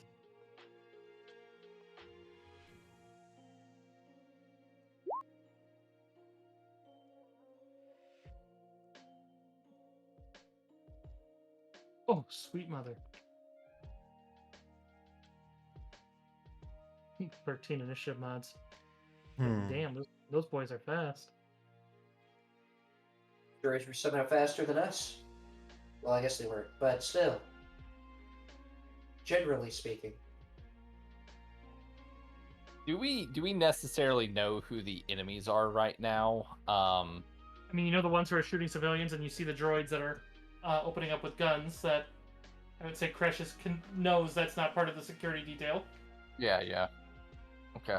Silas did not roll terribly great, so you guys are most likely going to be going above him. So, even though he had the 17, it's still only a 20, so it's not great. I've inputted on the turn order a few times, but it will not actually update. I don't know what's going What's your on. number? It's 25.1. Okay. It's because if you go to hit enter after, like, while somebody else is doing it, it cancels yours. Oh, okay. Yep. That's why I did mine real quick. Okay, and that is Lieutenant Arandis. Yeah, I mean, Ricky's just shooting at the guy who interrupted him shooting Noel. Oh. So Natural one for her. Captain Amale. Imale? I mean, Imale? he just won a lot of money, so Captain Amale's not unfitting. And then Goon 1 and Goon 2. 11 and 17. So the Goons add 4. Alright, and we're up. Oh, Miria, what was yours? I don't see it on here. Oh, 33. 33. God, the party's initiative was nuts. Yeah, Noel and you Ricky guys were are both ready nat for this 20, shit. though. Alright, Miria. Do the natural 20s go up before me? Oh yeah, who all got natural 20s? Ricky Trey. and Noel. Yeah. Alright, so Noel's top. Oh, and there's 2 of them. Okay, let me eliminate one. There we go. So we'll put him top, and we'll put Ricky next. Okay, now you're good. So Noel, you're up first. All right, This- Noel's gonna take a shot at the guy about to shoot my friend. I just want to mention player side. I don't see Noel at all. I am right On, here with ping. On turn On the order. turn order, yeah. Oh, that's odd. I thought I pressed enter on myself. Could you add me back in? I'm at a 30. Oh, you're on Um, there on mine. He's so not on odd. ours. Yeah, Oh, I deleted the wrong. Okay, let me delete this copy of you, and then I'll just put you back. There you are. Sorry about that. I don't know what happened. Make sure my player view is visible, and we'll zoom it in a bit. 31.18, I believe. I think Miria had a higher, You rolled But a you had a natural. natural 20. but I had a natural 20. Okay, 10-4. All right, so I'm gonna take my shot. You know what? For my swift action, I'm gonna activate Born Leader, which gives +1 attack. So let's see what my blaster pistol will do, and I'll add in my +1 there, so we don't have to add it later. That's a 19 to hit. 19 to hit, and you're shooting at, I assume, Silas Straver. Yeah, the one who's who took out a holdout pistol and is about to hit Captain. Give me a second to get back to his stats, because I don't put him next to his goons, because the game hates me.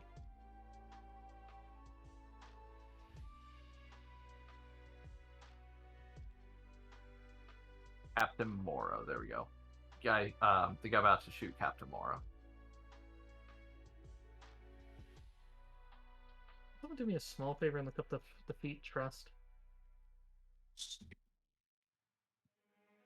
Mhm. Thank you. I've got it here. Do you want me to read it out loud? Yeah, please do. You can give up your standard action to give one ally within your line of sight an extra standard action or move action on their next turn to do with as they please. The ally does not lose the action if line of sight is later broken. Okay.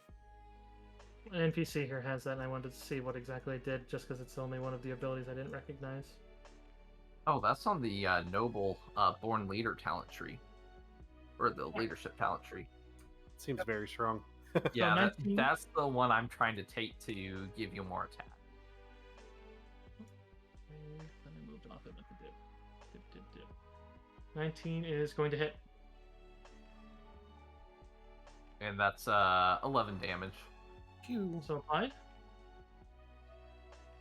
Oh, I found the wrong thing to apply damage. And Noel is okay. Can you ping the guy who was about to make the attack on the board? Okay. These two people right here, are they who are they? One is Vorn Zade, which is the one over here is Vorn Zade. That is the Nemoidian girl that seemed kind of all chipper and fairly nice and hasn't done a single thing really that wrong. But you've seen at least. And then there's over here we have Captain Moray, the Twi'lek. There are plenty of NPCs around. It's just I'd be here all night populating that. So like his wife's on his arm. Oh, those Sure. aren't goons? Okay, good. No. Yeah. So 5. Crush was about to go ham with that axe. I was about to kill both of them right away. I would have asked for clarification. All Also, right, ignore so- the overlaid map and use the one that's printed on the map. Here, I'll destroy Yeah. the other one. Yeah, I'm trying to work There you with the go. grid here. Okay, you hold Perfect. 5, 10, and then I'm gonna go 15, which should provoke opportunity attack from this guy. That is Lady No. Fiora, but she does not attack you. Okay, so I'm gonna keep moving my way across 15, 20, and then 25. Do any of these two attack me? Lieutenant Arandis does not, but Silas certainly does. All right, very good. Oh, sweet Jesus! All right, so yeah, he swings out with a boot knife. That's a 19 to hit. Oh wait, no, sorry, that's mine. Oh, natural one, anyways. So he's sitting with his foot up on the play table, kind of ruining the felt. And then with his other one, he goes to cross and kind of hit you with the boot knife. And just there's actually a moment that you see him kind of like wince, and you realize that he's just pinched himself. Yeah, well, my feat only activates whenever I'm hit, so that kind of backfired a little bit. So Noel's just gonna, I guess, stay where he's at. Okay. Crash, fully knowing what happened, lowers his bowcaster. It's like getting excited. Ricky, you're up. Ricky's gonna get dragged by Noel just a little bit from all of his crazy maneuvers because he went for the thing and then he went to like grab and shoot him, so he gets like dragged along a little bit, right? So 1, 2, 3, 4. So he gets moved here and absolutely fucking shoots the shit out of that motherfucker. For a 28 to hit, since homie did the stuff Yeah. for 18 damage. Oh yeah, that's right. You already rolled your attack roll. I was like, what? Yep.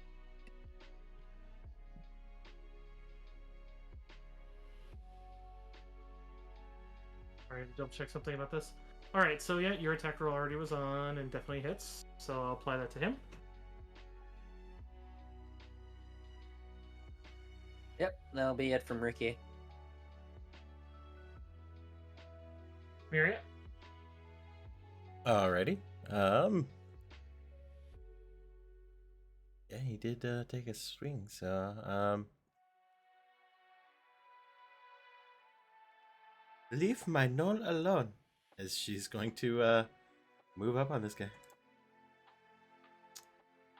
You're Noel. mean, she was Noel supposed to be- Noel actually says that out loud. You're Noel. She glares at him. But yeah, this guy's getting a lightsaber sandwich.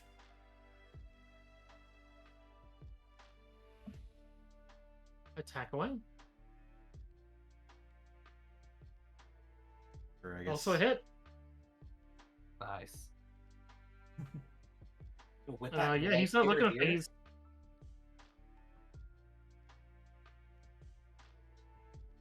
I can't tell if Noel is like canonically asexual or not, but we'll find out when the situation. Anything further from you, Maria? No, that's my turn. Guy has hella HP.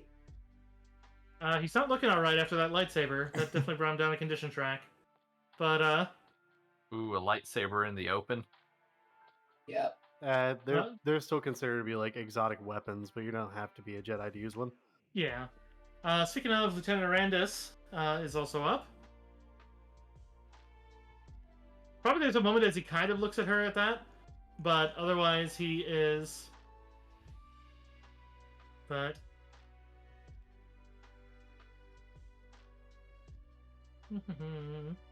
Okay, had to double check.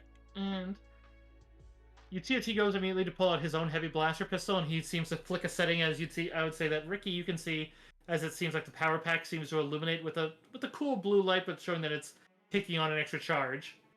But Cool odd. Oh yeah, you just reminded me I need to deal with my ammo. So he's a 3x3. You can go by 2x6 or a 1x7, or no, that'd be a 1x9. So, oh no, but that would hit civilians, so he won't. Seeing as you guys are kind of handling him there, but he does take out and takes an immediate crack shot at the goon right behind Miria, probably firing just right between you guys. As it's clear he has precise shot, but does look like he's not. A 16 versus a 17.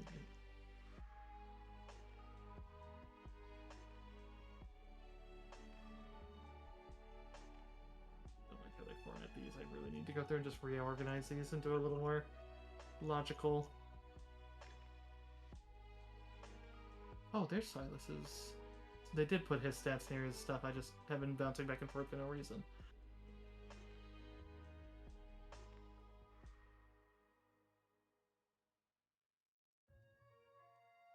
Okay, the goons have a reflex of 18, so...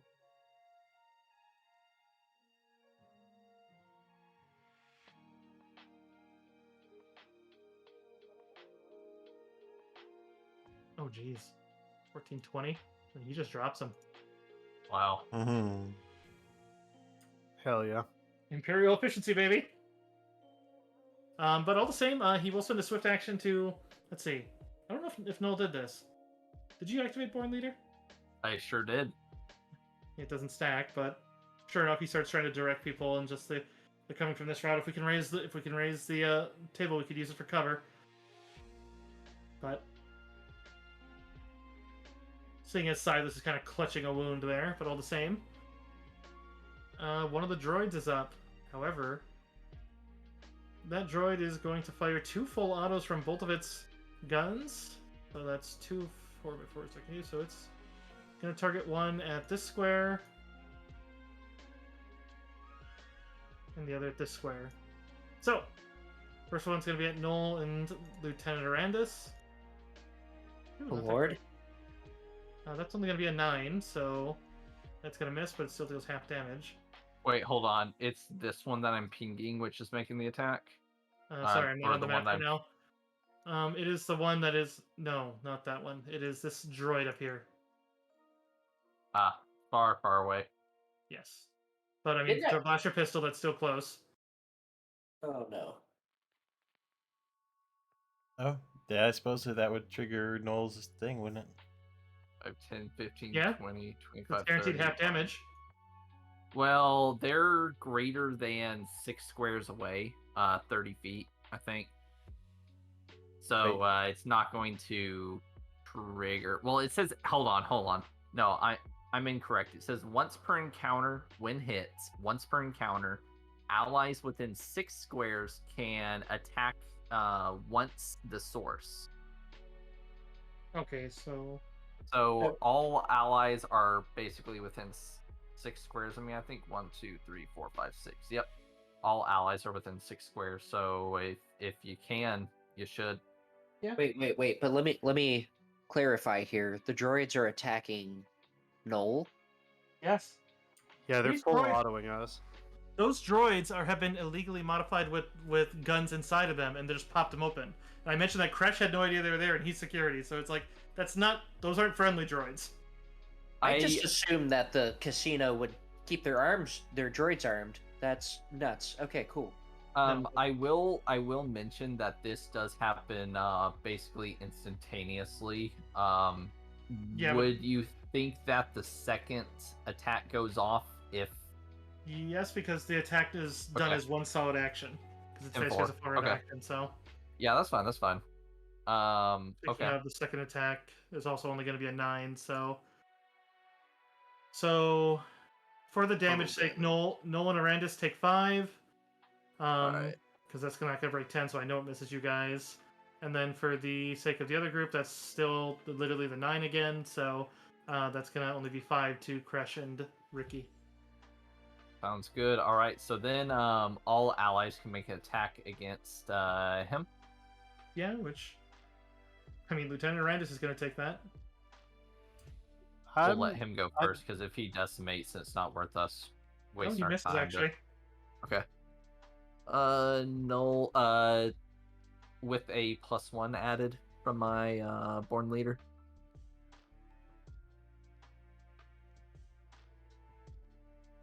Five, 10, 15, 20. I'm sorry. So that'd be 5, 6, 7, 8, 9, 10, 11, 12, 13, 14, 15, 16 squares away. Trying to see what kind of I'm not super keen on taking a shot in here because all the civvies, but also I would like to drop a combatant just to get him out of the way. Okay, so it's Oh, still yeah. within my point blank here. Yeah, Arandis missed, so I need to roll on the D10. Nope, we're okay. All right, a 17 to hit the droid for me. 17 to hit the droid. Let me take a peek. That'll hit. 14 damage. So applied. Let me double check his threshold because that did break his threshold. They don't. Yeah. Yeah, he's sparking. He's still active, and the guns are still pointed in your direction, so he's not down. But you damaged him. Against my better judgment, I'm actually going to bowcaster him. So okay, so you're going next. I got a question for you, Cursive. So it says once per encounter, when hit, allies within 6 squares can attack once the source. So what if everyone doesn't get to make their attack? Does it trigger in the future for those people who don't make that attack, or is it this and this only? Yeah, it's this and this only because it's you triggering that. Awesome. Okay, thank you for clarifying. So I also got a 17, but 22 damage. Yeah, that one the droid just explodes in a little lick of fire, but then it's just a husk. I did want to mention, in case it makes a difference, I have devastating attack on lightsabers, so I don't know if Silas got thresholded or not. He did get thresholded once. That wouldn't be enough to threshold him twice. Gotcha. But he's certainly not doing okay. You guys do see something, as much as like you did see that she has a pistol and she didn't take the shot, which probably makes you worried about Lady Fioro. But there is a moment that is on her turn, and she goes to stand up and kind of points in the direction of that, but then you'd see her stagger and suddenly slump down to the ground as you see that she's bleeding out of the abdomen. Seems that full auto hit her. Oh. Sucks to be you. She doesn't look like she's dead, but she's certainly heavily injured. Crash.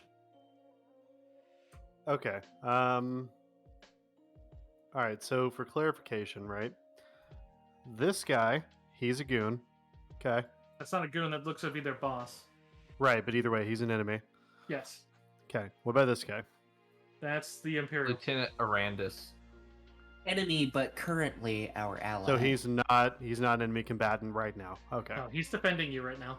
The only okay. enemy combatants are the 2 droids, the 1 goon, and then this dumb fuck who started all of this. Okay. So this guy, the 2 droids, and the okay. Yeah, Lieutenant Arandis is currently platonically seduced. So, I mean, there's also allegedly. terrorists in the building, and he's like, all right. Yeah, I Hashtag didn't. my band name. I didn't Platonic feel that Seduced. this was a part of the Imperial plot. So Oh my god. All right. Well, she's out of reach. I feel like we can get this done fast enough that I can go and stabilize her, or Noel can. So I'm not super worried about her living through this. You put in mind that if she dies, you don't know where that code was going, though. yep, that's an Well, issue. Right, but Noel is right there, and I'm. Yeah, I know. I'm just saying that it's just. I would make sure don't backburner that too hard. Right. One more question. This actually will determine what I'm gonna do. Can I charge, like, for me, because I have this guy right here? Can I charge through this straight line, even though there's an ally directly in this straight line? You can move and charge. Oh, Yeah, true. you could move here and then just do a single action charge. I would like to say if anyone would like me to heal Lady what's her face, this person right here will need to be taken out because I will be combat maneuvering basically, and that will provoke opportunity from this person. Yeah, no worries. And keep in mind, I am pretty squishy. All right, so I'm gonna move and charge. Do what you gotta do. All right. Can Mary's just going to motion for Noel to let her go first next time. Do I need to hop up on top of this table? Yeah, I can do that during a charge, right? Like Yeah, stand. that's fine. Thematically, I think that's fine. Yeah, I'm gonna run, jump on top of this table, and swing my axe at this guy. You are utterly terrifying already. Because you also just like quick scoped a fucking droid. Oh my. Oh my. God, dude. Yeah, these guys are What the 15. fuck? That he has 15 hit points. So So he's You cut that man two. in half. I He's, hop up on literally- the table and look at him and just chop his head off. and he's gone. Probably some blood curdling screams who now from like nobles who just like never get this close to blood, or just they see that and now think like monster. But it's like, you know, let him scream. It's fine. All right. Hold on 1 second. One second. There might be one more thing. 1, 2, 3, 4. Yeah, because Miri is right there. Okay. I need to check terminology on one of my talents real fast. See if it's a full. I think it's still a swift action. oh, are you drawing fire? Yeah, I can't. I guess I don't have a chart if it's a swift action or not. And I've forgotten. It was a swift action, so if you want to do it, just give me an intimidate. Yeah. All right. I'm sorry. I'm not trying to like be super. No, you're good. I'm just. We understand that you just want to play properly. Oh, I'm being hydrated. I'm actually going to Wookiee that. Wookie. Also, Gabriel, I plan to place. Well, I refunded Stray because I. Okay, figured it was so last night, so- I don't really know what favorable circumstances actually adds, but I do always have favorable circumstances as well. Yeah, But I that's have to take the one second step. result. That's one step on the bonus. So basically, that's the +2. Not so. If you had other favorable circumstances, since you just like decapitated a guy, I would say that would put you to the 5.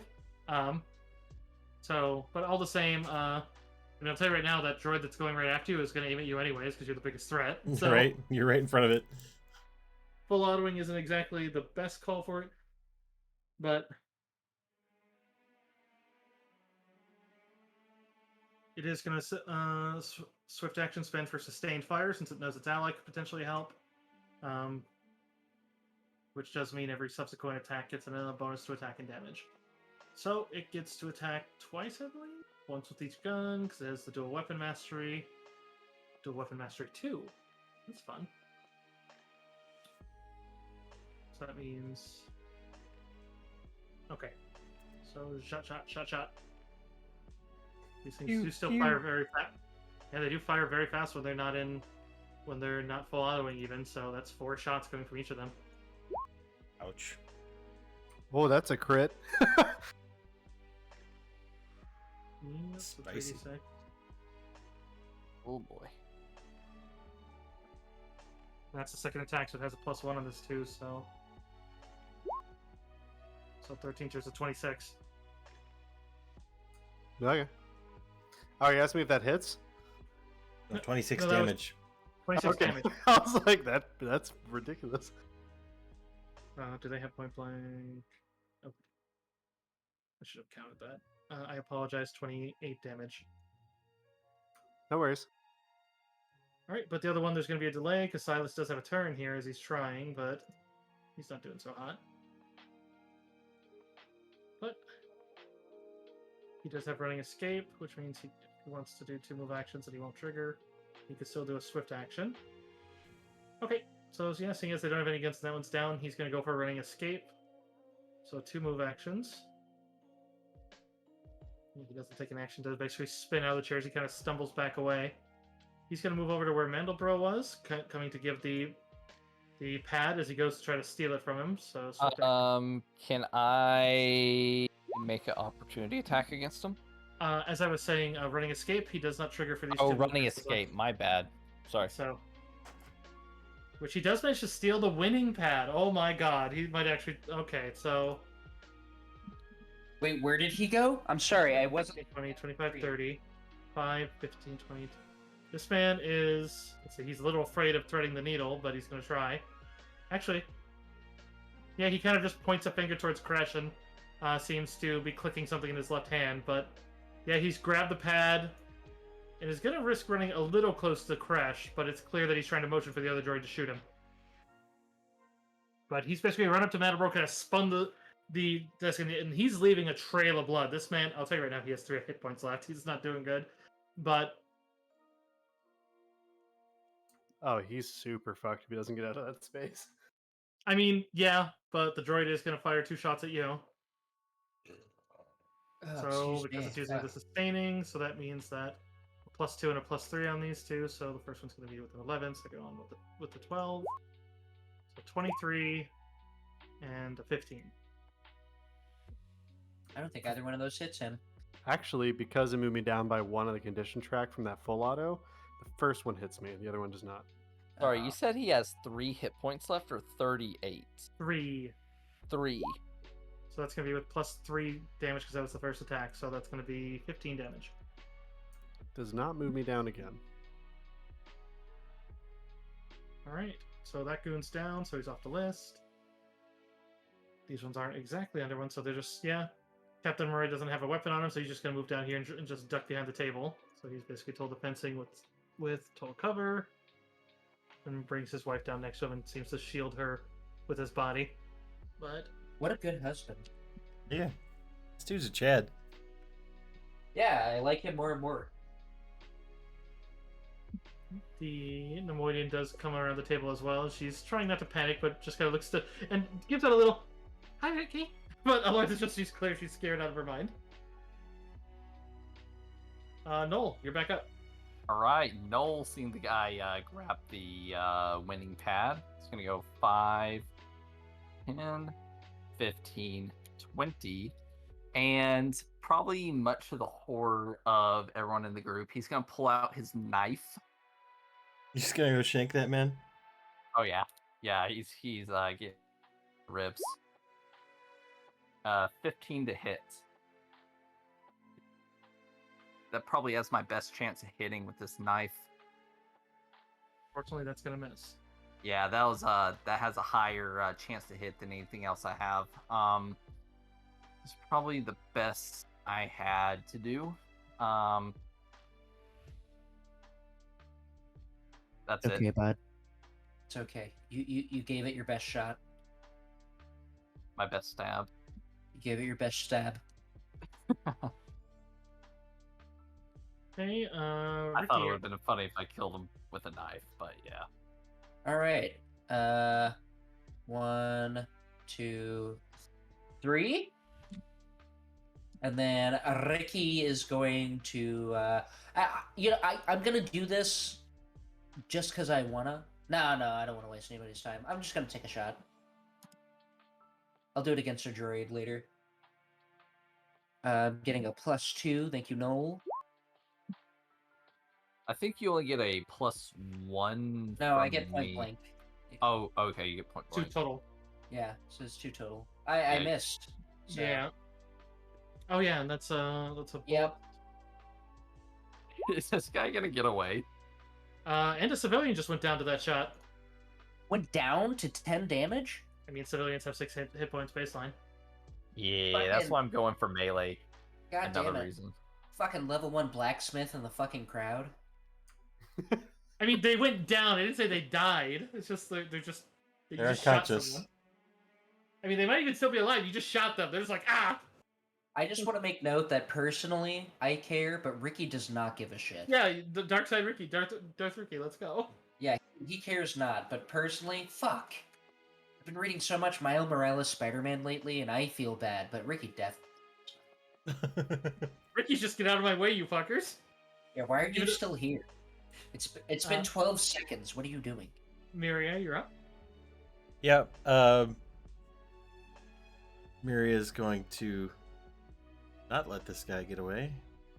Although she's going to, oh no, get her up as soon as you can. Running back to the other lady. I don't think I have any more med packs. Stabilizing doesn't take a med pack. You just need to. It's just preventing them from dying. You know what? I lied. I have 5. I don't have any No, med packs for her, so. That sounds like an office quote. Oh, Go ahead. boy. Yep.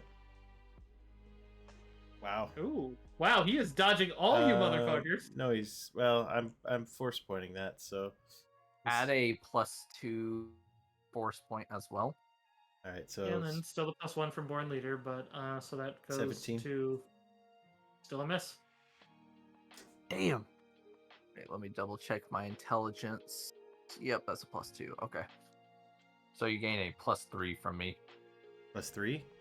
All right, so that's an 18. Total. So you get a +1 from my Born Leader, then you get a +2 since you're using a force point. Oh, You get to add my intelligence, which is 2, so that's a +3 total from me, which brings you up to a 15 plus your force point is a 17. Yeah, which still missed. yeah, Okay. we get that. Okay, You're my with you. bad. Oh, you're good. Appreciate you doing the math.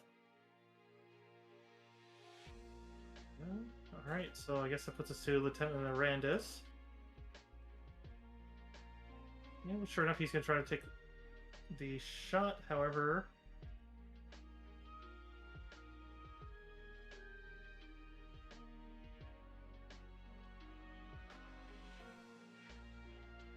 it's 9, 10, so that's still only gonna be 18, which is gonna miss. Sorry, an 18 missed? Yeah, you guys hit him with an 18 when he was sitting down. That may tell you something. Okay. He didn't have his dex then. He's obviously a very slippery fucker. Is he still using escape right now? What do you mean? That's just if he takes 2 move actions, he doesn't trigger for the movement. That's all it is. Oh, okay, it's in 4.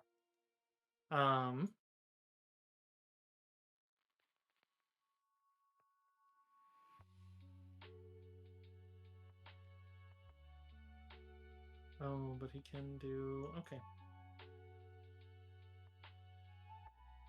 Crush? Okay. Well, I'm in a pickle here because I know these bots really want to kill me. So, first thing I'm going to do is take a swift action to second wind, and I will take 16. Okay. Sorry, let me get my health fixed up real fast.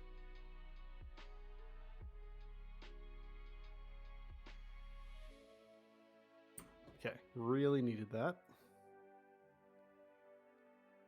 I also don't want him to get away.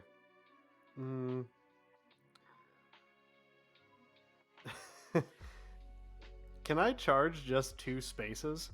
Yeah, you only need 2 spaces to charge. I will charge 2. Well,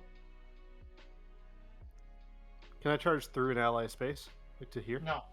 No, okay. Well, it wouldn't matter anyways. I can swing him. Yeah, But that's fine. keep in mind, you can still move and then charge. So, like, if you did, like, let me move you here for a sec. We'll just move you back if you don't like it. Because you could go 1, you could basically 5, 10, 15, 20, 25, 30. You could go right here, and then single action charge, and you would charge to there. That's exactly what I was trying to figure. Okay, that's what I'm going to do. I'm going to do exactly that because I Okay. don't want him to get away. All right, yes, I'm doing that. And then, yeah, I'm going to swing. Let the Wookiee win. Hey, there we go. That was what you're looking for. It's also plus 4 damage on a charge. How would you like to end him? My favorite question.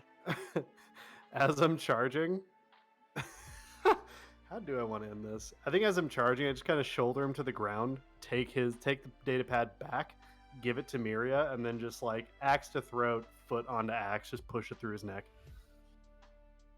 All right, so done. As you rip it out of his hands safely before you go and half decapitate the man, just as you push it down until you meet cement. Yep. All right, goes on to droids. I'm sorry, do I still have one more Swift? Or no, you only get the one. That's right. Never mind. Yeah. The droid's gonna choose a different target since he's. We'll go for Arandis. You.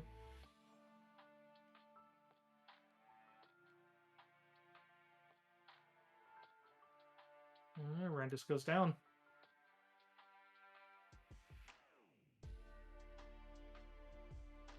Other one's gonna shoot for nearest one's Marriott. Marriott, 2 shots.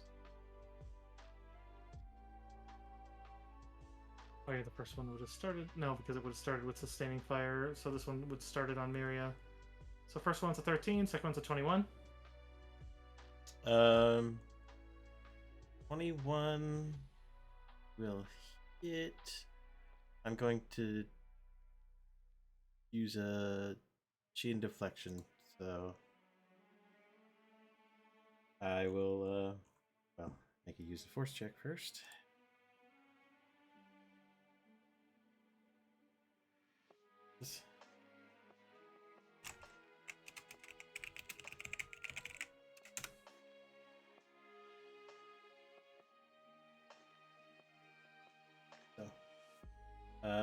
Attack does half damage on the hit. Can move up to my speed plus 6 squares towards my attacker, and if I end my movement within range, I can make a single. Okay, baseline attack is 9, so half damage will be 4. Alrighty, and I can move all the way. Which droid was that? This one. All right. Yeah, I'm gonna go and smack that droid. Don't you take double damage or double movement for moving diagonals? How do you get there in 6? No, my speed plus 6 squares. Oh, okay, yep. Easily that then. That is... Yeah, you sure enough just slice that droid in half. They only have 15 AC and they're... Wait, let me double check. It's... That's a 16 on Yeah, the it should be a attack when you 16. add the +1. Yeah, their reflex is 14. Okay, no, he's still up actually HP-wise, but you brought him down a condition. Okay.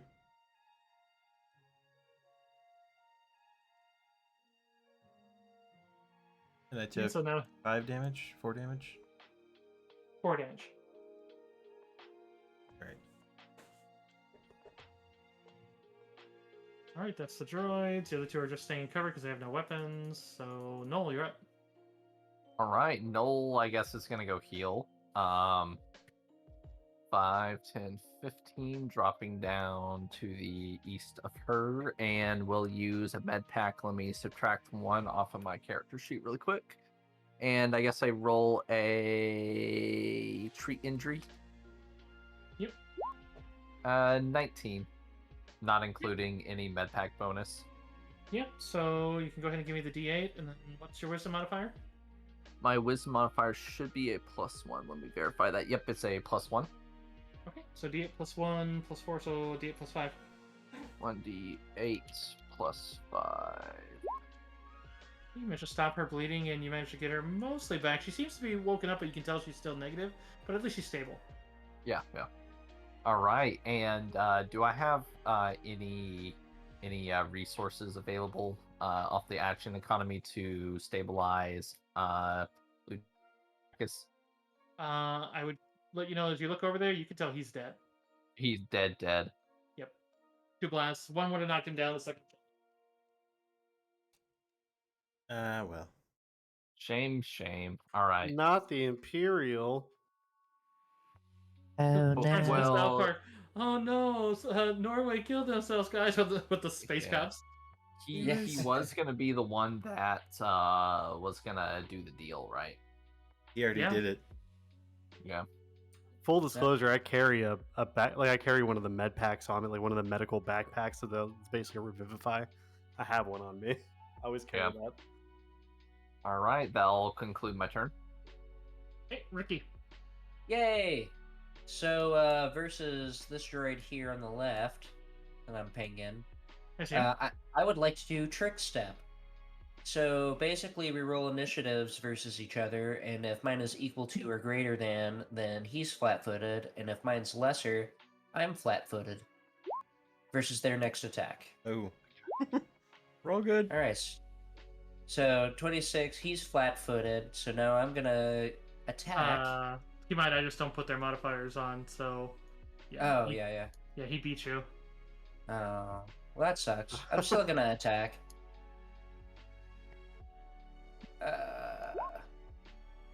15 damage, assuming that a 26 hits. It certainly does, and that brings him down the condition track.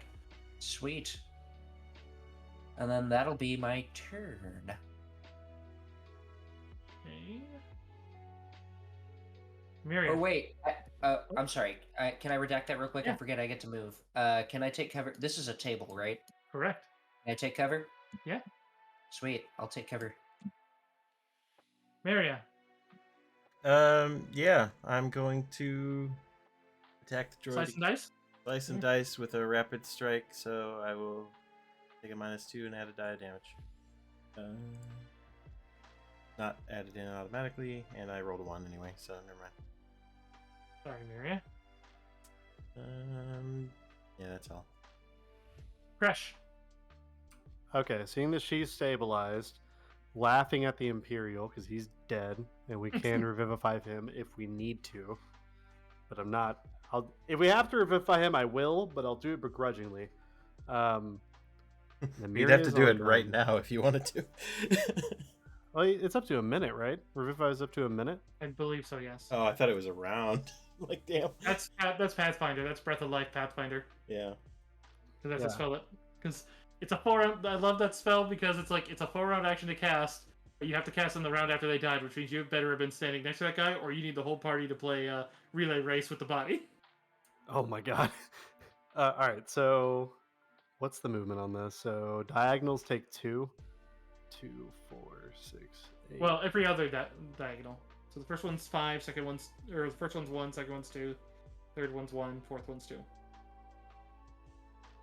What? So how many would it cost me to move diagonally? of these So 6 just spaces?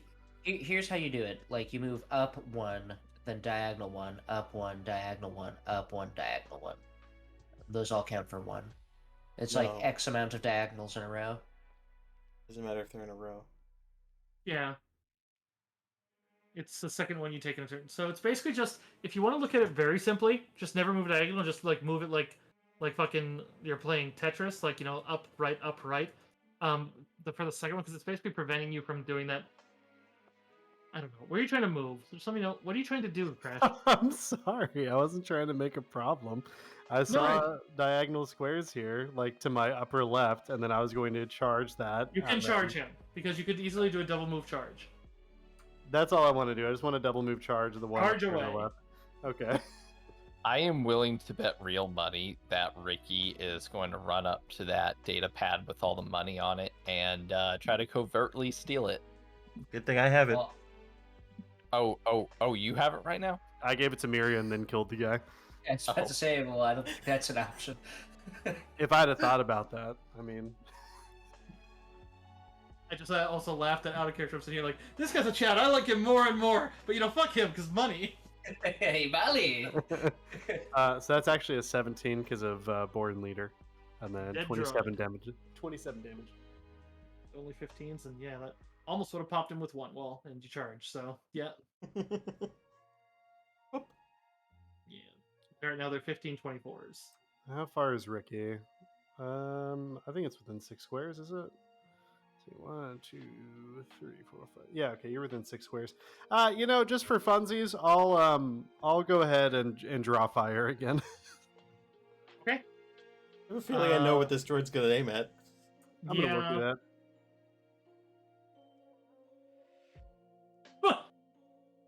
Wow. All right. Let's see if the droid has anything to prevent the attack opportunity from a ranged attack, because otherwise. Oh god, it doesn't. It has a melee attack. That's wonderful. Let's go. Let's go. It has a little claw hand as it tries to reach over and try to slash at you with it. Okay, well, it's going to have to beat my use the force check as I block. Almost spit out my coffee. Yeah, no, you block it.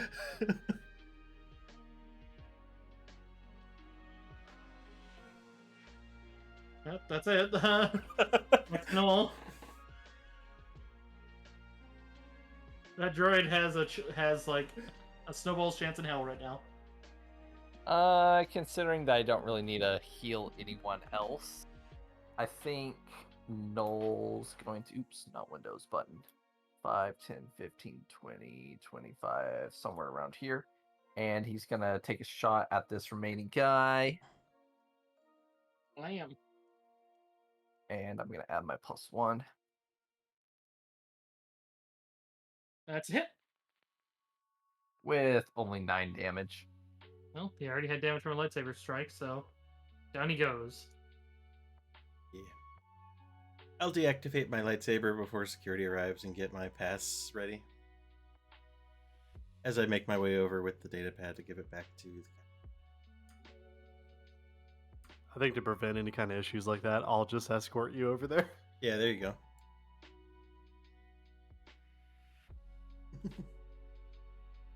Yeah, Crush is security. Crash is in fact security. Yeah, in fact, I'll just escort everybody back over there. Like, it's fine. Ricky's gonna immediately walk up to Noel and be like, if you ever hand me that fucking code again, I will make sure you get one in the gut, and then walk away. Not even waiting for a response. Whatever happened to your coat, by the way? It's on the do you ground. still have it? Oh, No, okay. it's on the ground. That shit was dropped immediately. I will say, Yes. that Noel, you are aware that Fiora, from tending to her, that she definitely took a very severe wound. Like, number one, you already know that the bolt has caused a critical lasting condition, basically in the term of her spine, and she has a potential of lasting if she doesn't get to a back. Like, she's going to need to probably spend about a week in a back to tank from where it hit, and that's even just to survive. Damn, a week and a back to tank. Yeah, she took a moderate and a critical. Oh, damn. This is a member of royalty. I'm assuming that she has some sort of retainers in the audience who are going to be rushing to get their asses down there and to take her to get medical care. Amazingly not. What you can definitely see is you can see Mandelbro and the other security are trying to clean up and corral everyone as best they can. But no one seems to be directly coming over to help her, which seems to, I would say to you, stands really out. Like, most people have at least, like, a singular servant. All right, I'm gonna look over at Kresh, who appears to already be walking over there. I'm gonna be like, all right, Kresh, you know what we gotta do, and I'll kind of walk with Kresh, as I guess Kresh is gonna be picking her up.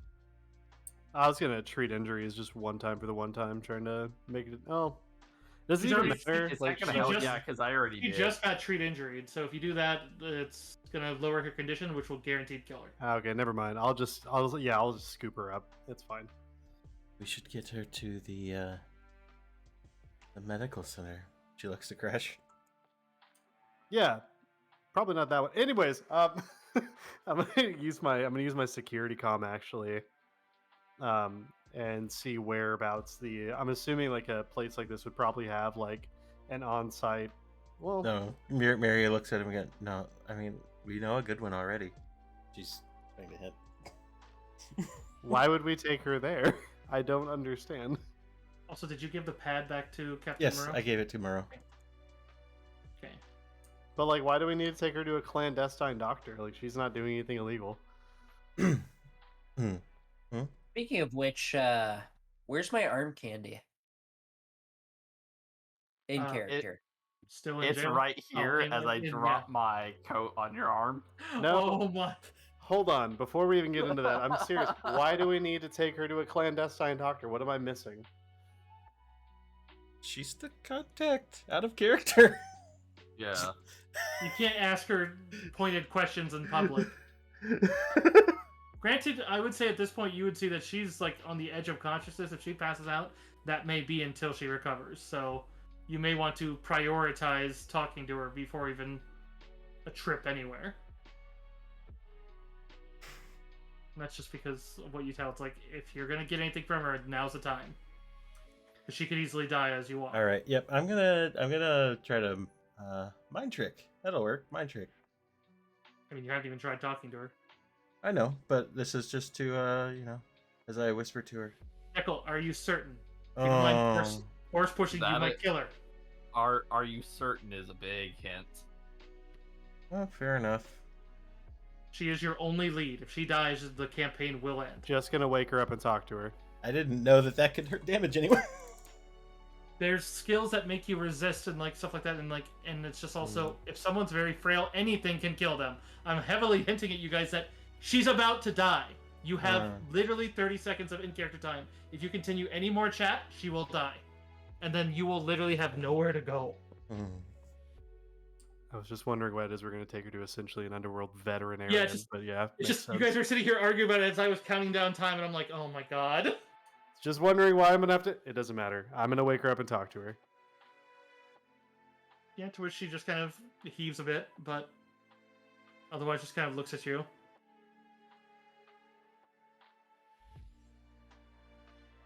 Time's ticking. Okay, let's not all talk at once. What am I supposed to ask her? I thought you said you were talking. What were you going to deliver to the Imperials?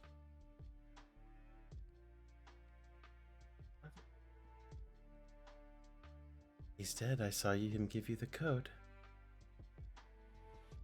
We're a ship in orbit. I sent the code to Darga just before the fight broke out. Got to have a special computer to control it, but there's one on Darga's yacht.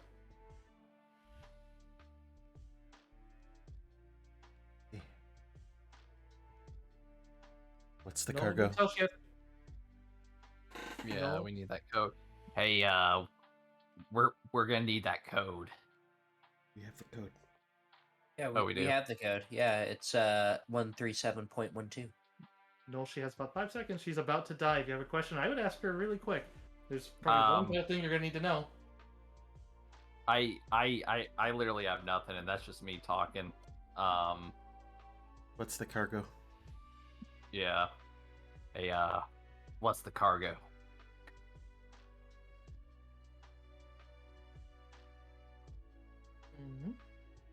Slaves. In some Imperial project. They're decrepit and used up by whatever he's doing. And she passes out. Yeah, she fucking dead. Wait, what'd you say? She said slaves for some Imperial project. She's been using them up and decrepit. And then she passed out. I am going to inform you guys, you do not know where Darga is. That may have been an important question. Well, we know Darga's here. Well, we know the console's on his ship, so we need to find his ship. Yeah. Ugnaught contacts. Yeah, we need to.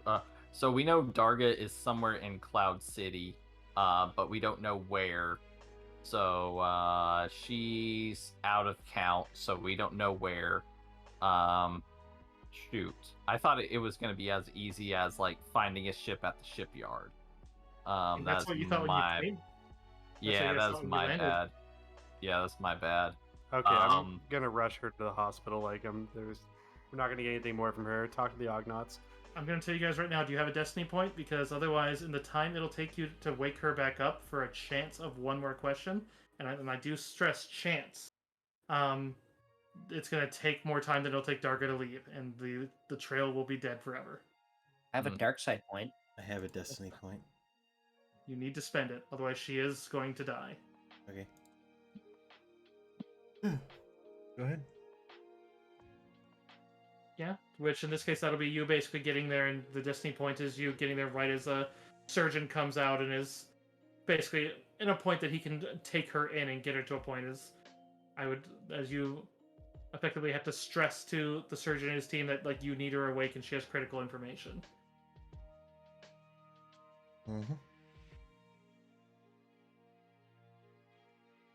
Was that supposed to be me asking her that, or is that Nope. you using your destiny point? I mean, kind of both. You guys can flavor it however you want. If you guys would like to take over on roleplay so I don't gotta narrate that one, you can. Otherwise, I can go right into. But in any case, I imagine this is you pushing through Cloud City and just kind of shouting just at everybody to move out of the way. Yeah. I don't care who asks, but make sure we ask where Darga is. Yeah. So you have another 30 seconds at this point, though. Where's Darga? We need to know where Darga is. Probably as she comes awake and just looks at you. Docking Bay 4144. He's been living on the yacht. He's hiding from someone. You, maybe. Definitely not us. Who all's with him? Do we know anything else?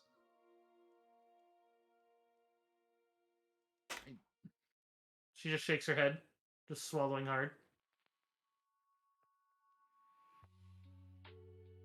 Do you know what Operation Sarlacc is? I just know it has to do with what he's doing. He sells the rotten slaves in Cato Nemoidia, some palace there. I just was sent here. And now we're gonna see if the surgeon actually saved her life or killed her. Oh, Yeah, you can see her eyes roll back into her head and her breathing stops. I close her eyes and walk off. I follow Crush. That number you said, I only heard 4144. What she said? Docking Bay 4144. Locking Bay. Okay. Docking. Docking Bay. Docking Bay. Ricky's going to contact. Hold on a second. How long did it take us to get from here to the hospital? I mean, 15 minutes. Okay, in that time, I want to contact Droid Dude that we helped his dude win. Oh. Switch? Well, yeah, Switch. I would like to contact Switch and let him know that we did the deal and to see if he could give us information on Captain. What is her name? Our captain. My fucking arm candy that's in jail. Captain O'Keefe. O'Keefe, thank you. I kept thinking Keith, but I didn't want to be like Keith, marijuana. You know what I mean?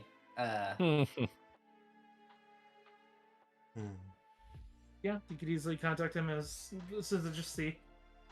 Good morning, Ricky Tiki Tavi, and congratulations on your proportionate win. He's like, I thank you. I'm sure that you saw that we helped you out considerably. I can't wait to see how much money we get. Before then, do you happen to have any information on Captain O'Keefe? O'Keefe? Her role has been considerably downplayed in potential spice trading, considering there was no spice to be traded on her person, nor in her ship when they searched it. Or at least that they found. He seems to say with a bit of pointedness, but... Oh. That's going to be a fun conversation later. I'm not saying that she does have it. I just don't know what she keeps on there. She doesn't tell me everything. Do you happen to know her whereabouts? I would imagine near the guard station near where she was captured, which shouldn't be too terribly far from the casino. They generally don't They don't take you terribly far unless it's to your court date. In which way, then you go to the underbelly jail. Sweet. Thank you very much. I can't wait to see that money in my account. This just in on my end. Are you aware that you have company coming? What kind of company? Apparently, I see communications between the Cloud Guard and Imperial networks. I would be on guard. I'd like to hop in on channel 137.12. Okay. Yeah. As you switch to that, you just start hearing the little trills and beeps of the slave signal. Okay. Did I ever acquire Cloud Guard channel when I was on their computer?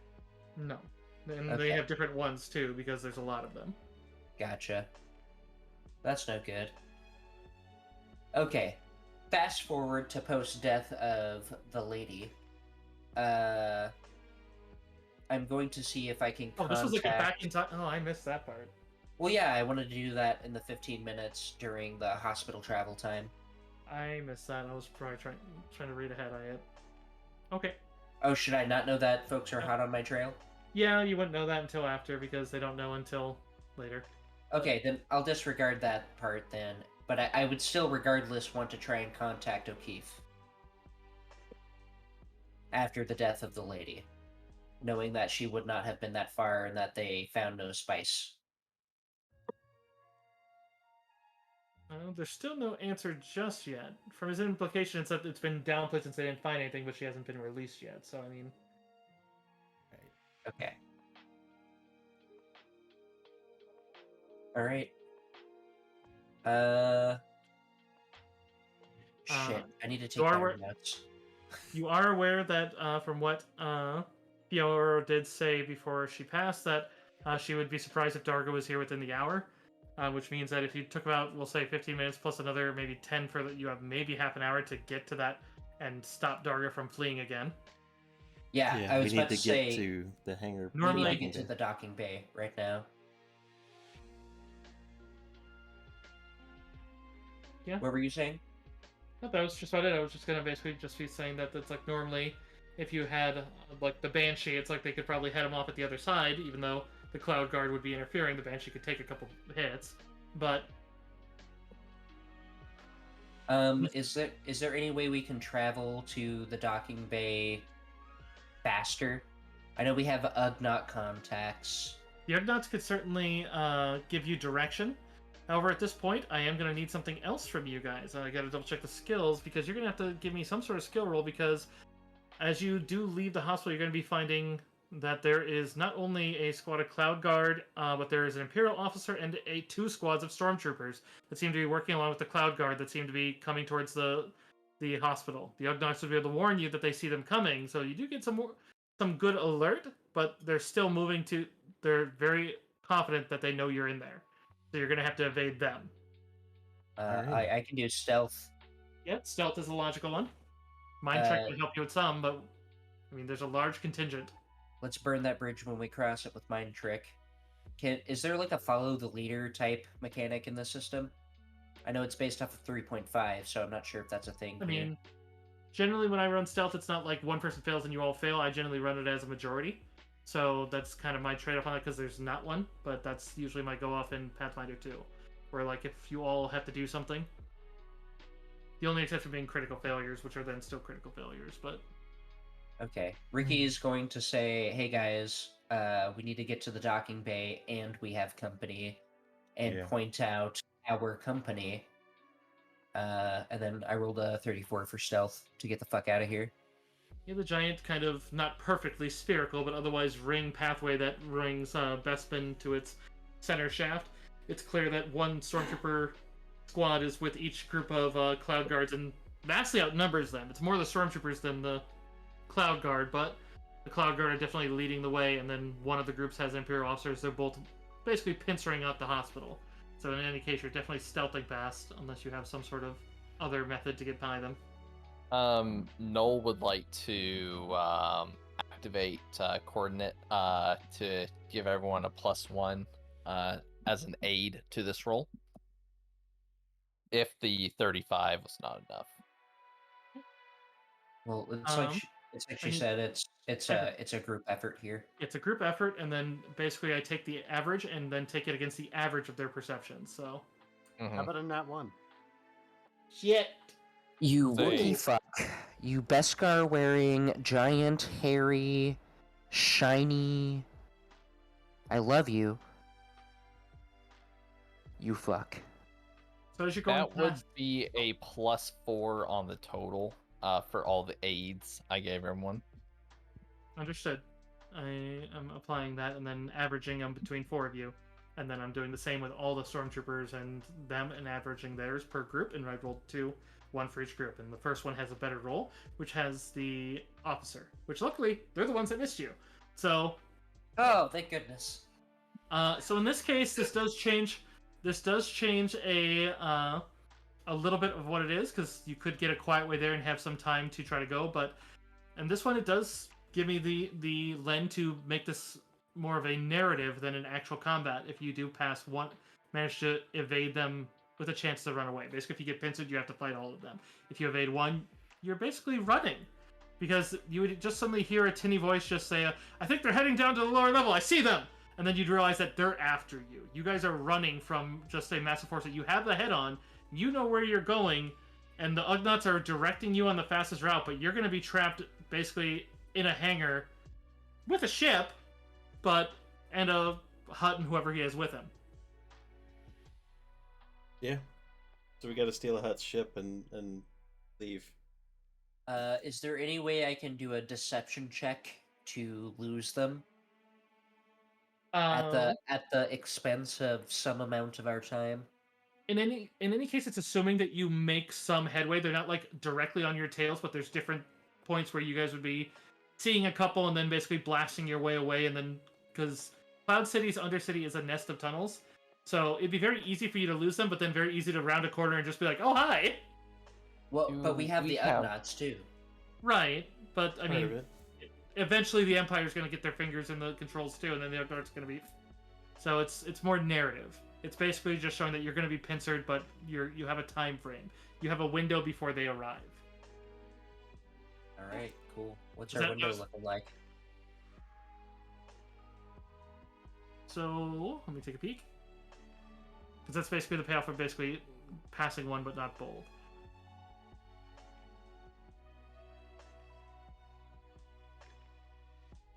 About a minute. A full minute. Wonderful.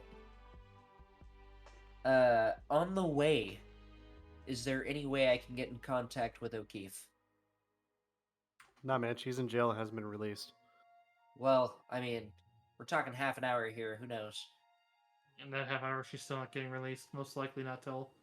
I mean, maybe in this moment, but All right. could be that you're trying and then there's still just no answer on her comms.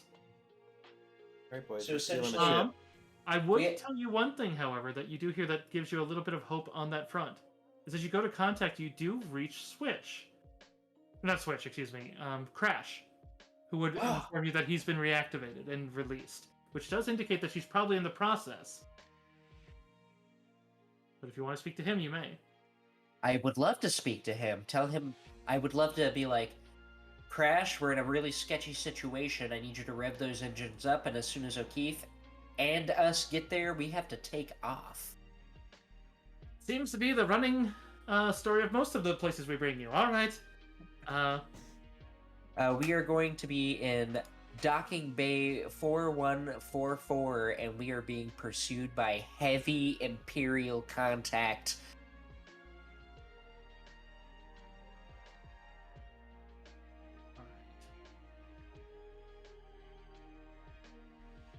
So, because we're looking at almost 11, I won't be able to run the last one here.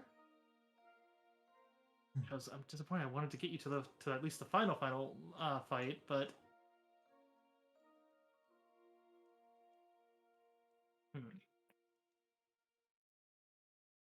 trying to think of how best to narrate this point of it, because it's like, God, even getting to just the edge of the other one would have been just a far better cliffhanger.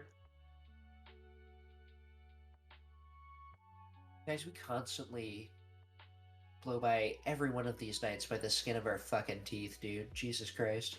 Mhm. I like to think it's because, like, you know, hey, it's like Saga's got a decent balance on you guys. It's like, let me take out what the combat is though, because like if it's like you guys are fucking a pushover, I might just ask you guys just like roll over them, but we'll see. That's if they encounter you, which you got past that. It's simple. I'll stay and fight all of them. All of you go. You just got Beskar. I'm not risking your character right Yeah. now.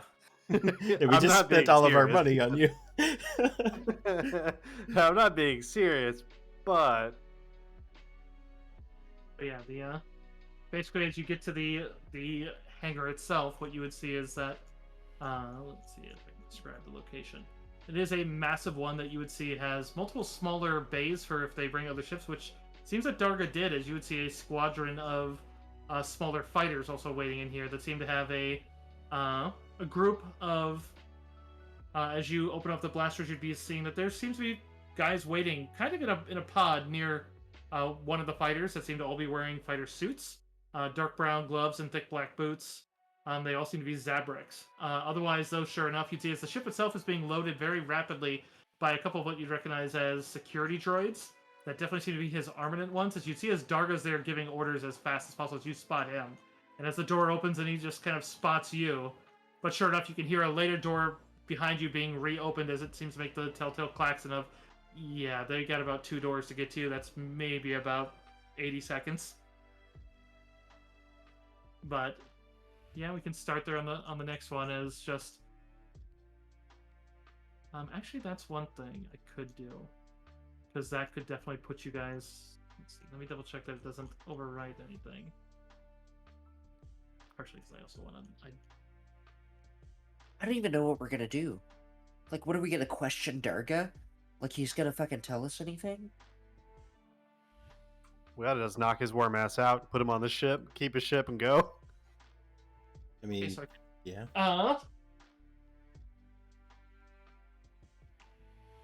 And he spotted us, so it's not like we can stow away on the ship.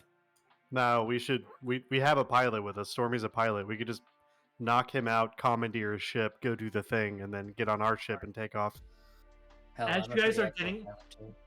probably as you get there and you're kind of the doors opening and that's getting there, there's just we'll save it for the bit of thematic interestingness, I say. You'd hear crash as he kind of buzzes in. Oh god, hiccups now, of course. He'd buzz in as he said, "There's been a development with the Imperials I thought I should inform you on.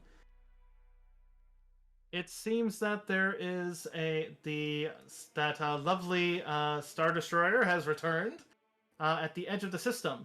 It began doing something with that same slave circuit. I regret to inform you, it seems that transport seems to be heading down at a very fast pace. I have calculated its trajectory, and it seems to be directed at a similar Tabana gas hauler that also seems to be trying to position itself for a crash. I dare say our timing is going to be quite slim if that is what you are after." Wait. So a Tabana gas hauler is about to crash? Crash It's is Bonnet informing Gas you. Hog what we're after. So, for all your full details here, you guys are pulling into a hangar here, which I can get the map to so you can see, but also, I'm just going to turn on the thing here that I'll take it at the end of my stream and see if people get pissy about.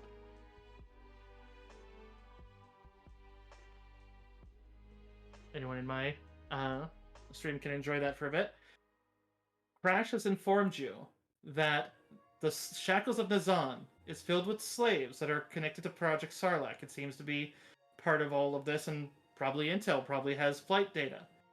The Tabana gas hauler that was supposed to be in trade of it has also been keyed up, and they seem to have been set on a crash course. Now, luckily, the slave the slave craft is up in high orbit. The other one is here in Cloud City. You not only have to get control of that ship, but they're launching TIE fighters. You have to get up there as fast as humanly possible and defend the ship if you want any hope of this to end right. Because those TIE fighters are on an intercept course for the slave ship as well. We have to get up to the slave ship ASAP and defend it. You have Z95s here. You have Darga's cruiser.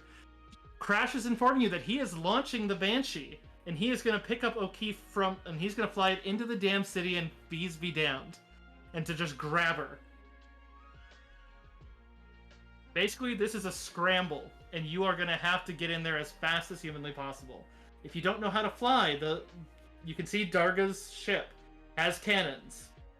Z95s are exceptionally easy to fly. Even non-pilots have a fairly good shot. But also a skilled pilot in a Z95 can be a surgeon, because those are brand new at this day and age. This is the first one of the major space battles in the game. Obviously, it's a relatively small one, but it is versus a TIE fighter squadron. And also, this is the climax of the first movie. Oh. Obviously, you can leave some down here to fight. I mean, Obviously. Z95s can't hold more than like a couple people, though, right? Single. Is it Yeah, just a well- single? I thought it was a double. No. You can obviously leave people down here in rush. All of it matters. And that's why, like, there's also stormtroopers behind you. It is a hell of a situation.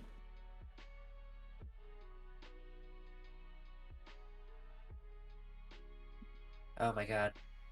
I think you're right, Crixus. I think we have to fucking steal Darga's ship. That's what Yeah. I'm saying. We got to knock his worm ass out, put him on the ship, and then commandeer it. We don't even have to knock his worm ass out. We can just steal the ship. He has valuable information. We should knock him out and bring him with us.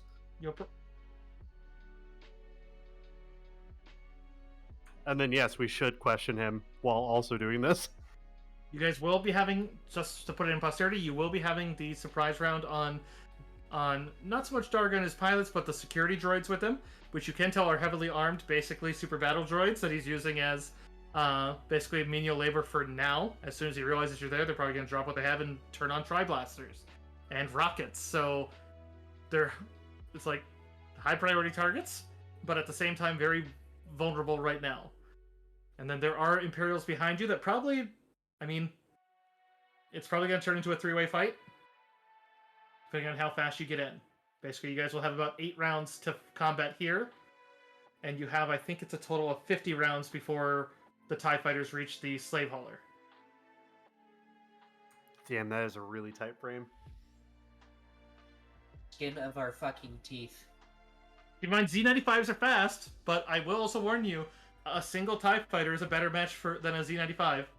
Yeah, a Z95 is a piece of shit. Like, granted, in its time, it was a good fighter, but it's a piece of shit. Versus a TIE fighter? Come on. The TIEs are fast as fuck and have exceptionally strong guns, but they have almost no hull. I feel like They it don't might. have- I feel like it might almost be better because Stormy, I believe, is going to be our strongest pilot. I almost feel like it's better to have him pilot Darga's ship and then just have all of us on cannons. Yeah, because the Banshee's going to be there to support you too. It's kind of where I'm at because either way this goes, we have to get back over to that slave ship, do the things we got to do, and then we're going to ditch and get on the Banshee anyways. So, like, we could also burn Darga out in the process. 2 birds, 1 stone. Just be done with it after getting all the information we need. Yeah. I have a thought that I don't like. What's that? I can pilot Darga's ship. Because my pilot's actually pretty good. It's pretty fucking good. It's better than most of my skills.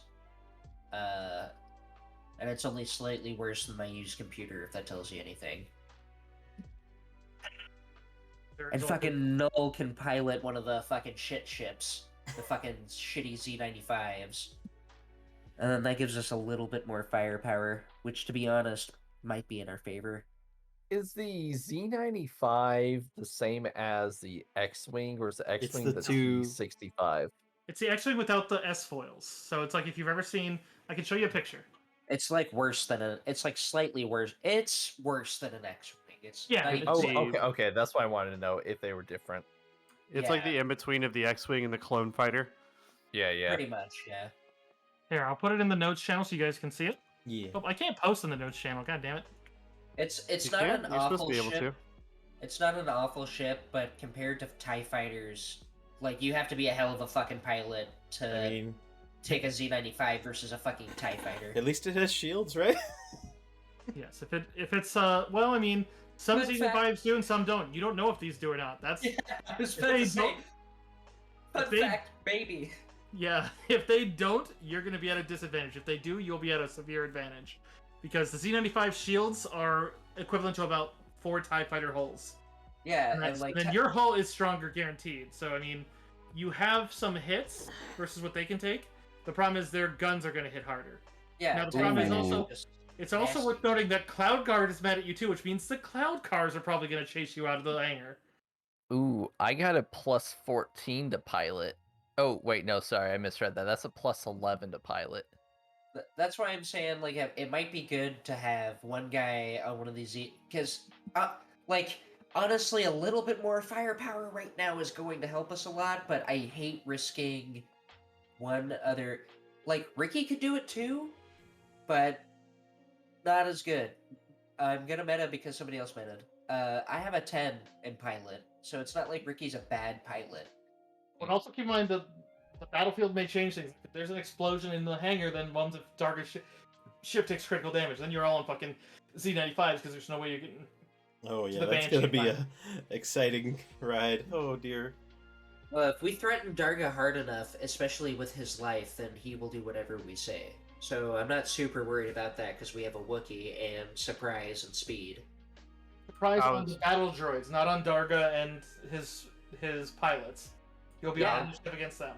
Yeah, but Darga's not a battle droid. If we can No. get the one up on the battle droid and get close enough to Darga that he doesn't want to get fucked up by his own battle droids, then he can call him off. Yeah. I was fully going to charge him with a stun baton. I almost don't want to knock him out so he can, like, control the battlefield for us in our favor. It's the only reason I'm against knocking him out. Okay. I mean, yeah. I mean, if we can manage to get the trick would be to get him onto the ship. I mean, because he's in the hangar right now, but he's not on the ship. He's on the tongue, so I mean, you could kind of get him. Even if you knocked him out, it would pick up and pull in. In theory, if I were to like charge and tackle him, would it tackle him onto the ship? No, he's too big. I mean, you maybe a natural 20, but I mean, he's a fat fucker. It's I worth an ask, though, right? Yeah, definitely worth an ask. I have one other risky move. Because it takes a full round action to make a bomb out of my power packs, and that is a hell of a let's- threat. Let's wait. Let's wait on that. Okay. That's It's that's just- full. That's an actual commitment, and we already got a lot of shit going on. Like we don't. That's You 6 can also- seconds, we got 80. I mean, you can also burn a few rounds to actually get on the Banshee if they get over here in time, because there's just a roll, and I am gonna probably before next session I'll pre-roll their combat to see how it goes, because then they do have guns on that one that need gunners too. They have front-facing guns that the pilot and Crash can do, but Is there a skill associated with gunning on a starship, or is it just attack rolls, or how does tactical that or work? piloting. Yeah, it's one or the other. Yeah, and then capital ships you can use intelligence and other spells, but these aren't capital ships. Okay, yeah, that's a mess and a half waiting for us next session. Yeah. Mhm. We're in an incredibly fucked situation right now, and I don't know Oh, do you want- how. Do you want another fucked part of it? The Assidious is also still here and also coming this way, but I mean, the situation will likely resolve, and as long as you're in a hyperspace capable ship, then you can at least jump. But if it gets there, I mean, that's game over for everyone involved, because none of those ships can stand to an Imperial. I mean, I we think don't the know real for sure the Z95s have a hyperdrive either. Yeah, the Z95s certainly do not have hyperdrives, so you would definitely have to make an in-space, probably have to spacewalk into one of the other ships, because, yeah, a Z95 can't dock with either of these ships, which means... Do I know if the slave ship has hyperdrive? The slave drive came in from hyperspace with the Yeah. Star Destroyer, so it certainly does. The So if you do Gallifrey manage to do it- cruiser, it should. Yes. Yeah, the Gallifrey cruiser also can dock with the Z95s. I So if don't you do- really want Ricky piloting stuff. The only reason why is because we need to get him onto the ship so that he can actually get information off of their computers and stuff. And he can't do that if he's also directing a ship. Yeah, the computer very can true. control the other ship, so that's another thing. Also, Well, my Yeah. point being, like, if we have Stormy and a fighter, that doesn't do us any good. So it'd probably be better for us to consolidate into one ship so that we can get Ricky onto the spaceship. Honestly, also we needs- just need to run. Like, we need to get on to both ships and get both ships hype. Like, fucking Yeah. the fuck out of here. I will point out that you can destroy the Tabana gas holder, but keep in mind, any ship that would be close enough to be weapons effective on that is certainly going to die in the explosion. So that is very much a one-way trip.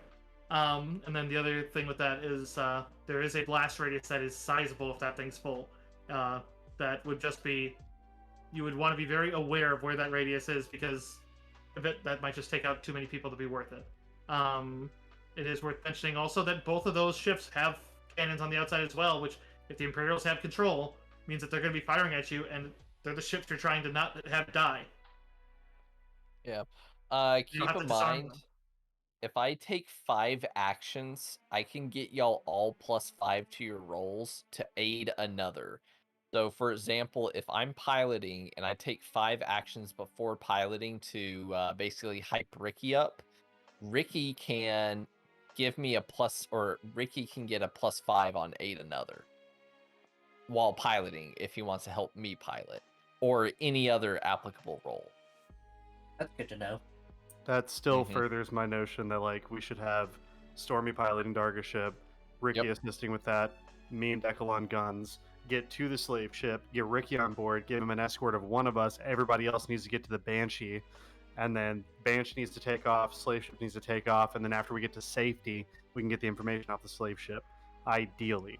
Worst case Yep. scenario, we expedite that, Ricky gets the information off the slave ship undercover, and then we get them onto the Banshee, and then we all jettison. You also can... I should also point out that it is possible to critically wound the Tabana gas hauler to the point that it'll blow up. But then if you do it that way, it'll do it in a chain reaction, not an explosion first, which then would be a way would eliminate half of it. Then all you have to deal with are the ties. So you have options on how you're going to go about this. It's just you have a lot of steps and Imperials dogging you the whole way, and the cloud cars. Obviously, you know that Crash and Captain O'Keefe are going to try to help you however they can. Right? I mean, the way the plan Crash made is going to certainly have cloud cars thinking about them before you. But Alright, so first issue at hand. When we start new session, I'm going to write this in my notes right now. We need to grab Darga and steal his fucking ship. Yes.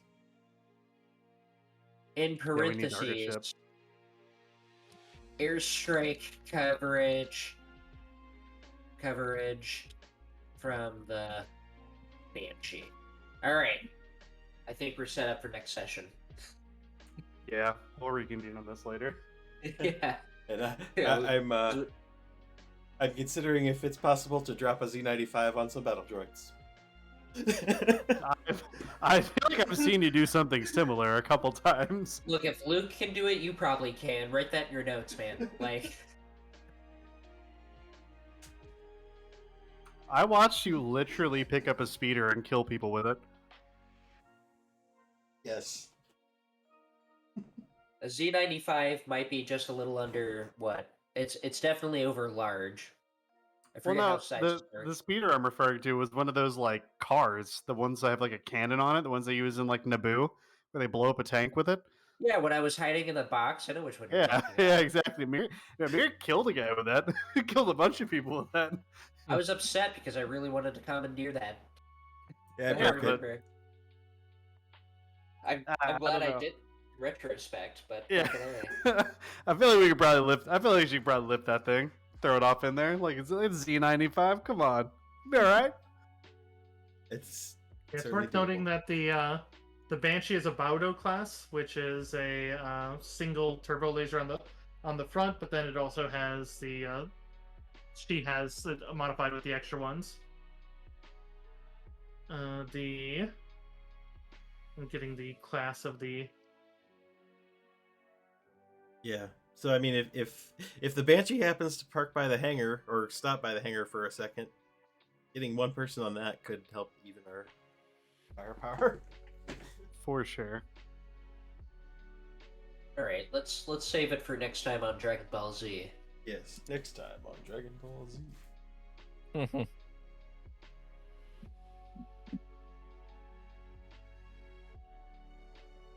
Well, that was a fun session. Again, the glorious shirt is a Lefesk. Ooh, you just got a raid right now, Oh, Declan. did? nice. Oh. Hey, Welcome, Raiders. poor timing, but welcome, Yes, Raiders. you're about to get delivered to another. Hey, you're about to raid somebody else. But welcome. Thank you for the raid, Snowy. The upside is that does make the if you didn't know, the Lethis class armed freighter is a armed freighter, and then it is also a strike freighter because it's made to basically go into battle zone. So it's a sturdy one, which means that it's got some pretty exemplary armor and shields. Can you still not post in the notes channel? Can I not? Nope, I can now. Excellent. I'll probably copy those over there. I'll do it for you. Don't worry. Okay. Whoa, Cursive, what's happening in your chat right now? Oh, you've No. been, Apparently I need to chant Ada Ada. All right. With that, Stormy. Are you trying to get me to say fun things like Ada Ada? That's 2. Let's see. So we can get what other voices can I do for it? Let's. All right, I'm getting the hell out of here, guys. I need to pee and whatnot. Ooh, Much love. Thank you for the excellent sesh. Can't wait for next I Monday. enjoyed it. Yes. It's actually Star Wars Saga edition. Oh, there we go. I want to hear you say Arby's. Oh, do you want to hear me? What? That's I- what. So, Skittles Witch is saying, I want to hear you say Arby's. Arby's. That's what you mean. Arby's. I like that one. Oh, that's a better picture. Why am I copying that shit little one?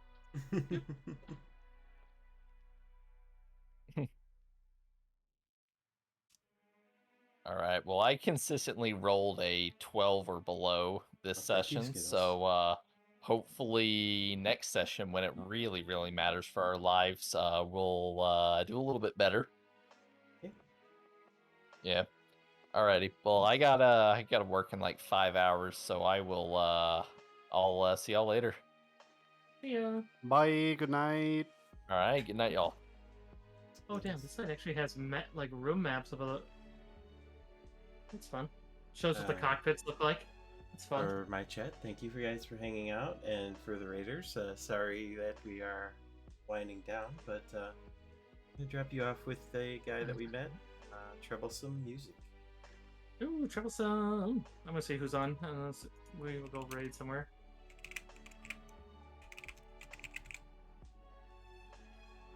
Hope you guys had fun. Crix and Dekel, I know that one's a bit other focus, but I think that was kind of. Ooh, Vital's going. We're gonna go to Vital. Wait, is he sleeping? Yeah, probably. Yeah, he's sleeping. Never mind. Why Lava is he Man, screaming while sleeping? because He's doing subathon. a subathon that's like Oh, okay. uncapped. I got you. Yeah, he's still got hours and hours and hours and hours. That man has like 5 days left. All right. Thank you, Chad, again, and stay beautiful. Love you. Money, please stay wonderful. We're gonna go to Saku because she's fun. Then if Crix is so much out, he can talk to her too. Huh? Goodbye, Chad. Bye. Stay wonderful. Have a lovely rest of your folks. Don't do something I wouldn't do. If you are gonna do it, don't get caught. Huh? Goodbye, Chad. I absolutely love that it ended on that. Perfect, Crix. Thank you. Bye, Chad. You rated Sako. I was just about to start watching her stream. Hi, Cursive.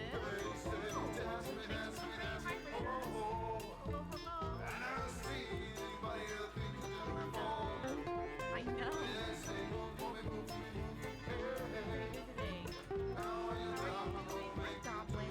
What's up?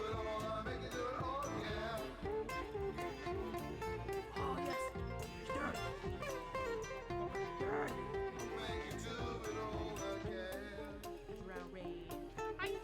Hello. Hello. Hello. Curse, are you there? Oh, yeah, I'm here. You don't have to worry about it. I was actually fine with it being focused on, like, you know, the Sabak and stuff. I was really interested in that. And then all of the running out of Cloud City. I like how Jesus Christ. every single book has been run your happy ass out of this place. Run your The Yep, Assidious is coming. Can The we never Assidious- just quietly finish a mission and walk away? No, we have exited every planet. Like, what was that, 3 for 3 now? Felucia, Canada, Moidia, and Cloud City. Yeah, for sure. Yeah, the Assidious Okay. is just like these motherfuckers. I'm not gonna lie though, it does make me feel confident about my choices of grabbing Dekel and like running. Oh yeah, if they were in jail, like that would have been terrible. That's kind of where I'm at right now. It's like if you would have been in jail, if we would have been in jail, I don't know. I don't know if we'd have gotten out of there in time. That last fight would have been a doozy for the other two. Oh, for sure. Yeah, I'm not gonna lie. It dropped me down to, I think, like at the lowest, I got to like 19 during that fight, and I came back up. But like, damn.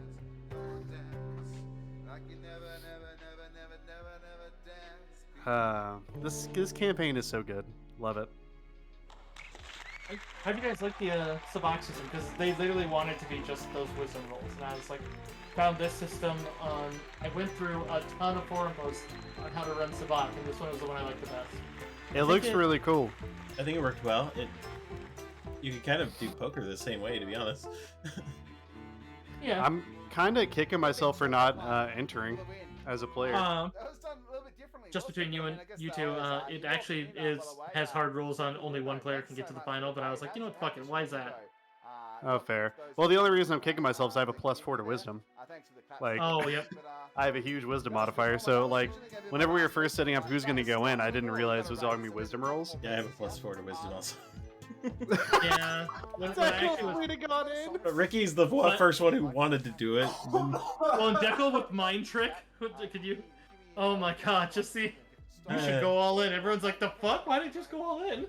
You should fold now that we've done betting. The person, the opening of the round, I fold, and everyone else is like, what? Absolutely insane.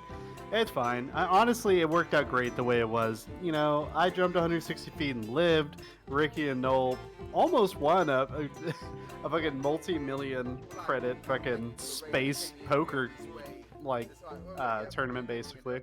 I got the ultimate Pretty Wookiee sweet. roller coaster ride. You did 100%.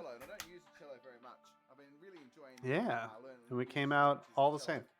Thanks so much, Ray. Once again, if you didn't hear me before, The Imperial, even though actually he seemed like a honorable, not so terrible Imperial, but Yeah, that's literally how they wrote him. Is that he's actually not a dick. He doesn't. He agrees with basically the country, but not like the leadership's like things. Like so, it's like, you know what, fair dude. I hate that I identify with him. I really would have revivified him, but it would have been very begrudging. Very begrudging. Dekel, are you still technically live?